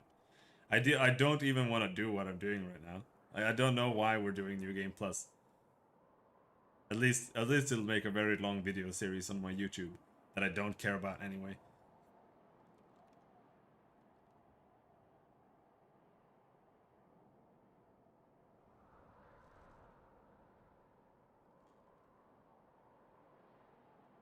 It's not like Skyrim mods don't matter anyway. Fine. It's like you just need like Sky UI. They'll fix that in like 2 days. If it's not already implemented. The task is complete. Come and find me at the observatory. Captain Milbert and I are meeting there to discuss the latest developments in his investigation. The Temple Knights shall hold Snowcloak in your absence. Let us leave them to their work. Ours is more pressing.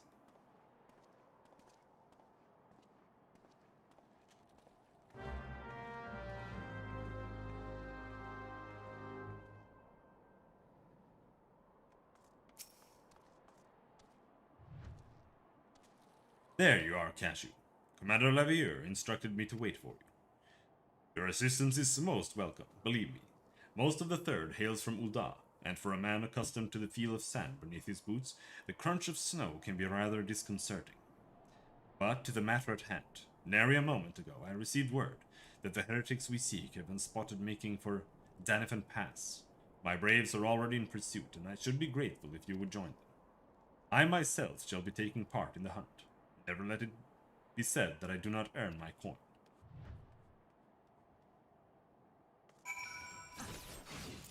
Yeah, and you're not making me any money. Well, you are. You're actually subscribing to me, so thanks for that. Martin, though, he's just wasting.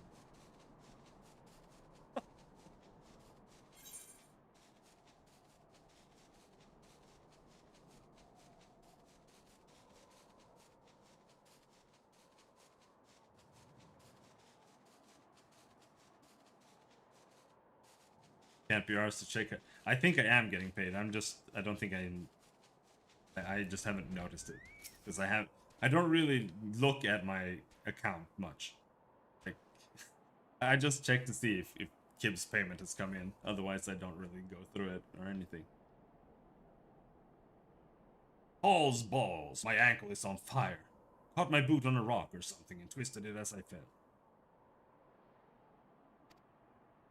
Because I don't have any outcome either. The others went on ahead through Danifan Pass. Hurry, and you might catch up. If you aren't sure where to go, look for tracks. This snow is fresh, so they shouldn't be hard to find.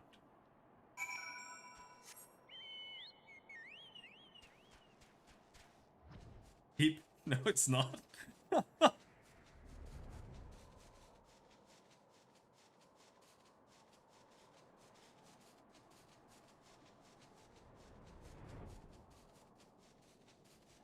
But sure, if it works for you.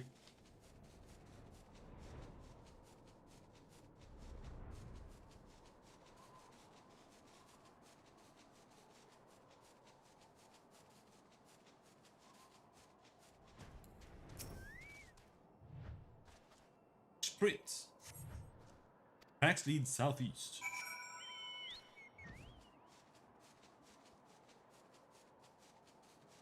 I have something in my eye. Sire! What are you doing here? Heretics?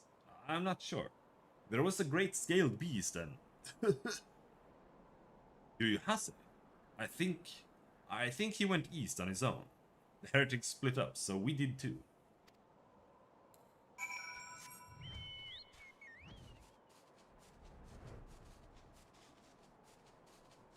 Do you Hase?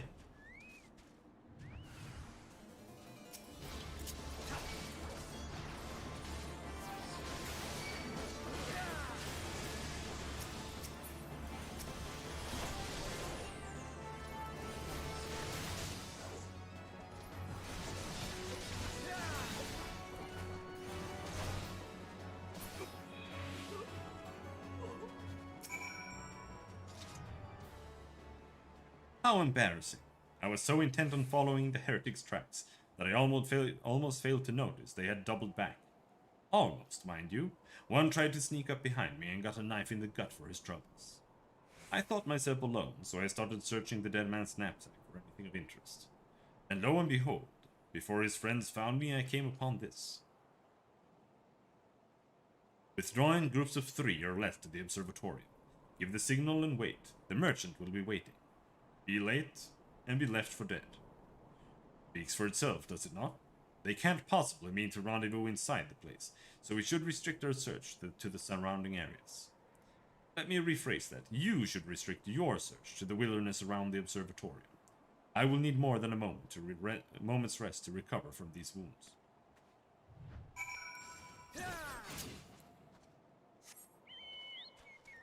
Accidentally cut the potato into a billion pieces.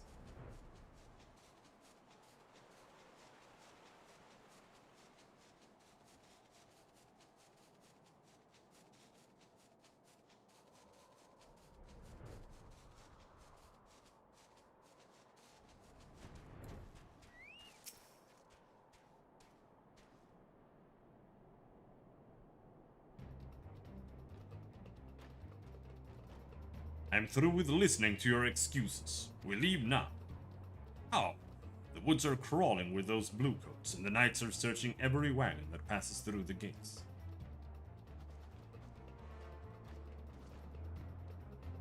Well, stay with him then, if you think you'll fare any better. Now, there's no need for that. ...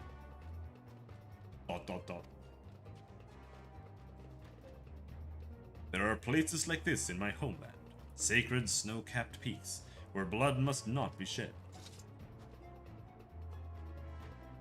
Yet your lands an ever thirst for the blood of the fallen, and by your deeds it has drunk deep. No, I have done no wrong. None, but meet in secret with heretics.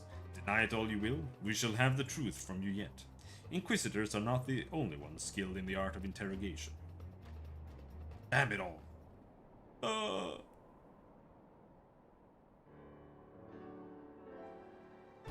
Fancy meeting you here, Cashew. I presume your work with the Third brought you hither. What a tangled web. Lest you wonder, we came not for the heretics, but for the merchant who has been conspiring with them. He came to our attention during the course of our investigation into the Ivy. It beggars belief, I know, but it seems our favorite Garlean spy may have been providing assistance to Iceheart. Were it not for the efforts of Lady Yugiri and her shinobi, we might never have discovered this connection. Master Alphino is too kind. I fear my people and I have done little to aid your search for this spy. We long to strike back against the Empire and weaken their influence in this land. Prevent the tragedy which befell Dome from reoccurring. The days ahead and the work they promise will require a very particular set of skills. Skills which I am fortunate enough to possess. Point, I would accompany you until the investigation is complete. That is a most generous offer, Lady Yugiri. One which I gladly accept. Thank you, though I may disappear for a time. Know that I shall never be far and shall always be watching. And her shinobi. Yeah? Comforting thought. A comforting thought. Come, Cashew. Let us wait inside for Captain Ilbert to return and deliver his report.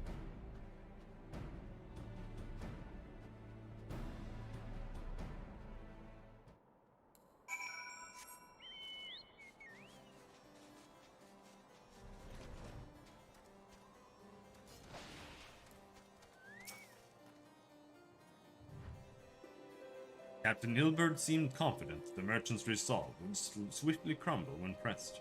If so, we should have new information ere long. As to whether it will bring us any closer to learning the Ivy's identity, I would rather not say. Given our adversary's cunning, I shall consider us fortunate if we are spared another wild dodo chase. The gods know we have more than enough to occupy our time as it is.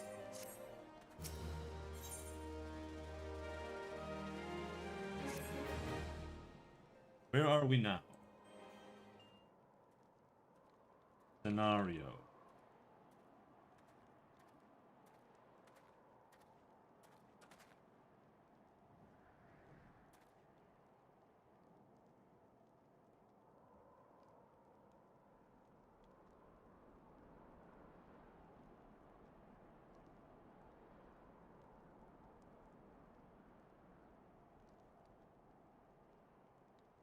No, this is the second last patch. Oh. Still a lot left.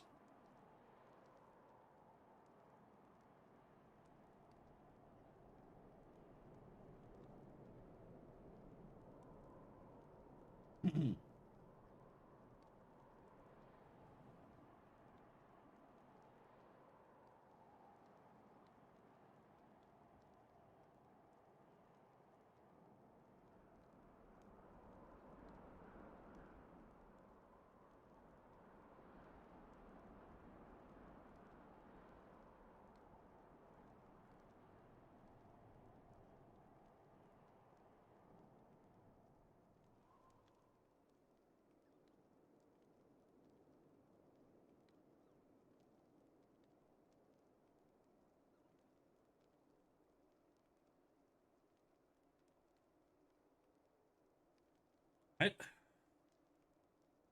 Captain Ilbert, your report, if you will. Aye, Commander. Firstly, with regards to the heretic we captured, I regret to say that the man could tell us naught that we did not already know of Shiva. We have since handed him over to the Ishgardian authorities. Henceforth, the Holy See will pursue the matter independently. Our inquiries concerning the Ivy, however, have proven more fruitful. We have ascertained the channel by which the heretic acquired their information on the shipment routes. Go on.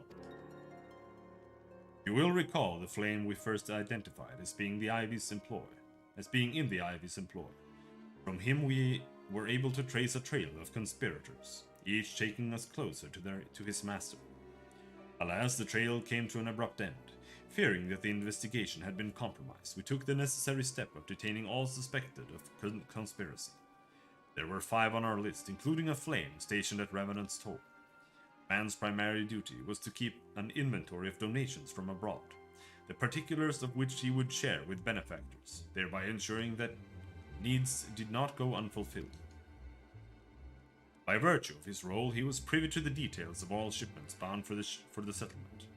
Needless to say, that includes those originating from House Forton.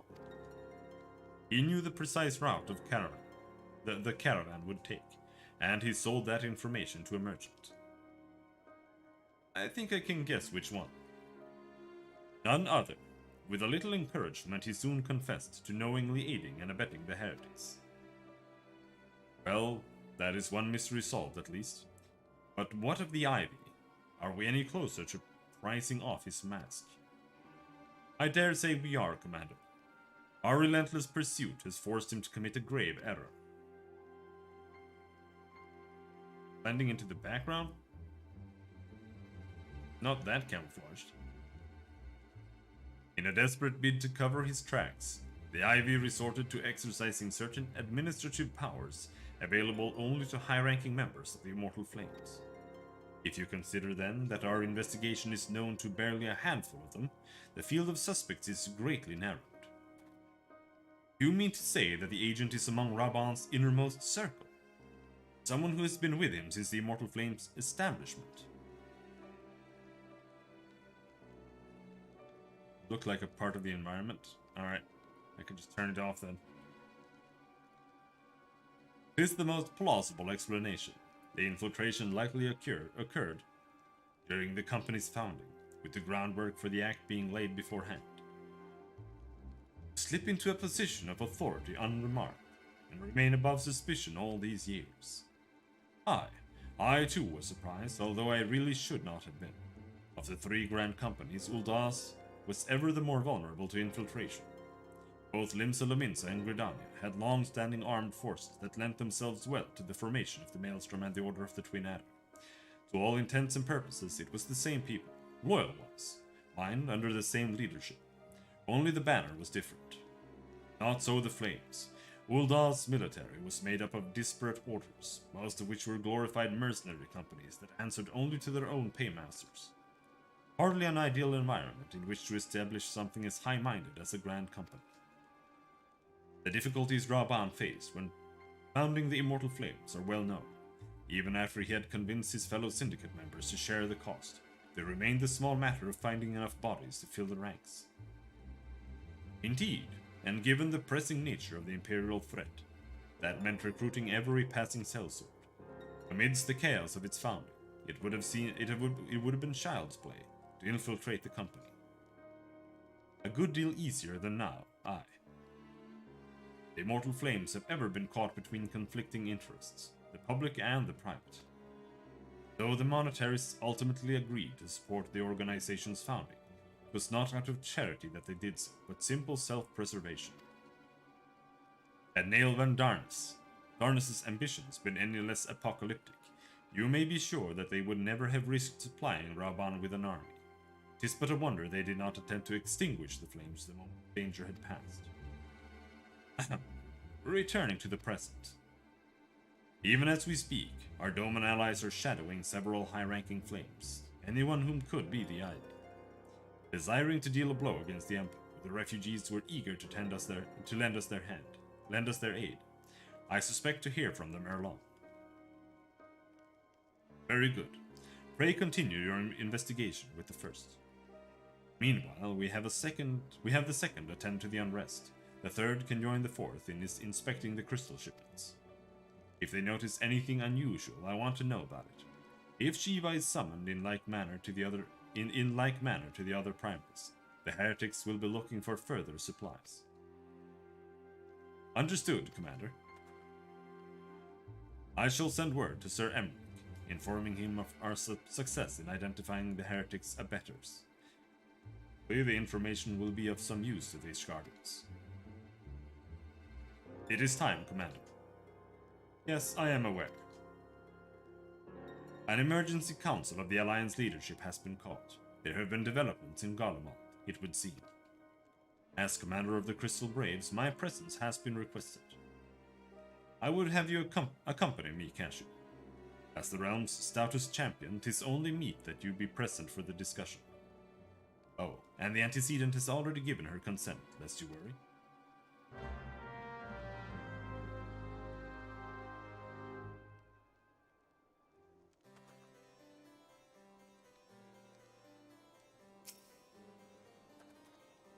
Like me, you are doubtless eager to conclude our business with Iceland, but until another path to her sanctum is found, she will remain beyond our reach. Minfilia and the Archons are sparing no effort to secure an alternate route. Until such time as they succeed, I suggest we give some thought to the realm's other problems. I shall go on ahead to Gridania, in readiness for the coming council. Meet me at Nofika's altar, and we shall make our way to the Lotus Stand together. Okay. Okay.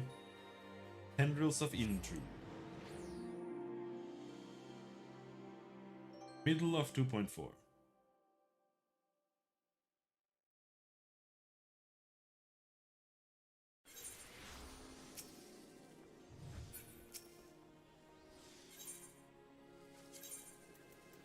Conjurer's Guild.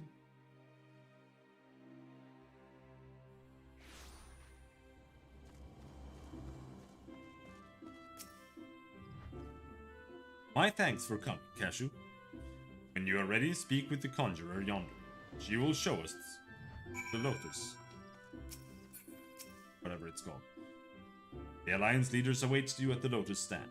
Will you be joining them now? Yes. Yes.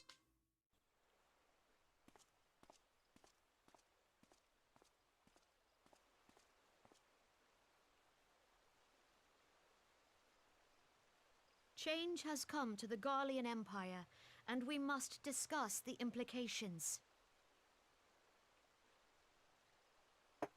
Voice acting! The rumors are true, then? The War of Succession is ended?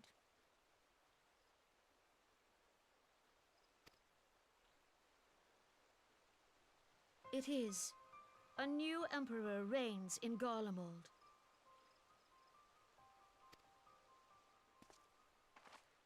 Who? Looks way more detailed than the Ice Woman. No, she doesn't. Like, what are you talking about? Why did she have an unfitting voice? She has like a normal female voice, and you're acting like she sounds like she's like 85 years old.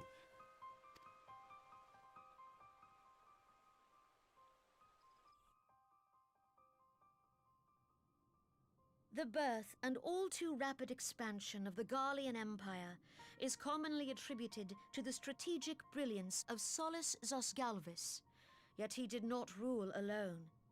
Several members of the royal household also distinguished themselves during his reign. Why are you simping for Blondie? Because I value my mommy in-game GF higher than I value Martin. Do any MMOs have proper player housing? No.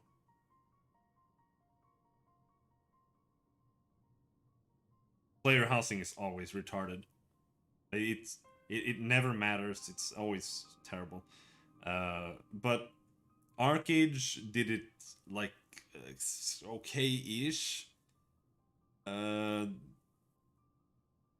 You could build your house pretty much anywhere, I think. And you could build a house, and you could have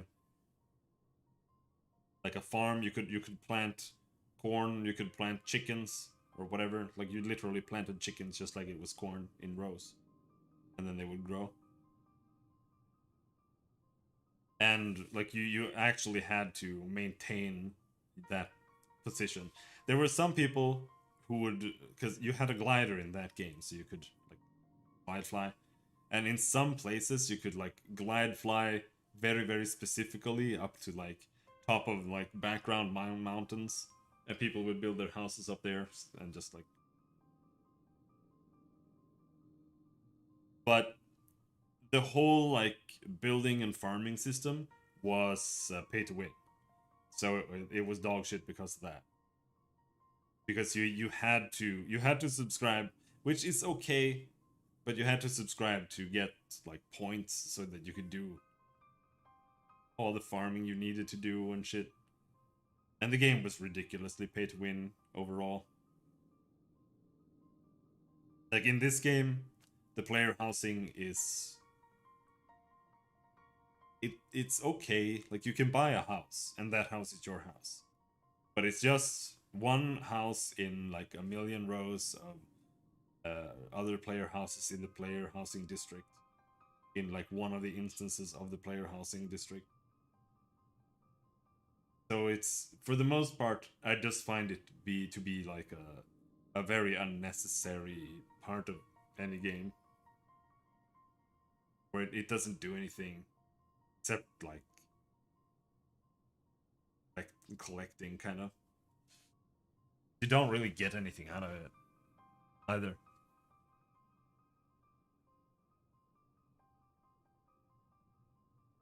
But if you like collecting, then, you know, fine. In this game, you do get some, like you can do some farming, which is useful for crafting. You can farm ether, because you need like lightning ether, earth ether, or whatever. It's called crystals, I think. And you need that to craft certain things and do certain. And because of that, it can be useful to have. But I don't know if that is something you can do with your house, or if it's something you can do only build the house. Because I don't really care about the housing. I'm not sure.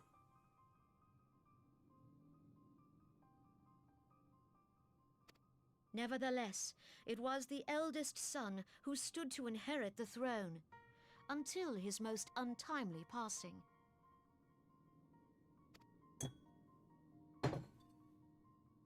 I thought us fortunate when I learned that the Emperor had died without naming a successor. Which Final Fantasy is your favorite? This one.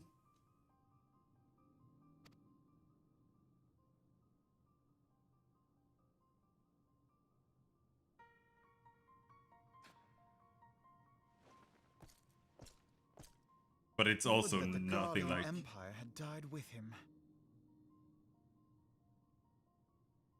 But otherwise, yeah, I like 6 the best. But it's like not... It depends on why. Like what aspect of it. Because I think that, except for this game, I think Final Fantasy 13 is the only one that is an actual game, and the other ones, like the other ones, are just Final Fantasy 1. Like you're just pressing one button, pressing a green button, and I just don't think that they're really games. But 6 has like really nice presentation and whatever, and got nice music, nice art. The world feels cool. You can do fire dance with Sobin. I like the old battle systems. I don't, because they're not systems. They're just bad. 15 was okay. 15 is my worst. No, 10 is my worst Final Fantasy, I think. It's 10 or 15. I'm a little bit torn between them. But they're both absolutely awful. 10 is... no, 15 is worse.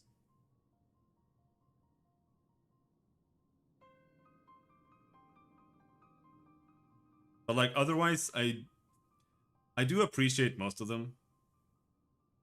Like 8, 7, 6, 5, 4. They're all decent in some aspect. 10 has the worst gameplay. By far. Because 15 has the worst gameplay. Like, let's just start there.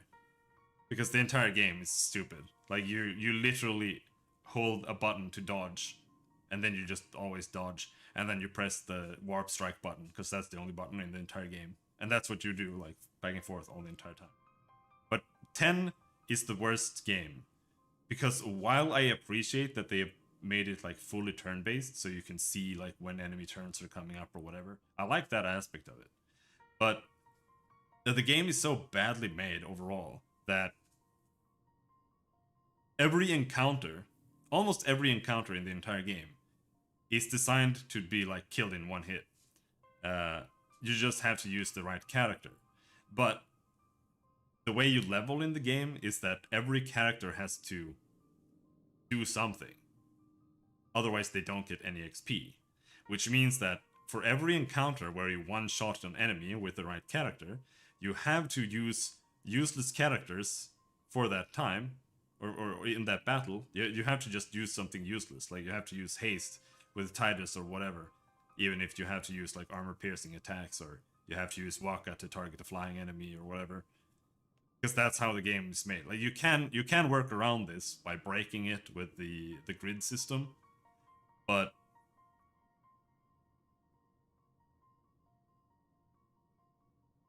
because you have to do all these useless things every single battle to get XP with all your characters, because you need to level all your characters, because the idea of the game is that every character has like something that they're good at against.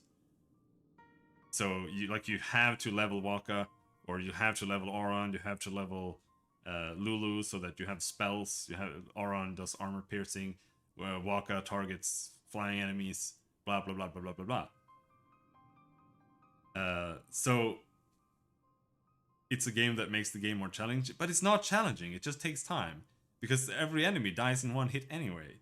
Until you get to later in the game, when the first difficult encounter in the entire game is Seymour. And then the game is like, the difficulty spike is like this. And then you have to run around and grind. And the grinding makes no sense, because you're just getting like a step on the grid board. Yeah, but that's side quest. I don't care about that. But because of the grid system, you don't know how strong you are. So you have to just like walk around in a circle outside Seymour's encounter and just like grind for an hour and just hope that you have gained enough strength to like equal 5 levels or something. Then you're just walking around there, and then you go and fight him again. No, that wasn't enough. Then you go back and you keep walking in a circle. You don't... because the stats, like the strength, how strong you are in Final Fantasy games is level-based. So if you are like level 10 and you gain 5 levels, then you have like an idea of, okay, we've like gotten that much stronger. But in Final Fantasy X, it's all just steps on the board. So it's like, okay, you got 10 more hit points, 1 more strength, and then blah, blah, blah, blah, blah. And because of that, you don't have like a direct representation of how strong you actually are versus like how strong you were, unless you're like screenshotting all your stats. And like the areas don't really have levels or whatever. And on top of this, because you have to do this whole like switcheroo bullshit, you have to take 6 turns to kill enemies that take 3 turns to die. And the random encounter rate is ridiculously high. Like, I don't think I've played a JRPG with a higher random encounter rate than Final Fantasy X. Breath of Fire 3 might be worse, I'm not sure, but it's terrible. And the entire game has like 6 enemy types that they just keep like repeating over and over with like different colors on them. And that's the entire game. And also it's a corridor, but I appreciate that it's a corridor. But I don't know, dude. I don't think that Final Fantasy has like actual real gameplay normally. It's just you hit attack and what the hell am I listening to? I don't know. Probably on moon music.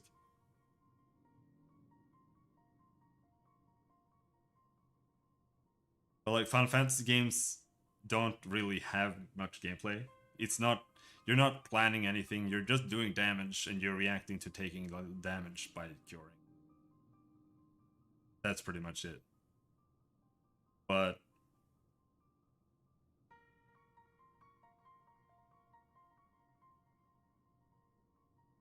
that's why I like Final Fantasy 13 a little bit. Because while it's stupid and you're just like controlling AI party members, you're actually like switching to certain stances and you're reacting to what's actually happening in the battle and stuff like that. So that's why I say that it's like the only one that has actual gameplay. 12 is the one with the gambits, yes, which is why it has the least gameplay of all of them. I won't comment on the story, like it's fine, whatever. I don't think JRPGs have good story, but it's fine for what it is. But I do appreciate the corridors a little bit because I like linear games.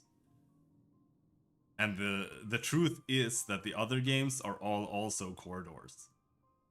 It's just that it's hidden.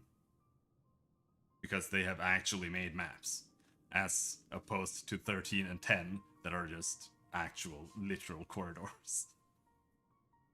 But both of those games, as far as I know, were actually like made for the previous console, and then they like scrapped the game entirely, and then they just started over, and then they rushed it to get it out for the release of the console, more or less. So that's why they are the way they are. In that sense.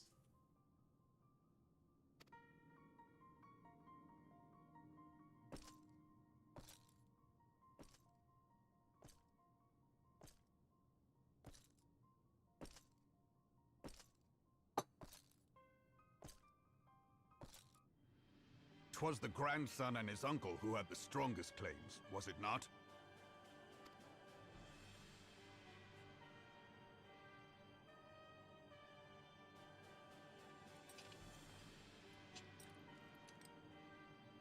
Indeed. Yet claims count for little without the power to assert them. High Legatus Varus Ye Galvus is a respected military leader. Not so his uncle.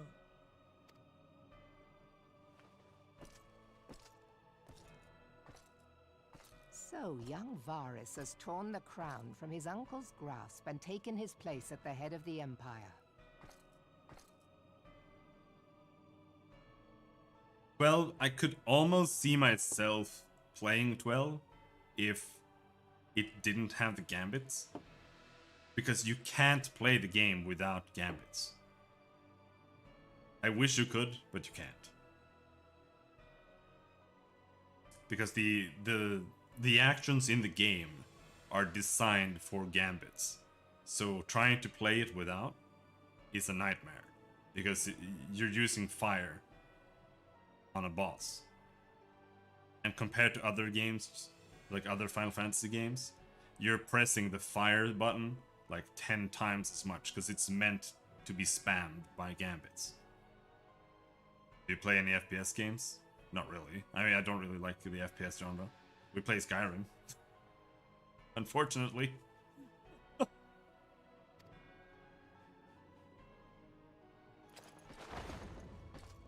I have played FPS games.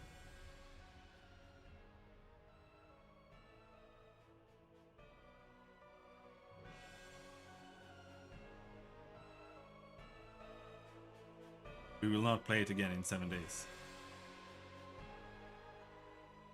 Given the troubled nature of his succession, the new emperor will require time to seal his grip on power. Yet have no doubt but that he shall, for there are none left with strength enough to oppose him. When I can play Cataclysm Dark, do you mean Cataclysm Dark Days Ahead? Because the game isn't finished, and I've played it enough. Tired of it.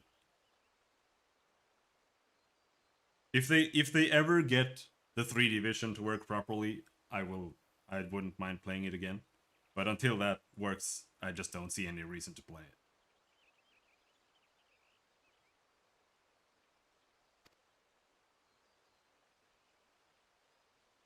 Since the success of Operation Archon, the remnants of the 14th Legion and the forces occupying Alamigo have done naught but fortify their positions. But you can be sure they'll be ready to march on us again, if their Emperor gives the word. Yeah, but Dwarf Fortress is also 3D. Like, it's ASCII, yes, but the world is three-dimensional. It has a Z-axis. And the same is true in Cataclysm Dark Days Ahead. But they don't have an actual Z vision system. You can only see things on the plane you're currently standing on.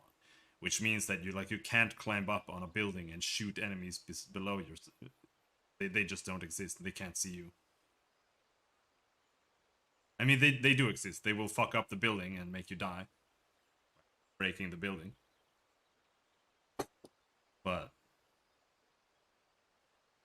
they have like they have a 3D vision system currently, but it doesn't have line of sight. So if you use it, if you turn it on and you're standing on top of a building, like the entire town will just come to the building and just stand.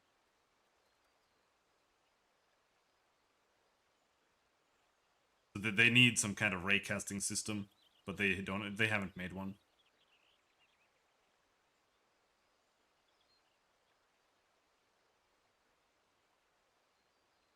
A lot of things in Dwarf Fortress are fucked. It's not just the pumps. It's like the entire game.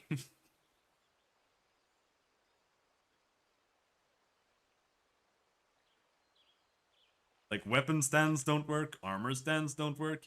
You have to use what do they call it?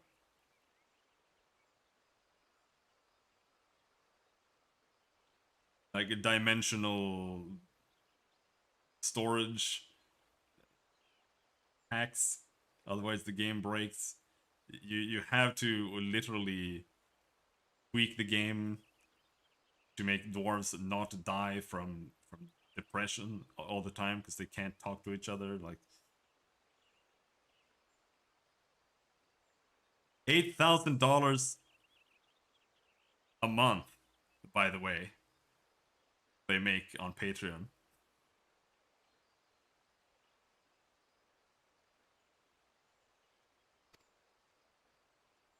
When, not if.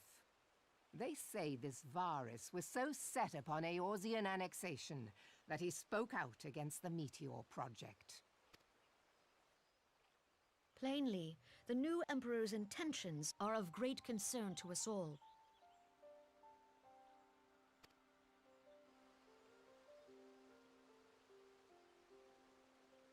I propose that we set aside the Cartano dispute for the present, and discuss what measures the Alliance might take to prepare for a resumption of hostilities with Garlemald. Moreover, I move that we re-examine the question of how our former allies in Ishgard might be persuaded to retake their place at our side. Could Eorzea but stand as one, 'twould deal a grave blow to our enemies' ambitions.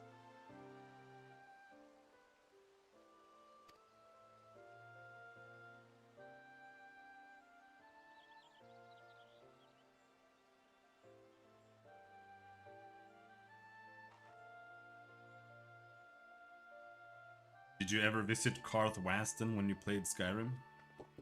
I don't remember. I don't care about anything in Skyrim, so probably not. Well, I suppose we should be grateful that they have finally acknowledged the inevitability of Imperial attack. Who knows? They may even do something about it. If only the leaders of Ishgard would follow their example and stop hiding behind their gates, praying for the coming storm to pass them by. 3 houses in the mine? Well, that's basically every single large city in Skyrim, so...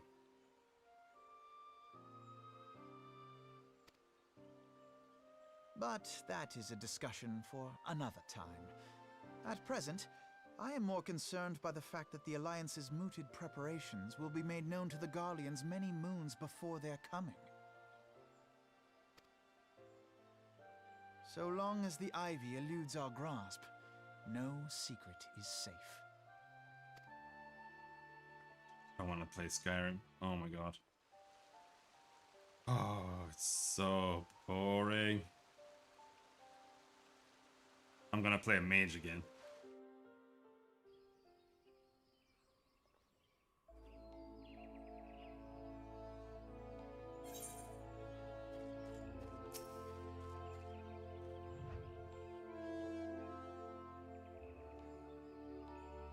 It will not have escaped your notice that the nations of Eorzea are no nearer to being of one purpose, despite their protestations to the contrary. Plainly, the threat of resurgent Garland is not enough to stir them. And the reason for this? Deep-rooted mistrust amongst the citizenry. The nation's leaders can come to all the understandings they like, but their unity means little unless to the common folk. Take the Lominsons, for instance. Though Admiral Merlwyb outlawed piracy over a decade ago, foreigners still picture the nation as a haven for grog-swilling, wooden-legged cutthroats. In the like, Gridanians are mocked as hermits who talk to trees, and the Uldans scorned as swindlers who worship corn. Not that such sentiments are entirely without grounds, of course. Take that pillar of Uldan society, the Teleji Adeleji, for example. But that is beside the point. The fact is that people are wary of outsiders, whether they have cause to be or not. On that basis, one could argue that the conflict at Cartano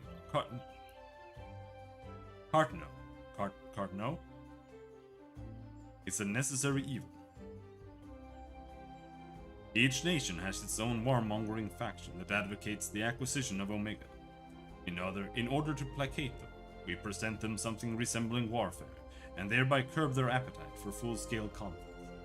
But enough idle musing. Let us speak of a more pressing matter, the Ivy.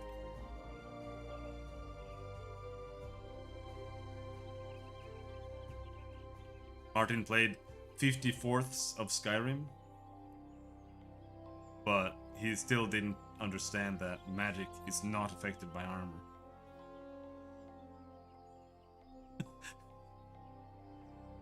It's also the only game that Martin's mom would let him play. So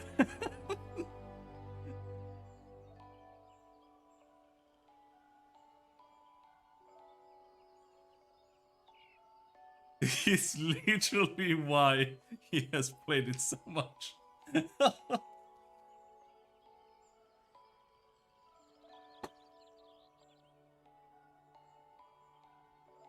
But enough idle musings. Let us speak of a more pressing matter, the Ivy. Since we spoke at the Observatorium, Captain Ilbert has further shortened his list of suspects, and by happy coincidence, the one he deems the most likely candidate is lately come to Gridania. The hunt nears its end, Cashew. All that remains is to corner our quarry. Seek out Ilbert near Adder's Nest. He will give you the particulars.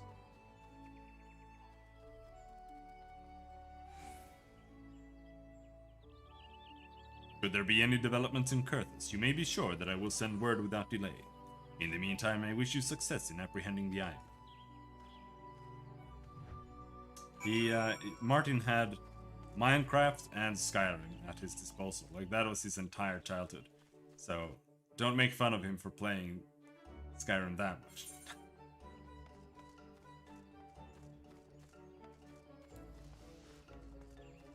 I mean, you should still make fun of him for it, but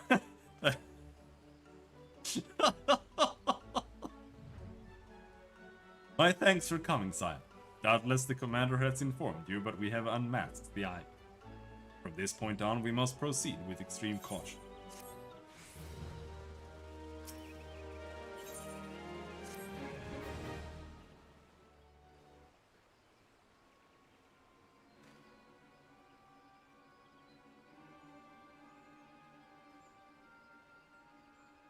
Listen well.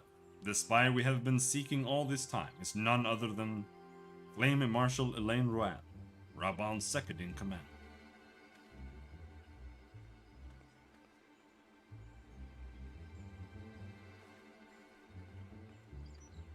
Prior to joining the Immortal Flames, she was a mercenary of no small renown. They say her skill with the pole had to be seen to be believed. Of Ishgardian birth, she is the highest ranked foreigner in the Immortal Flames, barring the Flame General himself, of course. When he formed the Grand Company, Raban chose people based on their worth. Whence they hailed was of no interest. Monetarists saw things differently, however. Having funded the enterprise, they reserved the right to reject candidates nominated for high-ranking positions. And 'twas no secret that they did not favor foreigners.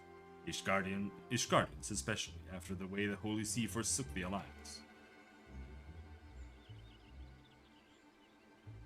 Yet the monetarists did not raise so much as a murmur of protest when Royale was appointed to her post. Passing strange, is it not? Could it be that the Ivy has some hold over the monetarists?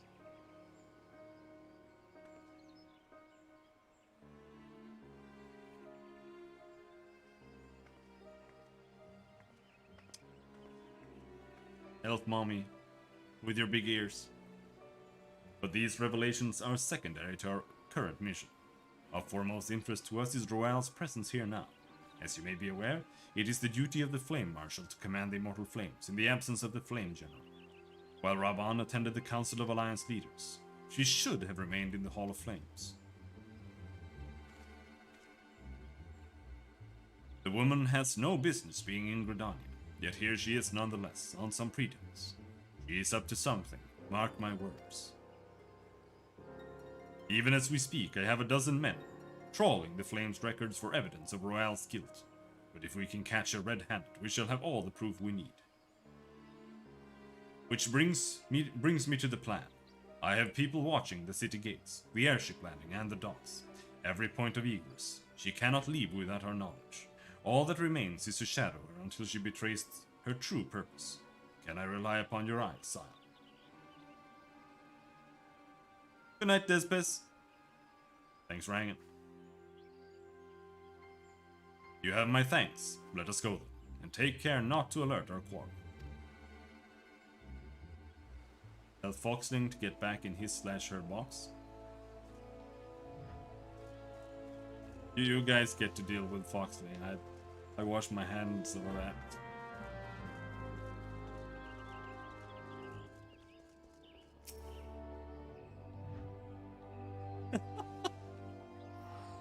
Royale is headed in the direction of the Blue Badger Gate. With me, sire.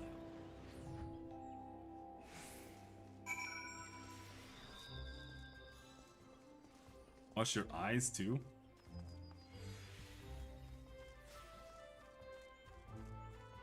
Yeah, otherwise you might get the eye floaters. So, Royale has entered the Carline Canopy.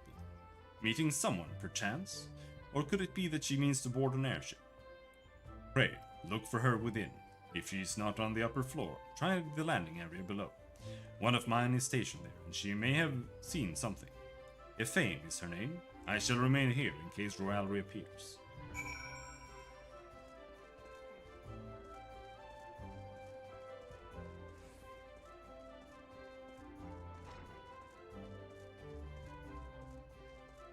Wait, is Vovomed Saketu 666, is that Foxland? It kind of connects now, since I remember Foxling is a Finnish troll person. Of course not? Of course, okay. Kashi, such an unexpected pleasure. What brings you here? A social visit, you say? How pleasant. No, she didn't come this way. I have noted every passenger, and none bore any resemblance. Well, don't let me keep you. Okay.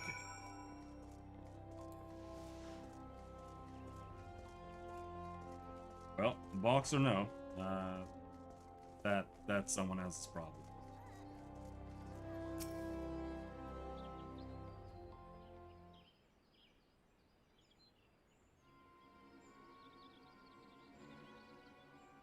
Nowhere to be seen, you say, and you are sure she did not board an airship. Humph, she did not come back out either. Where in the seven hells could she have gone? The roost! How could I forget? Roost!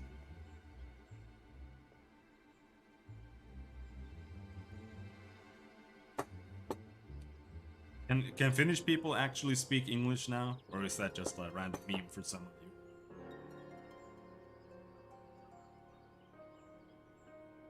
Back in the day, in the Burning Crusade era, so that was what, like 2006 or something? I played World of Warcraft with a bunch of Finnish people, and I was in a guild with like 12 of them, and I was on like Ventrilo with them, and there was one guy who could speak English. Literally one guy out of 12 Finnish dudes who were playing World of Warcraft in English. Like, the game was in English, it's not translated to Finnish. And they couldn't hold a conversation. They couldn't express like anything. Like, they couldn't say anything. They were so bad at English. It was absurd. They were better at Swedish than English, yes. But they were all terrible at Swedish as well.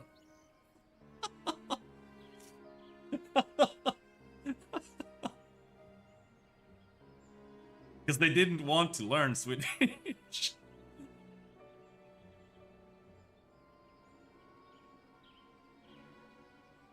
Greetings, good sir. Might I interest you in some Montoy tonic? A cup a day imbues a man with great vigor, if you take my meaning. What is he saying? Iksi kaksi korve? Oi vittu?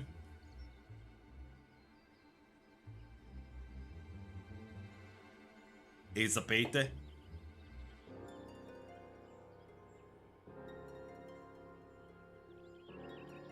Perhaps another time, friend.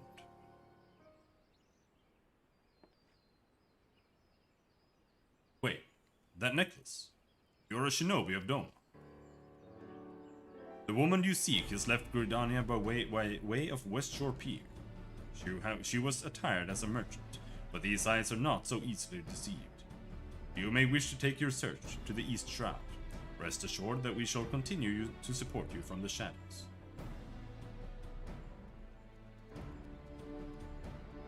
What, you don't speak French, too?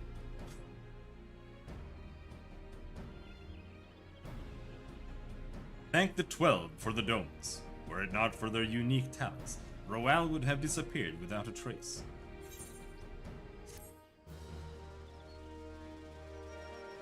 They tried to teach me German in school, but no one in my entire class wanted to learn German. And the class was such a disaster, because everyone was just like fucking around the entire time, that after a year and a half they gave up and just made us like read more English.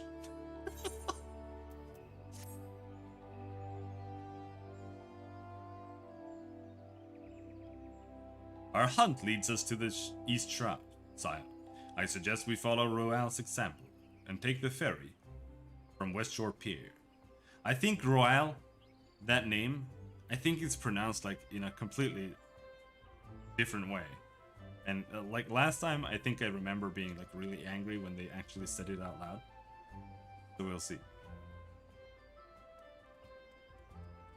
I suggest we follow Royale's example and take the ferry from Westshore Pier. You will doubtless wish to make certain preparations. See to them while I go on ahead. I shall wait for you at Sweet Bloom Pier.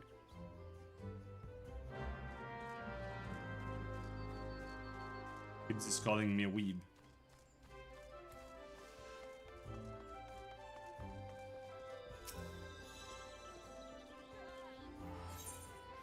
He can call me whatever he wants. He's playing the Star Wars MMO, which is just embarrassing.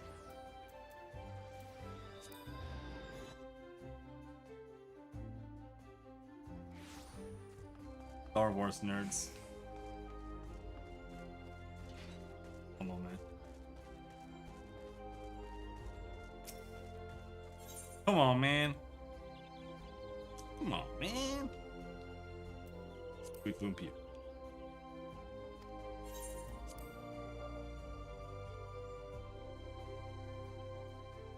Nurgling? Oh no, are the Warhammerers here now? Oh no. Now everything is going to be a Warhammer reference.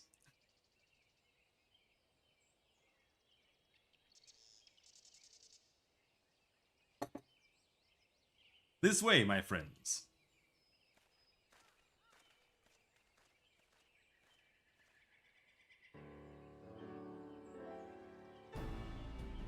That's just like the burning of Prospero. It's so Primaris Marine. I can't tell if this is a history reference or Warhammer. Wow, that's so Byzantinian. Oh, shit. Your quarry makes for the Hawthorne Hut. If Royale is truly the one we seek, we can expect that she means to make contact with her Garlean masters there. An explanation is in order. You are no doubt aware that the Garleans have their own method of communicating over great distances. Well, our ingenious friends at Garland Ironworks have provided us with the devices which disrupt these communications, and we have installed them around the city-states. In so doing, we have made it difficult for Imperial agents to correspond with their masters. Royale would thus have no choice but to rendezvous with her Imperial contact directly. Yet as well as a well-known phase in the Immortal Flames, she cannot move about Thunland without being recognized. It would only be a matter of time before someone saw through her disguise. It is for this reason, I believe, that she has chosen the Black Shroud for her clandestine meeting. The Elysian are a common sight here, and her comings and goings are not like to turn any heads. As my scouts tell it, the Garleans have sent agents with a mind to destroy the devices and render such direct contact unnecessary. Fortunately, our shinobi have thus far been successful in rebuffing their efforts. This is it. We need only make for Hawthorne Hut and catch Royale in the act.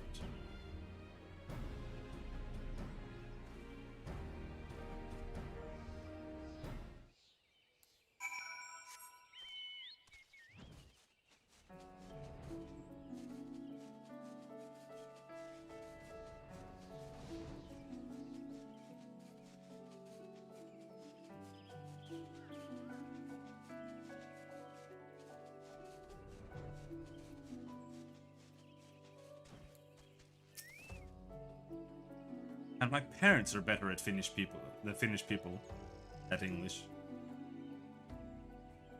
Yeah.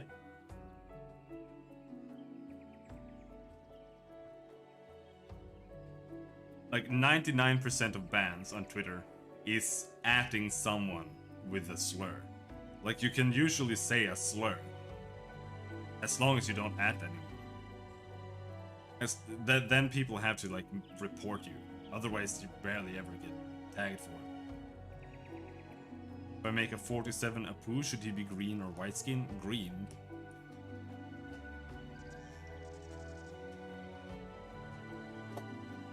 My people report that our quarry has departed for the Bramble Patch. The Ivy returns to the Gnarls whence she came, but perhaps it is all for the better. To convict someone of her standing, we will require damning evidence against her. What could be better than to catch her in the act when she meets with her Garlean masters? My countrymen and I shall lie in wait in the shadows. Tread warily, my friends.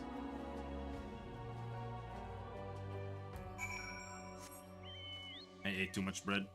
I want to eat more bread. Flap, flap, flap, flap, flap, flap, flap, flap, flap. Why are we doing New Game Plus? Am I retarded? What's wrong with me? What's wrong with you? Why did you make me play New Game Plus? I literally asked, shall we do New Game Plus? And Lightblight was like, Do you want to? And so I just started doing it. Just beyond, Royale is in conversation with an individual clad in the manner of an adventurer. An Imperial intermediary, no doubt. This is it. With me.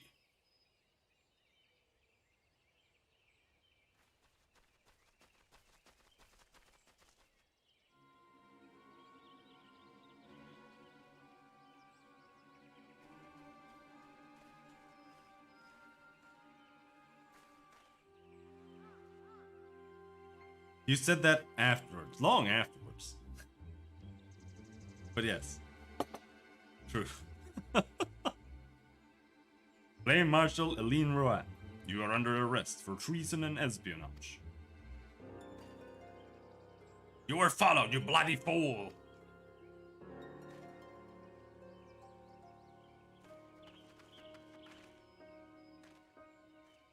Damnation! Espionage, yes.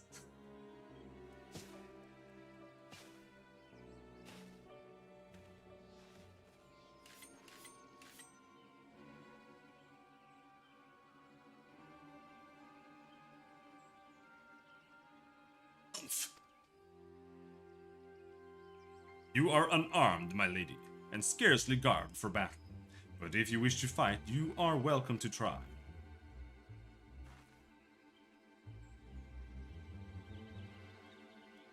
What is the meaning of this, Captain? Would you arrest me for strolling in the Twelveswood? When last I looked, that was no crime, and neither was conversing with passing strangers. You would feign ignorance, then? Very well. If you do think of something to say, there will be plenty of time to say it later. Now, come quietly, or shall I make you wish you had?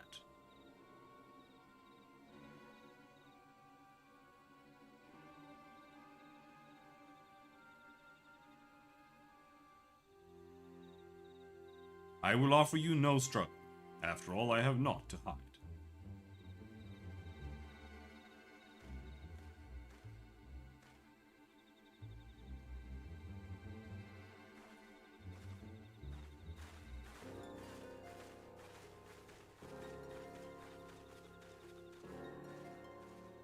I really dislike this song. This song is sleepy. It makes me sleepy. There are some songs like that they overuse a lot, especially in A Realm Reborn. That makes you just want to go to bed. Even a warrior of Royale's renown could not have hoped to escape by force. Despite her claims, her surrender does not bespeak innocence, but an awareness that her position is untenable. With the ivy thus uprooted, it is to be hoped that the tendrils she entwined around the immortal flames will gradually wither and die. Mayhap then the people of Ul'dah will have the grand company they deserve. But let us speak of the present. If I may ask, what will you do now, Cashew? I don't know. Someone needs to tell me what to do. So, the Scions seek a way into Iceheart's sanctum. Then I dare say you are eager to return to the Rising Stones. Pray, do not let me keep you. Fear not, my countrymen and I shall tend to the aftermath. You need not waste your talents here. And speaking of talents, have you considered training in the art of the shinobi? You have the aptitude for it, I believe, so please give it some thought. Till next time, my friend.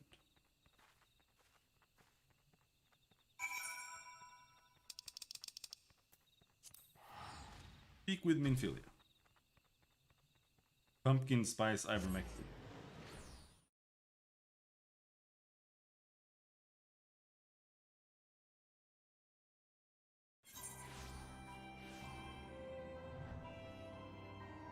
Car!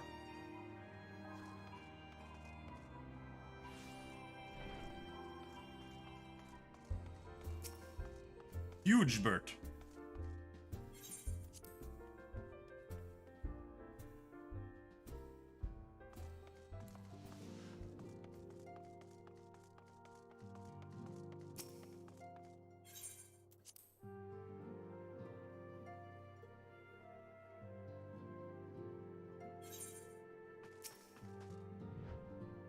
Uba.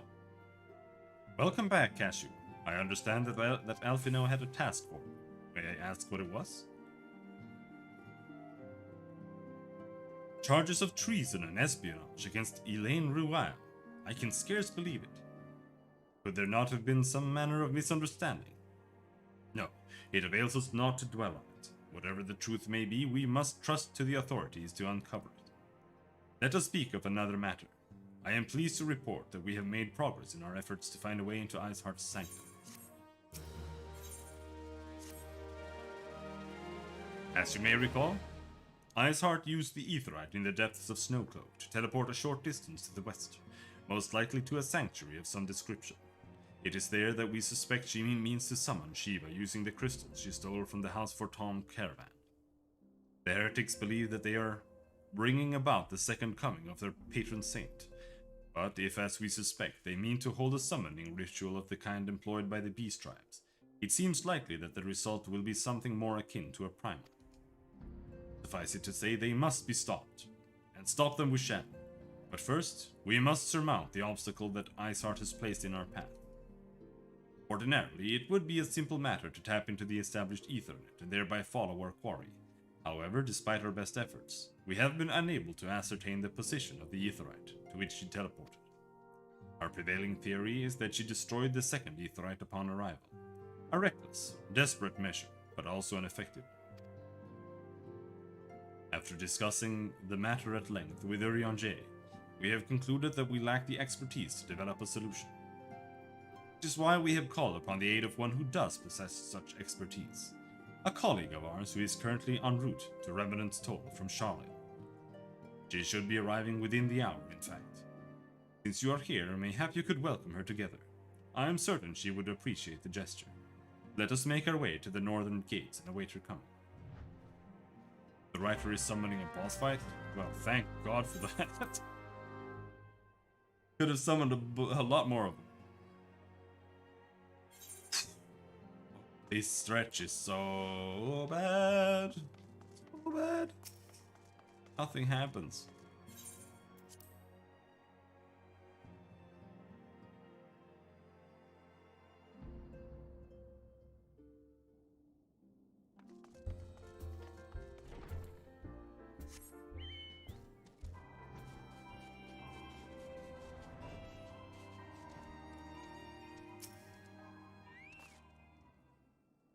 Which one is it? Which girl is it? It's one out of two girls. And I'm not sure which one it is.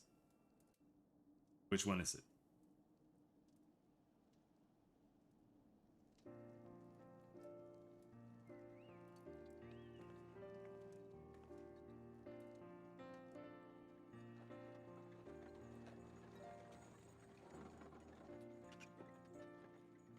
Is it worst waifu or the other waifu? It's worst waifu.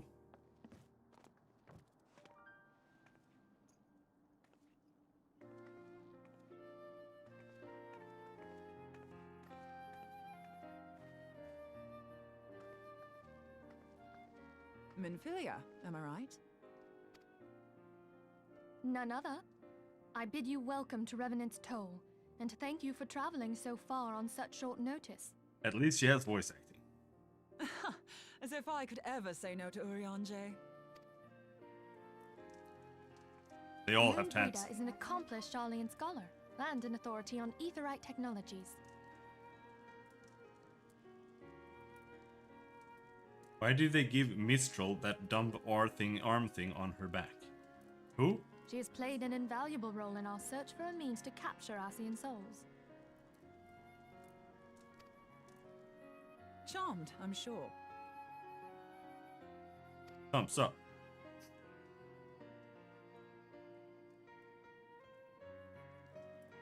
The woman in the Metal Gear game? Okay. Let us return to the Rising Stones at once then. We have much to discuss.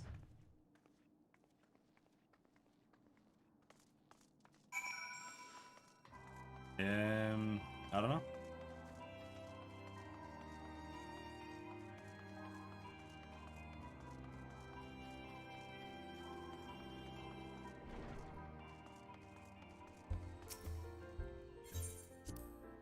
died so fast, I didn't really think that much about him.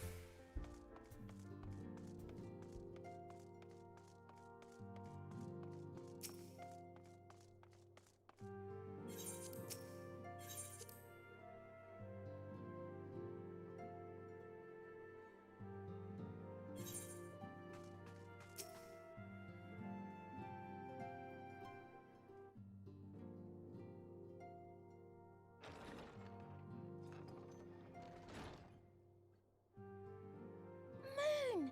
Gods, it's been ages! Papalimo voice acting? Oh, longer, sister. Papalimo? A joyous reunion indeed. Well, of course it is. Moon and I are like twin sisters. Save in appearance and aptitude. Same in appearance and aptitude. See, my voice for him is not far off.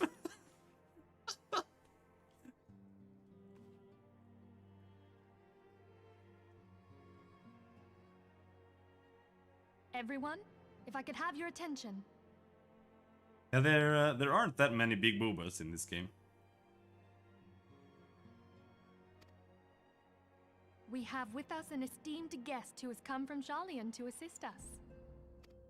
I mean, they're pretty big, you know, but they're not I like... bid Moonbreeder join us here that she might share with us her extensive knowledge of Aetherites. Big-ass boobas. Also, as many of you are already aware, she has been overseeing our research into white auracite, a sample of which she has been good enough to bring with her.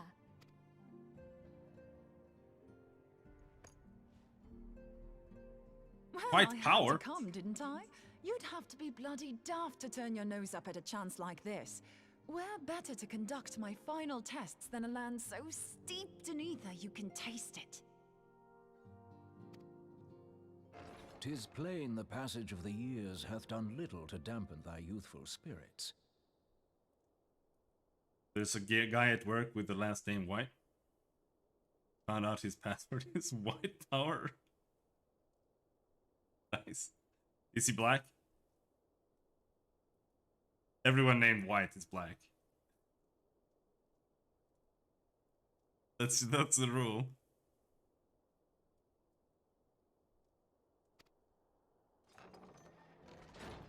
And nothing at all to reform thy youthful manner.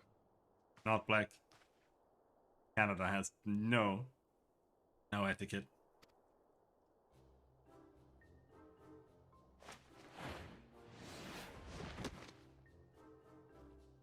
Oriange, where in the hells have you been hiding?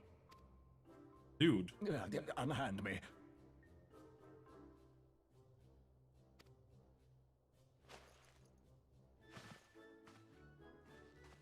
I come all this way, and that's what you have to say to me. That's how I react as well.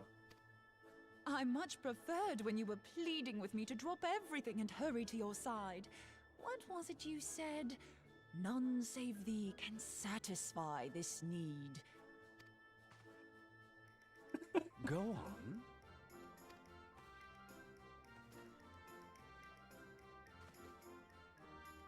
Thine artless attempts to misrepresent mine all too innocent motives do thee little credit. Mine intent, as well thou knowest, was but to impress upon thee the gravity of the circumstance. Lest thou doubt, a deiform entity shall shortly be summoned, save if thou and no other grantest my compeers thine aid. You still haven't found it then, your missing Aetherite? We have not. No. We know that Iceheart teleported to an Aetherite not far from the first. Yet even after careful analysis, we could not locate the second beacon. We now suspect that the heretics destroyed the second Aetherite to impede our pursuit. Our allies continue to scour Snowcloak for Iceheart's sanctuary, but we have no guarantee that they will find it. Yet it must be found, for even now Iceheart prepares to call upon Saint Shiva. I'm sorry, but if the Aetherite's been destroyed, then that's that. Although, You're absolutely sure she used the first aetherite, are you? She didn't just use teleportation magics? One of our own bore witness to her escape. I can say with absolute certainty that Iceheart used the aetherite.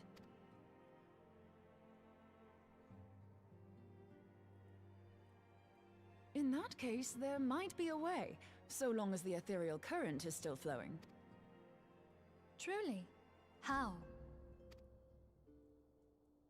We use the current to recreate the beacon. As you know, aetherites are a bit like lighthouses. We use them to reconstitute our physical forms when crossing the ethereal sea.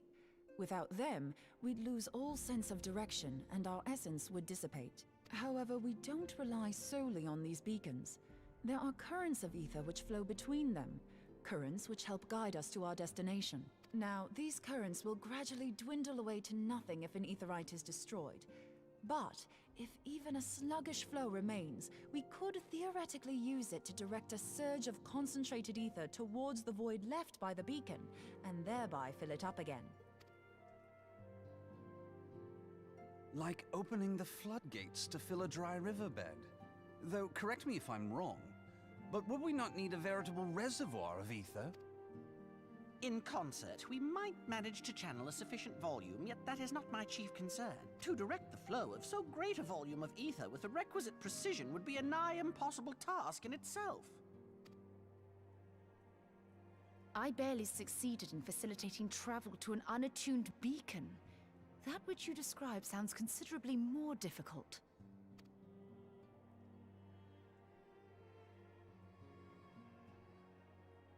And dangerous. Every person who has attempted to teleport in this fashion has died in the process. They, however, did not have white aura sight at their disposal. You sure? I said green. I said green.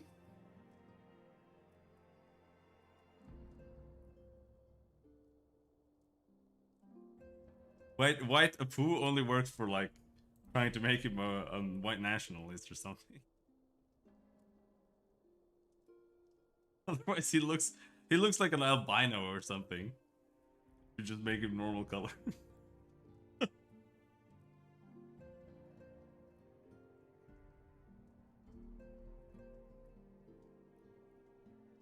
But when he's only green, it's hard. Like he's just a dude in a suit right now. But that's kind of what 47 is as well. So, like.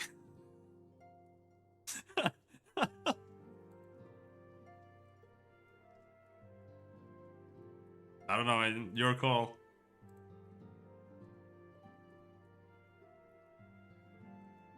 Like he would need something. Like the gun that they usually show him with, or suitcase as well, or yeah, the barcode. It is in DMs.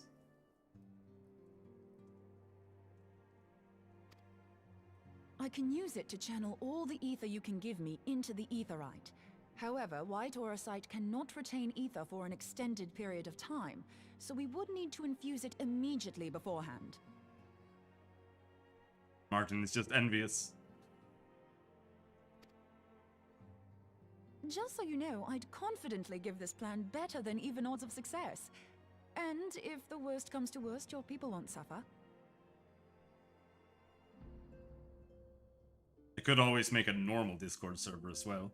So I can have a dead normal server and a dead art server. And have a dead channel on Kib's server that nobody pays attention to. Though it risked the lives of our best and brightest, we have not the time to seek other options. If the ethereal current still flows, we shall carry out Moonbreeder's plan. But then again, I don't really want to hurt a bunch of retards, so... That's the spirit. Let's roll the dice.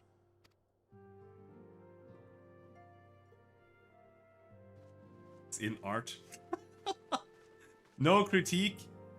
Okay. Very nice job.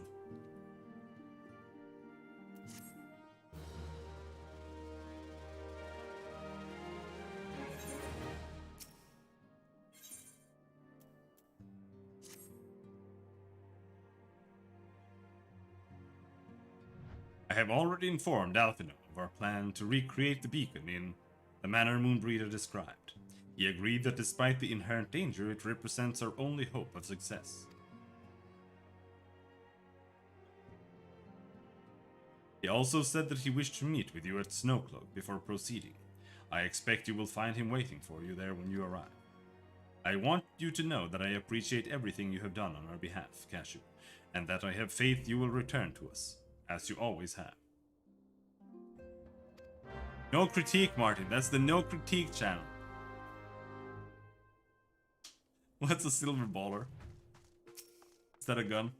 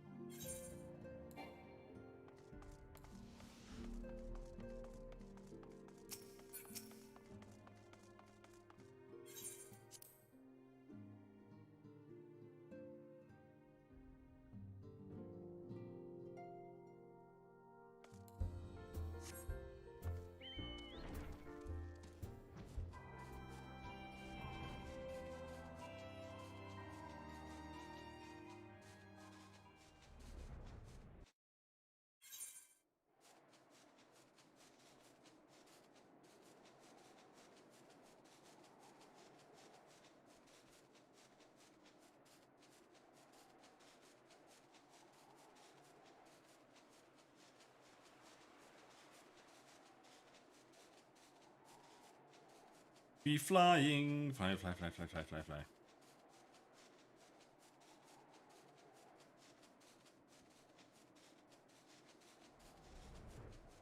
Boss battle, by the way. Boss battle.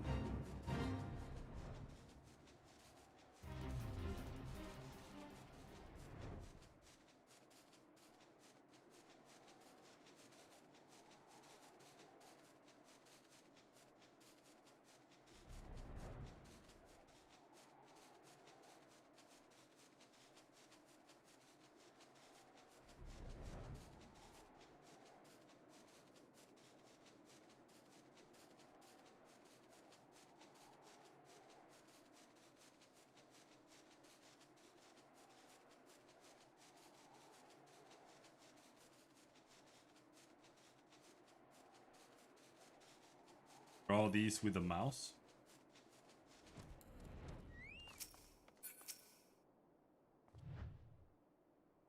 As opposed to what? Buying a drawing tablet just to draw a poos.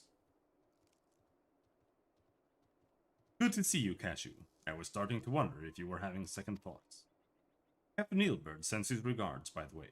He attends to the interrogation of Elaine Royale in Ul'dah even as we speak. But I shall not distract you from the matter at hand. We can discuss the Ivy upon your return.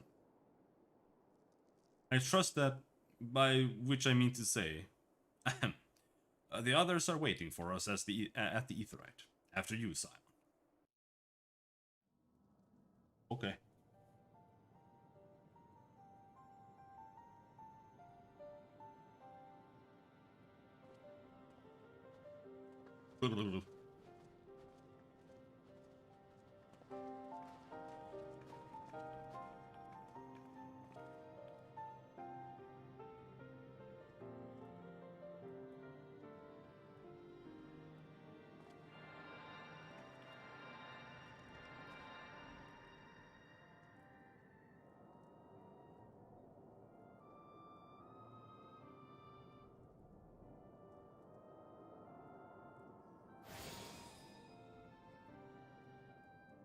I have played.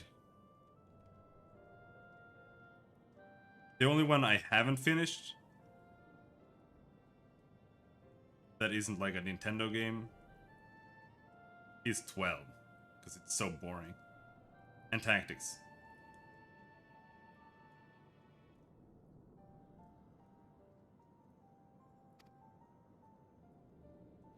And X2. I haven't finished X2. I have finished X13 too, though. But I haven't finished Lightning Returns. Lightning Returns was a pretty cool game. Not gonna lie. I thought it had really cool approaches to some things. And then they ruined it. And then I stopped playing it when they ruined it.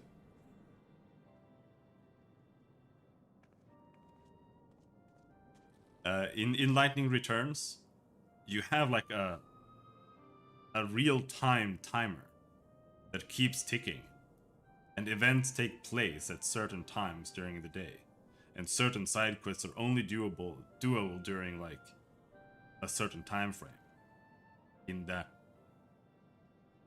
timer. And this was pretty cool in my opinion, because it made things matter. It made whatever you did felt like it mattered a lot more.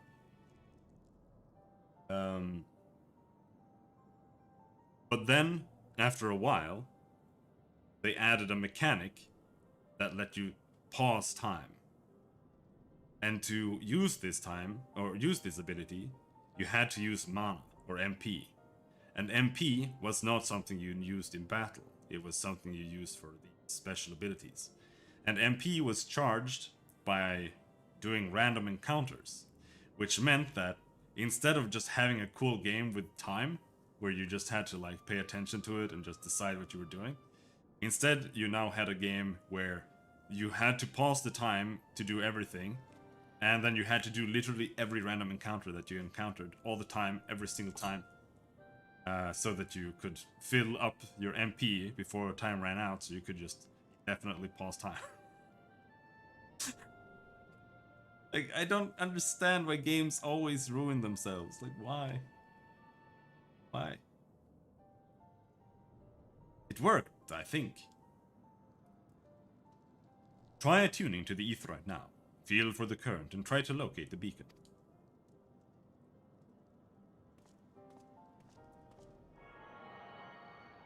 Yeah, like, all they achieved was a normal game without their original system, except that it was extra annoying because you had to do extra amounts of random encounters. Like, that in practice, that was what they had. But it was still cool otherwise, because they did like a JRPG where you were only playing lightning, but they tried to make it be like, so that you had like extra amounts of actions and stuff that you did. So it was still like playing more than just one character in a typical. We have done all we can, Cashew. For now, let us withdraw. When your final preparations are complete, you must seek out the beacon we have created. If, by the grace of the 12, you arrive safely, you must stop Iceheart before she summons Shiva. Okay.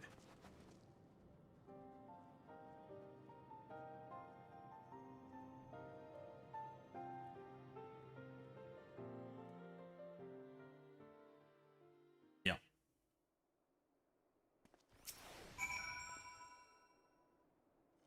We cannot ignore the possibility that our actions have alerted Iceheart to our plans.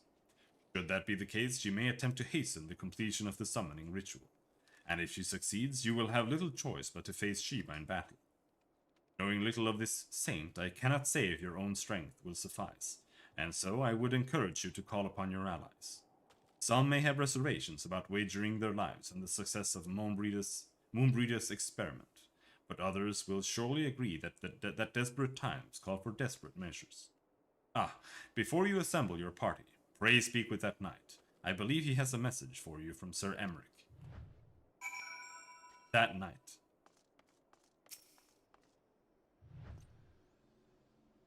Sir, Sir Emmerich regrets that he could not be here in person and asks that I read to you this letter. Ishgard faces an unprecedented threat, yet in our hour of need it is not her knights who stand poised to defend her, Cashew. The warrior of light, savior of Eorzea. Your deeds this day shall not be forgotten. Where others would flee, you choose to remain. Where others would falter, you rise to the challenge. Where others would use their gifts for selfish ends, you wield yours in service to a greater cause. May Helon bless you with good fortune and see you safely home.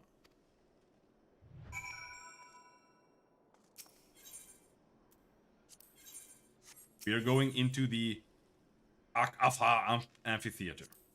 And while that is ticking, I am going to go to the bathroom. So, be right back.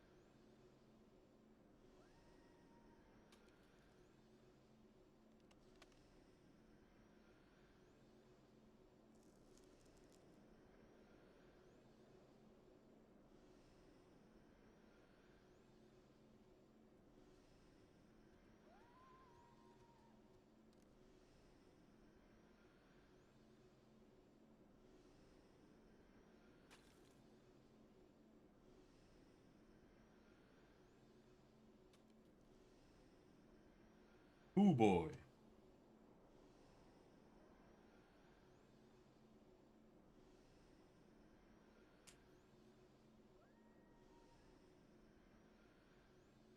Nice gun, bro.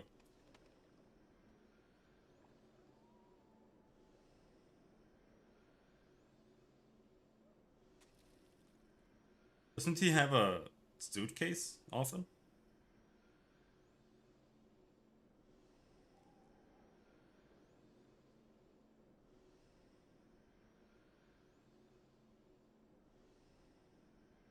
Maybe not. Because I haven't played Hitman much. See any suitcases here? No, there he has a suitcase. He's there. He has a suitcase once.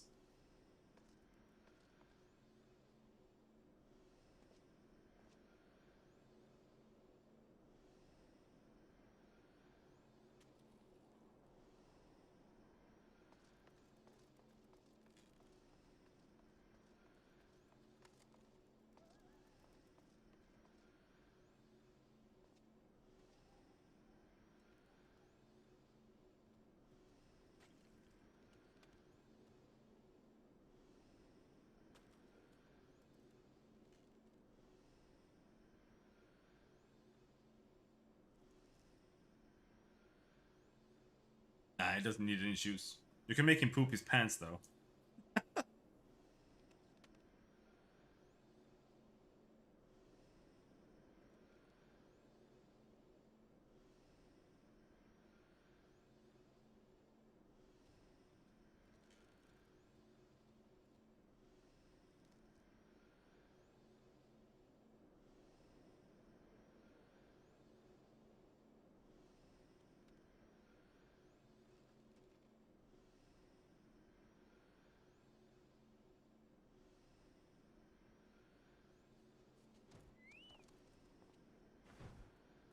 Happening out here. Come.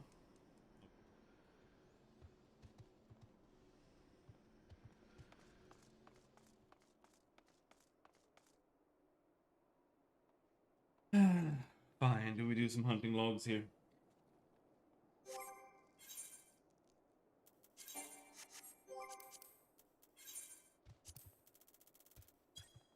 North Shroud.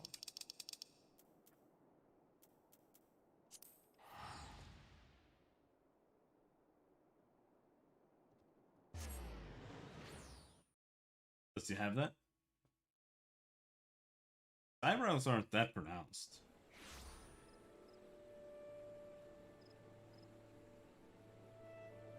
Well, it depends on which game. There, holy shit, they're really big ass there. Damn. But you could give him some eyebrows.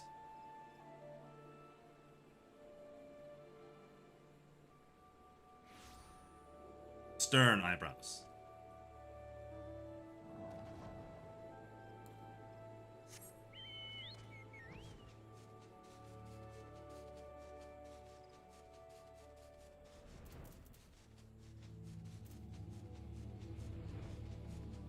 Random armored dudes over here we can kill.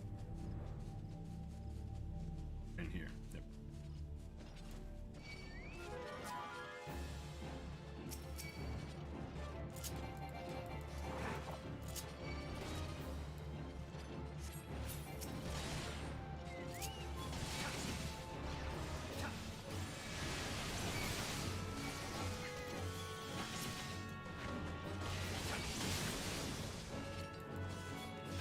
Five?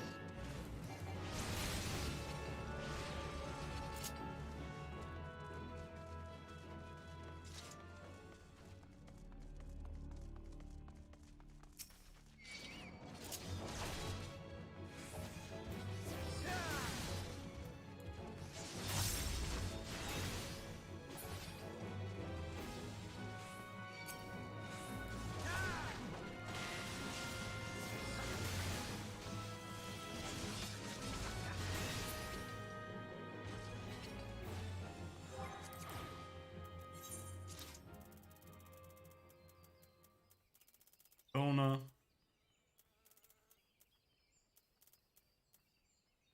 Southern Thanlands and Rock.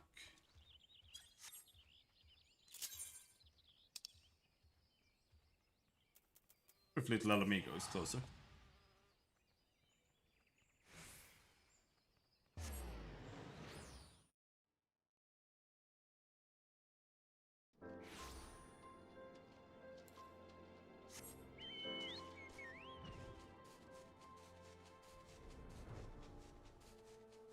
Half an hour left. I think Diva is gonna be... well, we can do a little bit more after. Not too much more.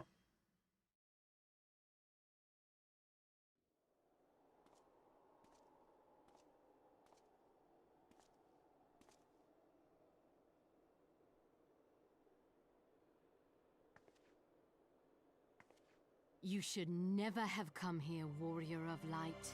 I labor only to forge a lasting peace.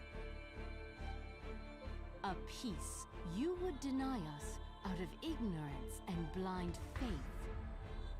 No matter. If it is our fate to be at odds, then it is mine to strike you down. We whom gods and men have forsaken shall be the instruments of our own deliverance. Partake of my flesh. Fill this vessel with your light. Walk amongst your brothers and sisters once more. Oh, Saint Shiva, still the hatred within our hearts and bless us with eternal grace.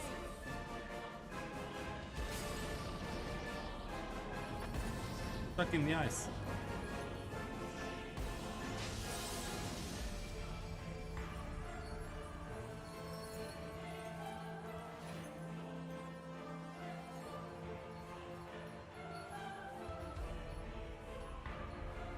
He has the exact same amount of polygons as everyone else.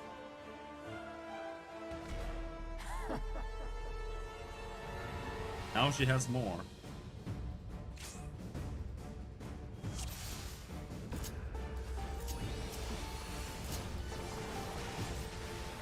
I want a main tank. I want a main tank. Do you think you can main tank? Alright, fine. Shit. Main tank. Make me regret this.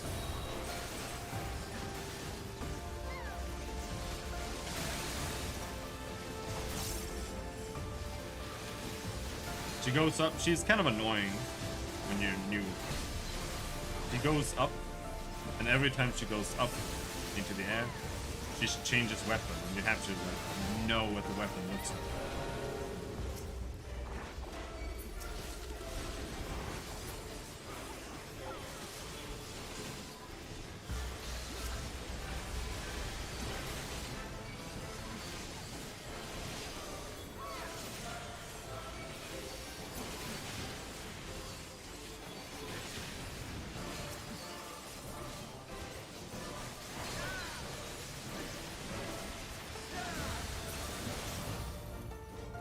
It's not that bad. Embrace the serenity. Renounce the hatreds that consume you.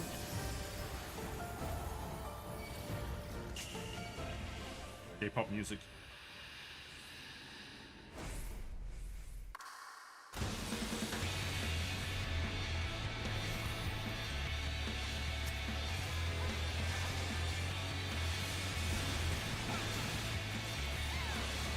Why do I have aggro?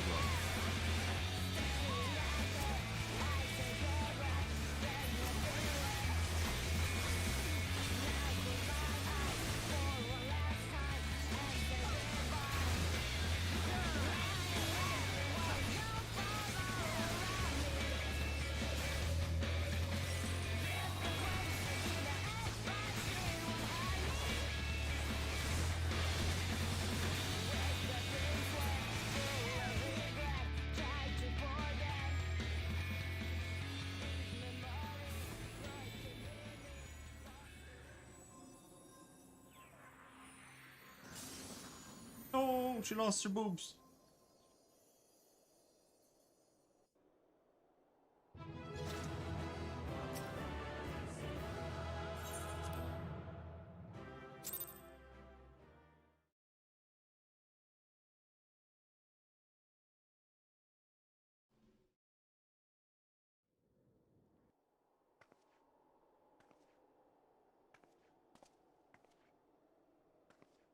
I hate breasts.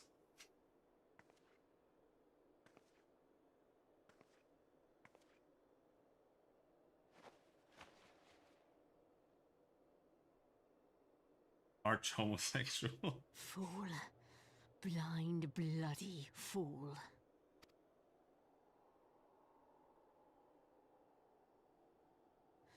You, of all people, should understand the suffering war begets. That no sacrifice is too great if it brings an end to the violence. Mine is the righteous cause. You fight in a war you do not understand. A pawn of liars and schemers.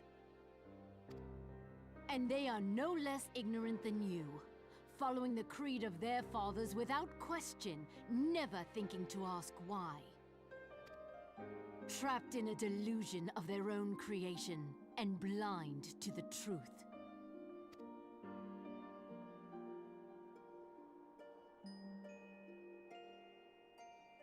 Warrior of light, redemption is not beyond us. We who walk before may lead those who walk after. Seek the keeper of the lake. See with eyes unclouded.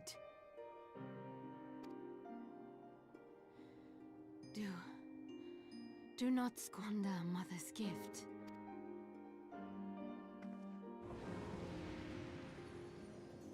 Hear, feel, think.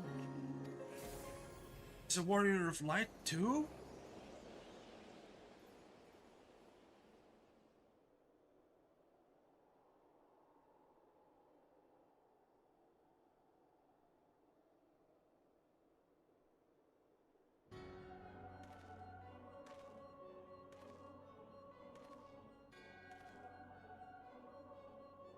And so the vessel withdraws.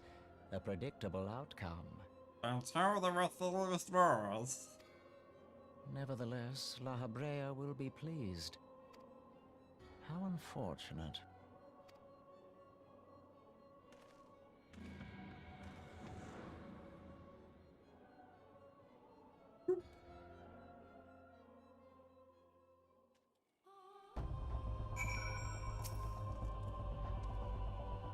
By the 12, you're alive. I mean, of course you're alive. Why wouldn't you be? Iceheart did what? And you're certain about that, are you? Dravinians are skilled with glamours, after all.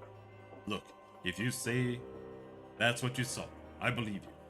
It's just that I've never heard of a primal being summoned like that before. Are you sure you're not injured? Head trauma has been known to cause hallucinations, you see.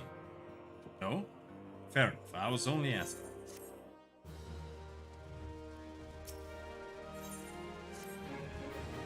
If you ask me, there's naught to be gained from mulling over the implications of your story in the freezing cold. Let's save it for the rising stones, eh? I'll get everyone to meet us there. Ah, but before that, you had best pay a visit to Whitebrim Front and speak with Alphino. He is probably worried sick about you. That or he's busy playing at politics with his guardians.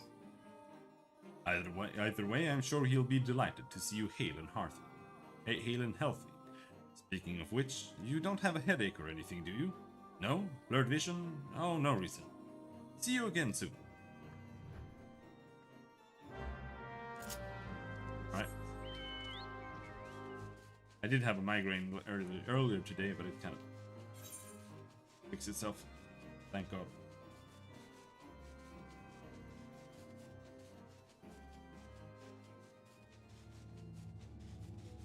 Sparkly rainbow vision is cool. Can't read anything because it's just all.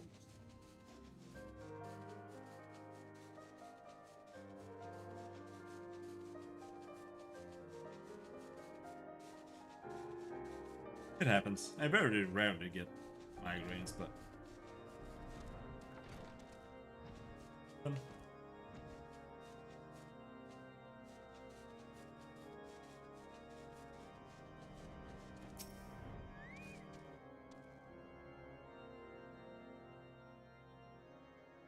There he is, and none the worse for wear.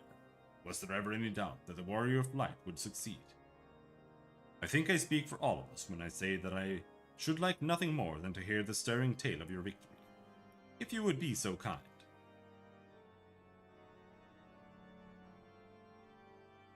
Then we were too late to prevent the sunlight. Not too late to prevent further loss of life, an outcome worthy of celebration, and one for which we have Cashew to thank.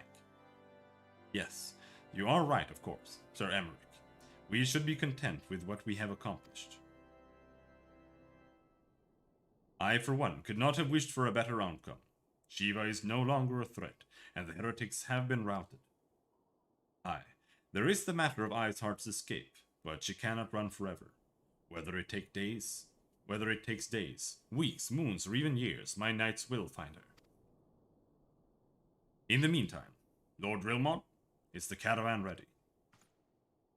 The supplies that your men recovered have been prepared for transport, in accordance with your wishes. Rest assured that my knights will see them safely to Revenant's Toll. Still didn't get those supplies. Of that I have no doubt. I take it that these are the self-same supplies the heretics stole from the House Forton caravan.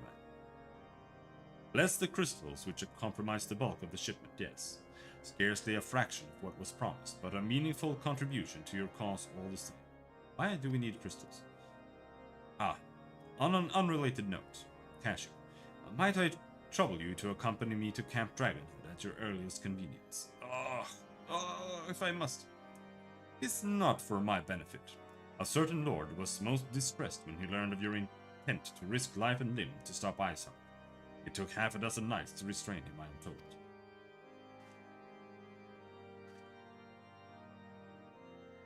Men give vent to their anxieties in myriad ways. Pray do not think less of them.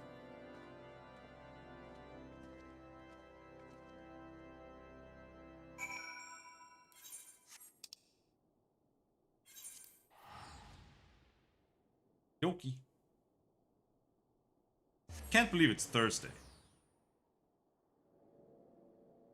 It felt like it was Tuesday. Just 2 days ago.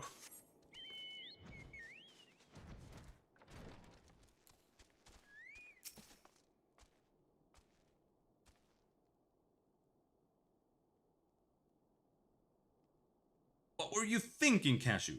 Wagering your very being on a dubious theory, which might allow you to enter Iceheart's lair, knowing full well that she could have sufficient forewarning to complete her ritual to summon Shiva anyway. And then, engaging the abomination in mortal combat. By the fury, Cashew. This is the stuff of ballads, a battle for the ages. Would that I had been there to fight by your side. Yet here I was, forced to wait, condemned to wonder at the fate of a dear friend for a veritable eternity. I would not wish such torture on my most hated enemy.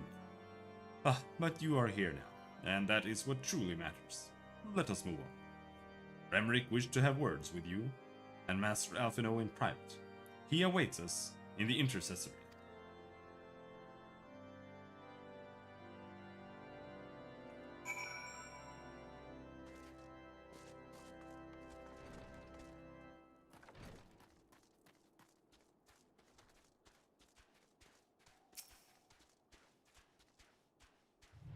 Greetings, sir.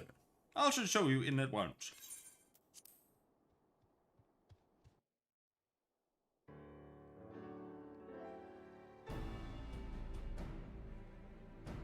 I think once we go back to Rising Stars, on behalf of the Holy See of Ishgard, allow me to express my deepest thanks. Never before have we been required to contend with a primal. Indeed, there were fears in some quarters that our knights might not be equal to the task. From what we have now learned of these beings, I can say with certainty that we would have lost a great many men had the Scions not intervened. Then the argument for preemptive action should be self-evident. Perchance now you will reconsider my proposal that Ishgard move against Natalan.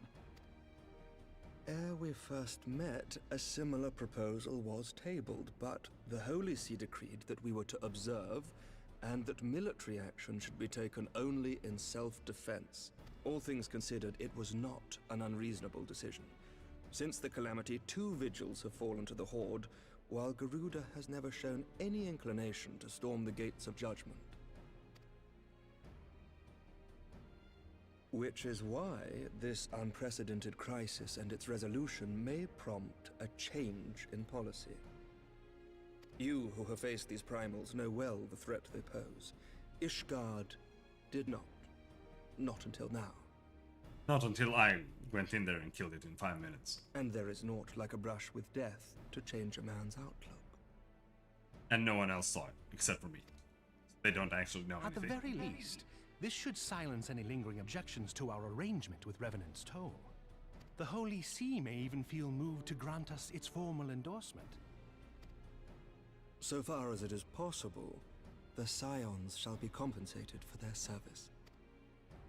We should be grateful for any aid you can provide. As a gesture of good faith, I shall withdraw my previous request. Your people are doubtless needed elsewhere. That will not be necessary. We too have a vested interest in watching Dravania's movements. I see.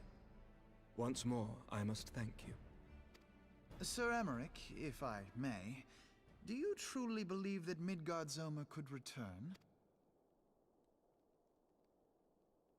The heavens are a window unto truth, but those who interpret their movements are not infallible.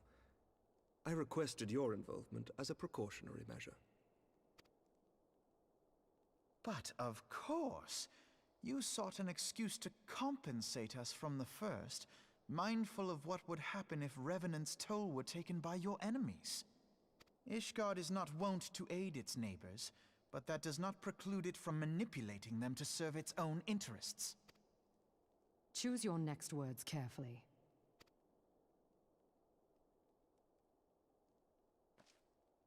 Do you know what sort of man becomes Lord Commander of the Temple Knights? One who comes from good stock. I did not.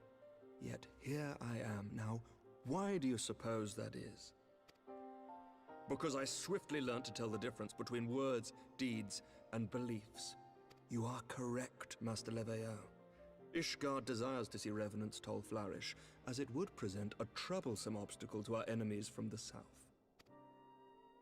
We are so glad to be of use to you. As we are to you. Ours is a mutually beneficial arrangement, lest we forget, one born of necessity. The dragons grow more restless by the day, and the heretics harry us nigh without cease. We have contended with such troubles for centuries, but there are limits to even our endurance.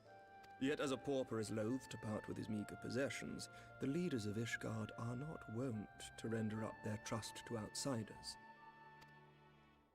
But with perseverance on our part, they may yet be made to see the light. Nevertheless, one must take care when walking the road less traveled. Wise words, Sir Emmerich. I shall make a point to remember them. I must apologize for my earlier outburst. I hope it will not sour our good relations. Not at all. You but spoke from the heart.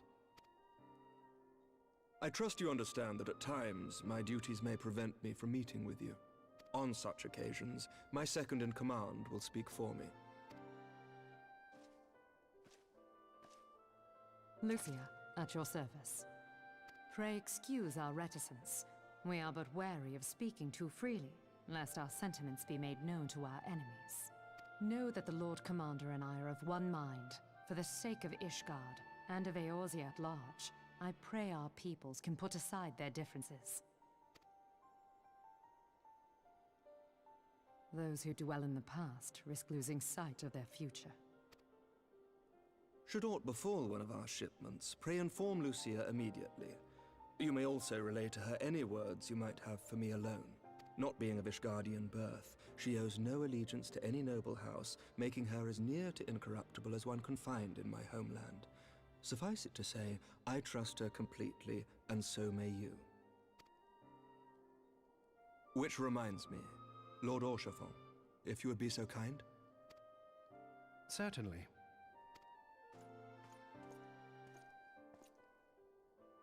In times such as these, trust is ever in short supply. Mayhap this will go some way to rectify the problem. The results of our investigation into the heretics' recent attacks, as well as our interrogation of the merchant you detained. Sir Emmerich, I cannot thank you enough. Think nothing of it. Ishgard may be many things, but it is no friend to Garlemald. Did I not tell you to have faith, my friend? Did you? When? I don't remember anything you said.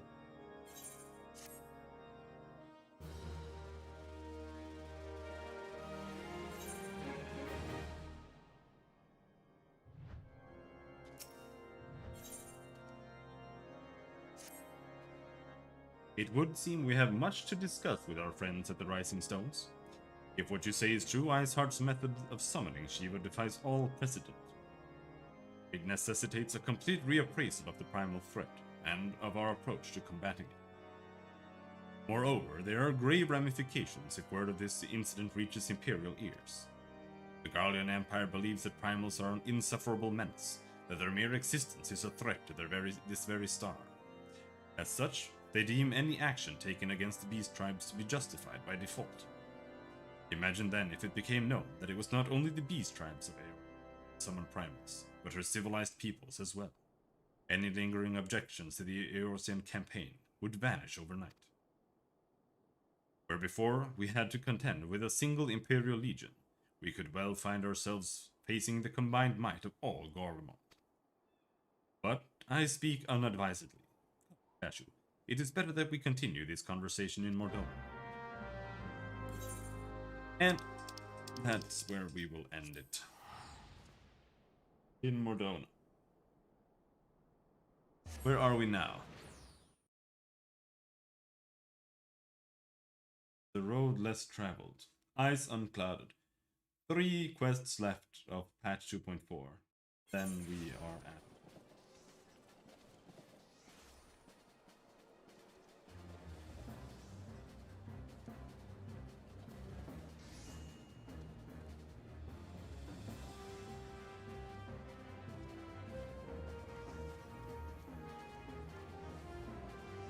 One dungeon and 2 boss encounters left.